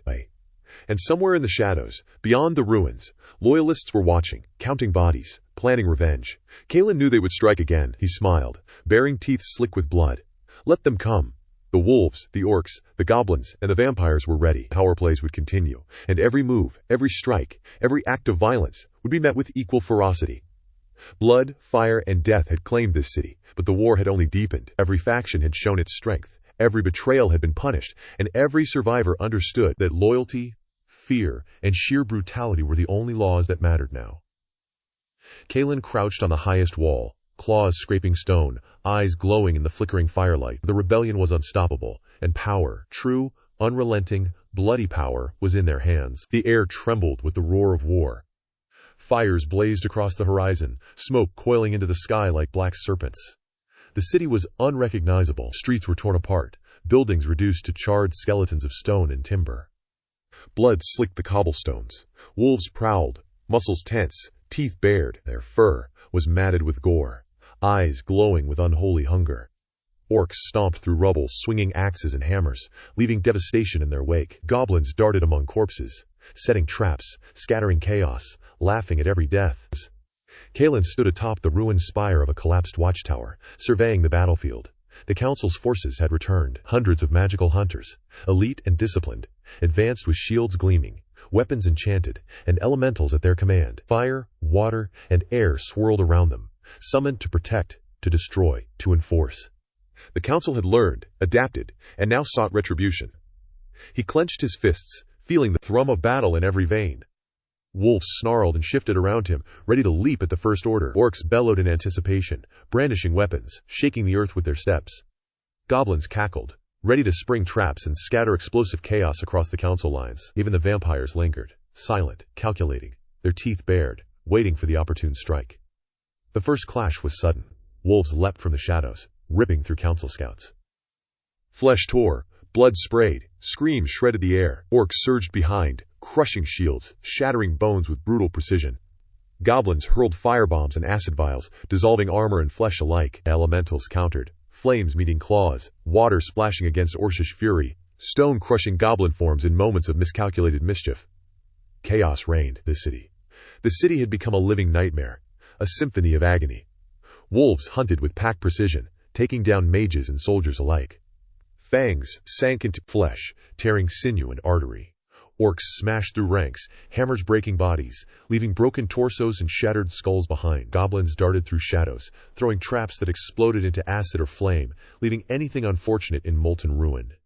From above, vampires struck. They swooped down in sudden, silent bursts, sinking fangs into council leaders and enforcers. One vampire ripped through a mage mid-spell, claws tearing through robes, teeth puncturing throat. Sparks of interrupted magic flew across the battlefield as the mage's body convulsed, limbs flailing before collapsing in a heap of twitching agony. Kalen ordered the first wave forward. Wolves tore into the council's lines, claws raking, jaws snapping, teeth breaking armor. Orcs followed in waves, hammers smashing shields, axes cleaving limbs. Goblins set off a series of hidden charges, the blasts tearing through barricades and sending debris raining down. Screams filled the air, mingling with the stench of burning flesh and blood-soaked stone. The council's hunters retaliated. Enchanted arrows flew, piercing wolf hides with magical precision. Swords crackled with energy, striking orcs with devastating force. Fire elementals lashed out, immolating goblins and wolves alike. Water surged, knocking combatants off their feet. Air elementals whipped through streets, hurling debris and corpses as deadly projectiles. Still, the rebellion pressed forward, unstoppable in its ferocity. Shapeshifters infiltrated council ranks. One assumed the form of a wolf, only to be caught mid-assault and ripped apart by Kalen himself. Other, disguised as an orc, struck a council mage but was skewered through the chest by a returning defender. Chaos turned inward as betrayal, suspicion, and instinct collided in a storm of blood. The center of the battlefield became a vortex of destruction. Wolves lunged through flaming debris, teeth tearing, claws shredding. Orcs crushed soldiers underfoot, axes swinging in violent arcs, hammers pulverizing bone and armor. Goblins exploited every crack, every blind spot, setting small fires that engulfed entire blocks. Vampires moved with lethal elegance, striking leaders, destabilizing formations, and disappearing into shadows before anyone could react. One council commander attempted to rally his forces near the city square. He raised a staff, summoning a massive fire elemental to incinerate the approaching pack. Wolves leapt, claws sinking into molten flesh. Orcs swung axes, severing elemental limbs before the creature could fully react. Goblins hurled explosive vials, detonating the remains and sending shrapnel tearing through the council lines. The commander screamed, fangs sinking into his shoulder in a gruesome, sudden end. Amid the chaos, Kalen fought like a storm incarnate. Every swipe of claws tore flesh, every strike of teeth broke bone. Orcs moved in tandem, crushing enemies underfoot, smashing shields, pulverizing armor. Goblins cackled and struck from unexpected angles, their tiny frames deceptive weapons of mass carnage. Vampires struck with surgical precision, severing heads, puncturing hearts, leaving a trail of dead and dying across the battlefield. The city itself became a weapon. Fires spread uncontrollably, smoke choking combatants and civilians alike. Collapsing buildings crushed both hunter and rebel alike, debris scattering like deadly shrapnel. Wolves leapt from windows and rooftops, landing in pools of blood and gore. Orcs smashed through walls, axes swinging, splintering stone and timber in brutal showers. Goblins set up chain traps, triggering collapsing structures and fireballs that erupted in violent, molten displays. In the northern alleyways, vampires cornered a group of mages attempting to flee. Fangs sank into necks, claws tore at arms. One mage tried a desperate spell, conjuring a whirlwind of fire, but it was extinguished as a wolf leapt through the flames, dragging him screaming into the darkness. Goblins darted in, finishing the wounded with acid and blades. Blood pooled, bones cracked, screams were choked off in short, brutal bursts of agony. A council reinforcer arrived, riding a massive, summoned elemental. Its stone fist smashed into wolves and orcs alike, crushing them with crushing force. Fire and water swirled as other mages joined, attempting to turn the tide. But Kalen adapted. Wolves feinted and flanked, orcs charged with reckless brutality, goblins detonated traps underfoot. Vampires struck key mages, leaving gaps in the council formation. The elemental fell, shattered by combined claws, axes, and explosive debris. By mid-battle, streets were rivers of blood. Fires burned unchecked. Corpses littered every surface. Wolves, orcs, goblins, and vampires moved in unison, a symphony of carnage. Magic and brute force collided, sending the air trembling. Council forces struggled to regroup, but every advance was met with unstoppable retaliation. Kalen paused briefly atop a ruined column. His chest heaved, fur matted with blood, eyes burning. Below, the battlefield was chaos incarnate. Wolves shredded armored hunters, tearing limbs and skulls. Orcs smashed barricades and anyone foolish enough to stand. Goblins exploded small traps, sending council forces flying in fiery arcs. Vampires darted through the chaos, puncturing throats, leaving trails of panic and death. Then came the final surge. Kalen roared, a deafening sound that carried across the battlefield. Wolves leapt en masse, fangs and claws tearing through any council defender in sight. Orcs followed, axes swinging, crushing, impaling. Goblins detonated hidden charges under the council's command center, reducing walls to rubble. Vampires descended from above, striking at leaders, severing heads and puncturing hearts. The council's elite hunters fell one by one. Magic flared and fizzled. Weapons shattered. Elemental forces collapsed under coordinated assault. The city square became a charnel house. Screams, fire, and blood blended into a tableau of horror. Even the elementals, once formidable, were bound or destroyed, leaving only Kalen's forces standing. By nightfall, the city was theirs entirely. Smoke and fire coated every surface. Streets were littered with corpses, broken limbs, shattered armor, and magical remnants. Wolves prowled, victorious, teeth dripping. Orcs roared, axes raised high. Goblins danced among the corpses, gleeful. Vampires lingered in shadows, eyes gleaming, fangs bared. Kalen descended from his vantage point, surveying the battlefield. The rebellion had shattered the council's forces, but at immense cost. Wolves had fallen, orcs were wounded, goblins had been lost in traps gone awry, and vampires had bled in calculated strikes. The city was a ruin, a warning, and a claim of power. And at the heart of the square, the last council leader, alive but broken, was dragged forward. Wolves snarled, orcs lifted weapons, goblins cackled, vampires circled silently. Kalen's claws sank deep into the leader's chest, ripping flesh and puncturing bone. Blood sprayed across the square in a crimson arc. The council's symbol of authority was destroyed in a single, violent act. Silence fell, heavy and suffocating. The rebellion had triumphed, yet the cost was etched in every ruined street, every corpse, every fire-streaked building. Wolves howled in the dark, a sound of victory and warning. Orcs roared, shaking rubble from their axes. Goblins chattered in glee, plotting the next chaos. Vampires lingered, their fangs glinting, calculating, ready for what came next. Kalen looked over the city, teeth bared in a predatory grin. The breaking battle had been won. Blood, fire, and destruction had claimed the city, but the war was far from over. The remaining council remnants, hidden forces, and secreted magic would strike back. And when they did, Kalen and his allies would be waiting. The night ended with a final display of brutality. The last council leader was impaled on a ruined spire, blood dripping into the fire below. Wolves prowled the square, orcs stomped through the remains. Goblins set traps for the next attack, and vampires disappeared into the shadows, leaving behind only the echo of claws, axes, and teeth. The breaking battle had shattered the council, but the war was just beginning. Kalen's forces had proven unstoppable, savage, and united. Blood had claimed the city, and nothing would be the same again. Dawn did not bring peace. Smoke lingered like a shroud, curling through ruined streets, carrying the scent of blood, burnt flesh, and charred wood. The city was unrecognizable. A carcass of stone and ash. Wolves prowled among the rubble, fur matted with gore, claws leaving deep gouges in the pavement. Orcs stomped, axes swinging, boots crushing bones. Goblins darted between fallen bodies, scattering firebombs, acid vials, and sharpened debris. Vampires glided silently through smoke and shadow, eyes gleaming, fangs bared. Kalen stood on the remains of the council's command tower, surveying the aftermath. Hundreds of corpses littered the streets. The council's hunters were shattered, but not entirely gone. Some mages and elite warriors had fled into the shadows, regrouping, planning retaliation.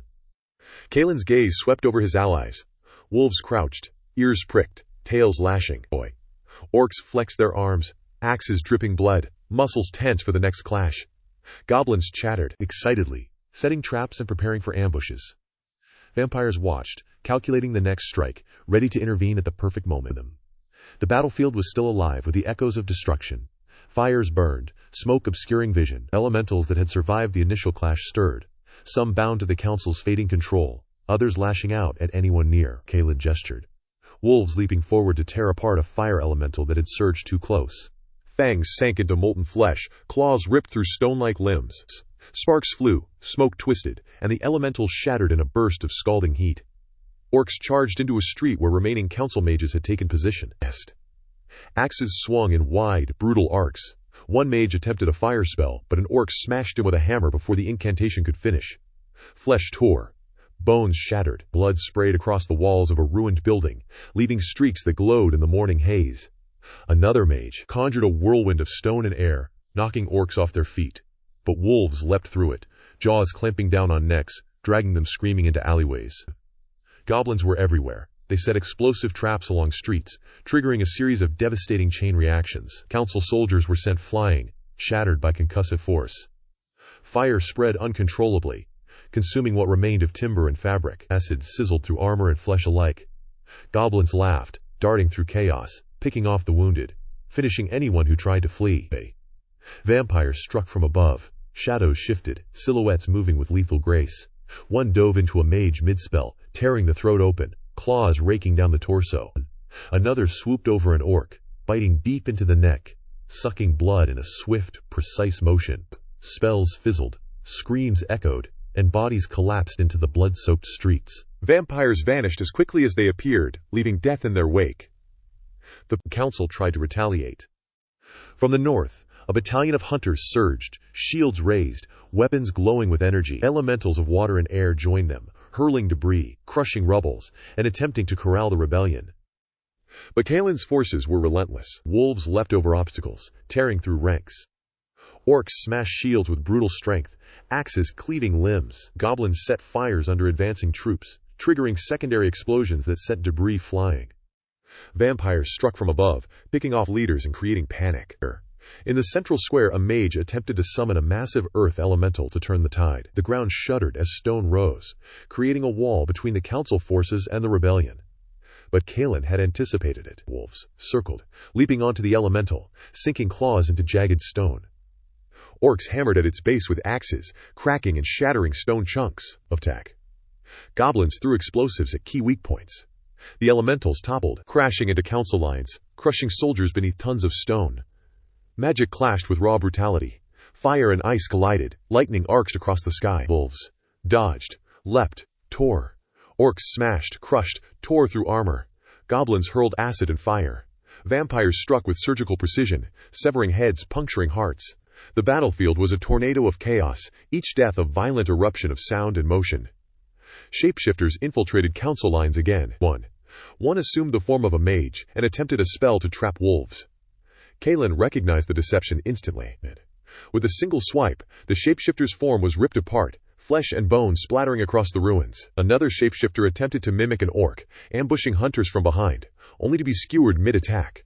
The air was thick with betrayal, blood, and fear. Civilian populations trapped within the city were now part of the horror. Some tried to flee, but streets were blocked by debris, burning, wreckages, and combatants. Wolves tore through anyone in their path, whether council sympathizers or terrified innocents. Orcs crushed through barricades, leaving bodies scattered. Goblins set traps that claimed the unwary. Vampires struck those who fled into alleys, leaving nothing but terror and silence. Kaelin led the next assault. Wolves surged through the remaining council barricades, tearing apart anyone who dared oppose them. Orcs smashed through doors, walls, and gates, axes swinging in wide arcs that cleaved through flesh and armor alike. Goblins detonated a series of hidden charges under council formations, sending soldiers flying in fiery arcs. Vampires glided above, striking leaders and disappearing into smoke before anyone could react. Council leaders tried to regroup near the old cathedral. They attempted a defensive formation, conjuring a massive water elemental to create a barrier. But the rebellion anticipated it. Wolves leapt onto the elementals, claws and teeth sinking into its watery form. Orcs hurled themselves against the edge of the barrier, breaking through in moments. Goblins set fire along the cathedral's perimeters, collapsing walls onto trapped defenders. Vampires struck key mages, severing throats and hearts with terrifying efficiency. Kaelin fought like a storm incarnate. Every swipe of claws tore flesh. Every strike of teeth crushed bone. Orcs smashed through soldiers underfoot. Goblins struck from shadows, tiny frames lethal in their cunning. Vampires moved with deadly grace, leaving death and panic wherever they appeared. Blood, fire, and magic blended into a chaotic symphony. The battlefield itself became a weapon. Collapsing buildings sent debris crashing into council ranks. Fires spread unchecked, engulfing both combatants and civilians alike. Wolves leapt from windows and rooftops, landing in pools of blood and gore. Orcs smashed through walls, axes swinging, splintering stone and timber. Goblins set up chain traps, detonating collapsing structures that scattered enemies like ragdolls. One council mage attempted a desperate spell, calling forth a storm of lightning to strike Kalen and his pack. Wolves dodged and leapt with uncanny precision. Orcs charged, crushing the mage under their combined weight. Goblins hurled incendiary devices that set the surrounding area ablaze. Vampires struck at key spellcasters, ripping throats out mid-incantation. The lightning spell fizzled into sparks, harmless, as the council's power crumbled further. By midday, the city was unrecognizable. Streets were rivers of blood, fires licked every surface, and smoke choked the survivors. Wolves prowled, victorious, teeth dripping. Orcs roared, axes raised, surveying the destruction. Goblins danced among corpses, gloating. Vampires lingered in shadows, eyes glowing, fangs bared, calculating the next strike. Kalen's forces had shattered the council's defenses, but at a cost. Wolves had fallen. Orcs were wounded, goblins lost to miscalculated explosions, and vampires had bled in precise strikes. The city was a ruin, a warning, a claim of power. But the war was far from over. The remaining council, hidden in tunnels, ruins, and secret chambers, would regroup. Kalen moved through the square, blood dripping from his claws, eyes scanning for survivors. One council leader, trembling and broken, tried to escape through the rubble. Wolves leapt, fangs sinking into legs, dragging him screaming across the blood-soaked pavement. Orcs followed, axes pulverizing shields. Goblins dashed in, throwing acid into open wounds. Vampires descended, fangs piercing necks in a final, silent flourish. The leader's death was swift and brutal. His head was impaled on a ruined spire, blood dripping into the fire below. Wolves circled, low growls rumbling through the square. Orcs stomped the bodies, leaving broken limbs in the dirt. Goblins set traps for any remaining council reinforcements. Vampires vanished into the shadows, leaving only terror in their wake. Kalen surveyed the city. Smoke and blood coated every surface. Streets were littered with corpses, broken limbs, shattered armor, and magical debris. Wolves prowled, orcs bellowed, goblins laughed. Vampires observed silently, fangs glinting.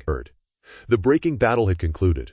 The council was shattered. Their forces lay broken, scattered, and decimated. But the war was far from over. Survivors would regroup.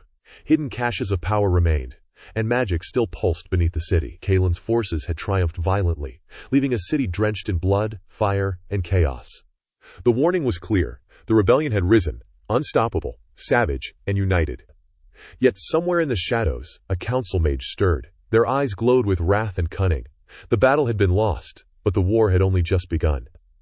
The city burned, wolves howled, orcs roared, goblins cackled, vampires vanished. Death had claimed the streets, but the darkness lingered. The city was a graveyard.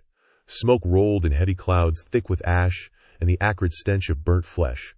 Fires burned unchecked, blackening stone and timber alike. Wolves prowled through the rubble, their fur matted with blood, eyes gleaming in the dim light. Orcs stomped over corpses, dragging bodies out of alleyways to finish them off with axes, hammers, and sheer strength. Goblins darted through the chaos, hurling acid vials, scattering debris, and laughing as flames consumed anything that had survived. Kalen moved at the forefront, claws cutting deep into the flesh of anyone foolish enough to oppose him. His pack followed, tails low, muscles coiled, growls vibrating in their throats. Wolves leapt from rooftops onto council survivors, fangs sinking into necks, tearing through armor and bone alike. Blood sprayed, thick and sticky, coating stone and skin. Each kill was precise, brutal, and merciless. The council's remaining hunters had tried to regroup in the palace district. The walls were blackened and cracked, windows shattered. Magic hummed faintly through the cracks of broken wards, but it was weak. Kalen signaled the orcs forward, and they smashed through the gates with a roar, axes swinging. The hunters tried to form a defensive line, but the weight of sheer ferocity was impossible to withstand. Limbs were crushed, shields splintered, and armor ripped apart in seconds. Inside, goblins set off explosives, sending chunks of masonry flying. The floor shook, and the trapped mages screamed as stones pinned them to the ground. Wolves leapt into the chaos, dragging anyone attempting to flee into shadows and alleys. Orcs hammered at doors, bursting through to find hiding council members, and dispatched them without hesitation. Vampires hovered above the devastation, observing, choosing their moment. When they struck, it was silent, surgical. One dove from a broken window, fangs sinking into the throat of a council enforcer mid-spell.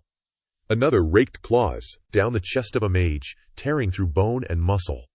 A third appeared atop the tallest spire, surveying, fangs glinting, ready to descend on anyone who tried to escape them.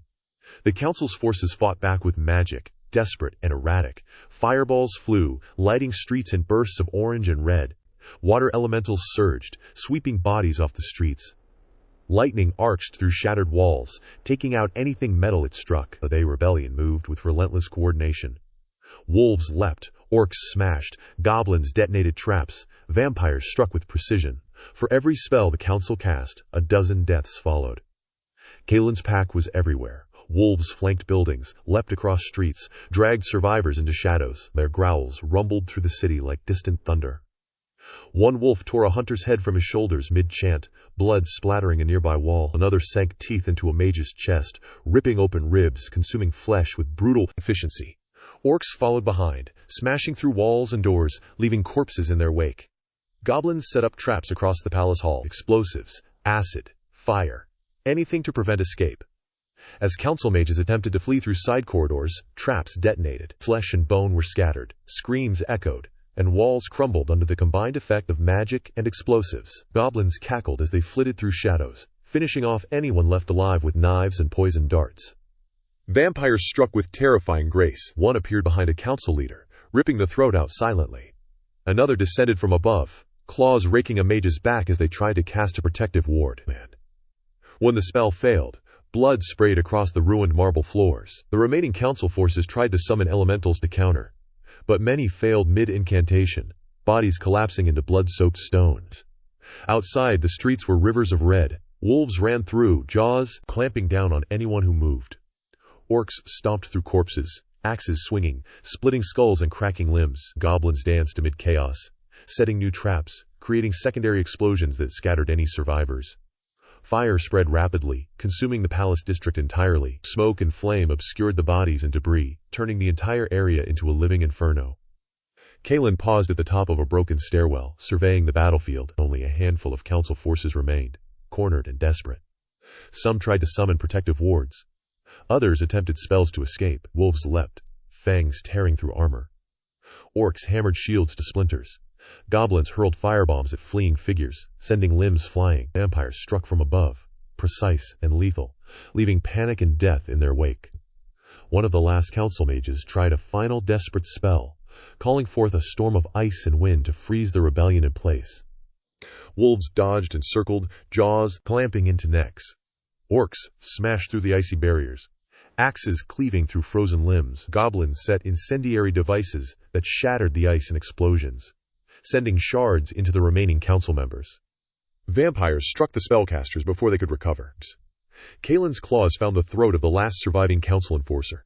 Teeth tore through flesh and bone, ripping out the life in one savage motion. Around him, wolves crouched, growling, watching, waiting. Orcs bellowed, axes dripping. Goblins cheered, darting between the dead and dying. Vampires vanished into shadows, leaving only whispers of their presence. The palace district was silent now, except for the crackling of fire. Smoke choked the streets, curling in black plumes above broken stone and shattered buildings. Wolves prowled, tails low, blood dripping from their mouths. Orcs stomped, surveying the carnage, axes in hand. Goblins laughed among corpses, looting, setting traps for anyone who might survive. Vampires lingered in the shadows, silent, calculating, eyes glowing. Kalen walked through the ruins, claws slick with blood. Survivors, if any remained, were hiding, trembling, praying to powers long abandoned. Wolves circled, growling low, guarding their victory. Orcs bellowed triumphantly, hacking through doors and rubble to ensure no one escaped. Goblins set fires along streets, creating a maze of death for any council loyalists who had survived. Somewhere in the ruins, a faint glow flickered. Kalen paused, sniffing the air. Magic pulsed, weak but alive. A council mage, or what remained, had survived, hidden in debris or shadows, perhaps nursing wounds, perhaps preparing a counterattack. Kalen's lips curled into a snarl. That would be addressed later. For now, the rebellion had claimed victory. But the victory was incomplete. Streets were littered with corpses, wolves, orcs, goblins, vampires, and council alike. Fires burned unchecked. Smoke choked the city. Magic, once controlled, pulsed unpredictably in the ruins. The rebellion had shattered the council, yes, but remnants remained. Surviving mages could regroup, recover, and strike back. The city, though won, was a powder keg of death, destruction, and lingering magic. Kalen turned to his allies. Wolves crouched low, ears pricked, bodies tense. Orcs raised axes, surveying the streets, muscles taut. Goblins danced among debris, eyes gleaming with mischief and hunger. Vampires emerged from shadows, fangs glinting, silent but watchful. The rebellion had survived, bloodied but undefeated, and the council had been broken, but not destroyed. The open streets of the ruined city stretched before them. Fires burned, corpses decayed, and smoke filled every alleyway. Wolves prowled the ruins, howls echoing through broken stone. Orcs bellowed, axes raised high.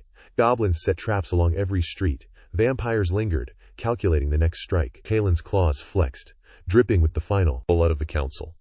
Victory was theirs, but the city whispered of more dangers. Hidden in the shadows, in ruins untouched, and beneath the streets, surviving council members waited. Magic still pulsed. Revenge still simmered. The rebellion had won the battle, but the war, long, brutal, and bloody, was far from over. Kalen lifted his head, howling into the smoke-filled sky. Wolves answered, bellowing across the ruins. Orcs roared, shaking the ground. Goblins cackled. Vampires vanished into the shadows, their eyes glowing like embers. The city was theirs, but the ashes of the council promised that nothing would remain calm for long. Death had claimed the streets. Blood had claimed the city. Fire had claimed the skies. And in the midst of the carnage, Kalen knew one truth. This victory, no matter how brutal, was only the beginning. The shadows of the surviving council stirred. Somewhere, a mage watched. Somewhere, a hunter plotted. Somewhere, a new power waited to rise. Kalen's forces had triumphed, but the realm remained dangerous, fragile, and uncertain. The city burned, wolves prowled, orcs roared, goblins laughed, vampires disappeared, and the darkness lingered. The war had ended, but the story was far from over. The wind carried the stench of burning flesh, iron, and ash across the shattered city. The fires that had consumed the council's strongholds now licked at the ruins of homes and streets alike. Smoke hung thick in the air, choking the lungs of anyone who dared move through the carnage. Wolves prowled, ears twitching, tails low, fur matted with blood. Their eyes gleamed, reflecting the flickering flames, and their growls rolled through the streets like distant thunder. Kalen moved through the streets, claws slick with gore, teeth bared in a feral snarl. The pack followed, a perfect storm of predatory precision. Every corner, alley, and rooftop had been scouted. Every council force either killed, scattered, or hiding in desperation. Bodies littered the streets, twisted and torn. Hunters, mages, and any who had dared oppose the rebellion. Blood pooled, forming crimson rivers that steamed in the heat. Orcs marched in brutal unison, axes dripping, boots pounding into the rubble. Shouts echoed through the ruined city, a mixture of triumph and savagery. Each corpse was checked, each survivor dispatched without hesitation. Some tried to run, but the streets were a maze of traps set by goblins. Explosions erupted suddenly, fire and debris scattering those unfortunate enough to stumble upon them. Screams filled the air, chopped short by axes or fangs. Goblins flitted through the ruins, small, lethal, and merciless. They darted between debris, hurling acid vials into pools of fleeing council loyalists, setting fire to broken buildings, and laughing as explosions carved new paths of destruction. Their eyes gleamed with manic delight. Some dragged survivors into shadows to die slowly, reveling in screams that echoed across the ruined streets. High above, vampires observed. Silent predators in the sky, they struck with precision and deadly grace. One dove through a broken window, fangs sinking into the throat of a mage mid-spell. Another leapt from a crumbling spire, claws raking a hunter's back, tearing through armor and flesh alike. Shadows and blood marked their passage, leaving fear and death in their wake. They moved like ghosts of vengeance, choosing moments to strike where the rebellion could maximize destruction. In the palace ruins, the remaining council forces had cornered themselves, hoping to regroup in hidden chambers. But every corridor was a killing field. Wolves circled, jaws snapping, muscles coiled. Orcs smashed through doors and walls, axes splitting shields and heads alike. Goblins set fire to trap-laden corridors, forcing fleeing mages into deadly ambushes. Vampires struck from above, eliminating any hope of escape. Kalen paused at the top of a ruined stairwell, surveying the destruction. Smoke swirled around him, fires crackled, licking the broken stone. Bodies littered the steps, broken and bloody. Survivors, if any, were too afraid to move. Every instinct in Kalen's body urged him to strike again, to leave nothing alive. But even he sensed the exhaustion in his pack, the lingering danger in the shadows. A faint shimmer of magic caught his attentions. A lone council mage, wounded but alive, was attempting a last-ditch spell. Fingers trembled as they drew sigils in the air, weaving protective wards in desperate haste. The wolf pack tensed, low growls vibrating in their throats. Orcs and goblins surged forward, sensing opportunity. Vampires hovered, waiting for the right moment to strike. The mage unleashed a torrent of fire and lightning, a chaotic explosion that ripped through walls and streets. Wolves leapt over flames, snapping at the mage as debris rained down. Orcs smashed through the remnants of the barriers, axes splitting magical shields and bones alike. Goblins hurled bombs into the mix, igniting gas pockets and rubble. Vampires descended silently, fangs piercing necks and hearts, eliminating the last flickers of council resistance. When the smoke cleared, the city was silent, save for the crackle of dying fires. Kalen stepped through the ruins, surveying the carnage. Wolves padded beside him, blood dripping from claws and mouths. Orcs roared their dominance. Axes raised high. Goblins danced through the streets, laughing and setting fires. Vampires melted back into shadows, silent but watchful. The rebellion had won. Yet, victory felt hollow. The city lay in ruins, streets unrecognizable beneath rubble and corpses. Fires consumed homes and towers alike. Magic pulsed erratically, uncontrolled. A reminder of the council's lingering presence. Somewhere beneath the ruins, survivors might be waiting, nursing wounds, and plotting vengeance. The rebellion had won the battlefield. But the war, the long, bloody, and chaotic war, was far from over. Kalen approached the center of the city, where the council's palace had once stood. Only blackened stone and smoking rubble remained. The air shimmered with the residue of spells gone awry, a faint hum of power that had not yet dissipated. Wolves prowled the area, circling, growling, their eyes locked on every shadow. Orcs raised axes, scanning the ruins for hidden council loyalists. Goblins darted through broken corridors, planting traps and leaving fire in their wake. Vampires lingered above, silent, calculating. The silence was broken by a faint groan. Kalen's ears twitched. He leapt forward, claws tearing through rubble. An injured mage stumbled from beneath a collapsed wall, eyes wide with terror. Wolves circled, jaws snapping. Orcs descended, axes raised. Goblins cackled, darting forward. Vampires swooped from the shadows. The mage barely had time to react. A wolf's teeth clamped down on their shoulder, ripping through armor and muscle. Orcs swung axes, splitting a leg and torso in one brutal motion. Goblins set fire to the mage's escape route. Vampires delivered the finishing strike, fangs sinking deep, draining life in a silent, efficient kill. The mage collapsed into the dust, leaving nothing but silence and smoke. Kalen raised his head to the sky.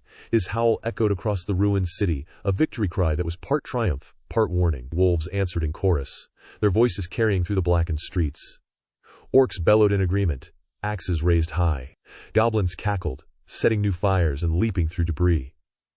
Vampires disappeared into the shadows, their eyes glowing like embers in the smoke. The rebellion had won, but the city whispered of danger. Hidden in shadows, in debris, beneath streets and rubble, survivors waited. Magic still lingered, pulsing unpredictably. Revenge simmered, patient and inevitable. Kalen's forces had triumphed in blood, fire, and carnage, but the realm was far from safe.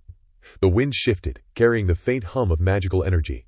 A shiver ran through Kalen's spine. Somewhere, hidden and waiting, a new threat had emerged. Perhaps a surviving mage, a hunter, or even something darker. Something that had been watching from the shadows, learning, waiting for its moment. The victory was theirs for now, but it was fragile. Every step forward, every breath taken in the ruined streets, was a reminder that death, chaos, and vengeance still waited. Kalen's eyes swept across the city. Wolves prowled, tails twitching, fangs dripping. Orcs raised axes, surveying the ruined streets. Goblins laughed and set new traps. Vampires lingered in shadows, calculating, silent, deadly. The city was theirs, but the ashes whispered of future blood, of new conflicts, of the fragile hold on victory that could crumble in an instant. The fires burned, the smoke curled.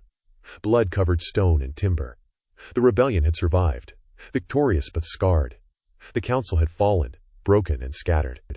But the remnants of power remained, hidden, patient, waiting. And the realm, this fragile, bloody, magical realm, remained perilously close to chaos. Kalen crouched, claws sinking into rubble, growling. Wolves circled, eyes glowing. Orcs bellowed, axes raised. Goblins danced, cackling, leaping through flames. Vampires watched, silent and calculating. The city was theirs, but nothing was certain. A shadow shifted in the distance, faint, subtle, yet deliberate, Kalen's ears twitched. The wolf pack stiffened, growls low and warning. Orcs and goblins froze in anticipation. Vampires' eyes glinted. The war had been won, but the game was far from over. The wind carried whispers of danger. The fires crackled. The city trembled under the weight of death, destruction, and the uncertain future. The rebellion had emerged from the ashes triumphant, brutal, unstoppable. For now. But somewhere, hidden in the darkness, power lingered. The council's remnants waited, new threats waited, and the realm, fragile and scarred, waited for the next eruption of violence. Kalen raised his head, howling into the night. Wolves answered, axes clanged, goblins laughed, and the vampires disappeared. The city was theirs, the council shattered, but the shadows had teeth. The war had ended, the battle was over, the realm was theirs. For now. But in the darkness, the whispers of vengeance, magic, and blood promised that this victory, like all things in a world soaked in violence, would never last.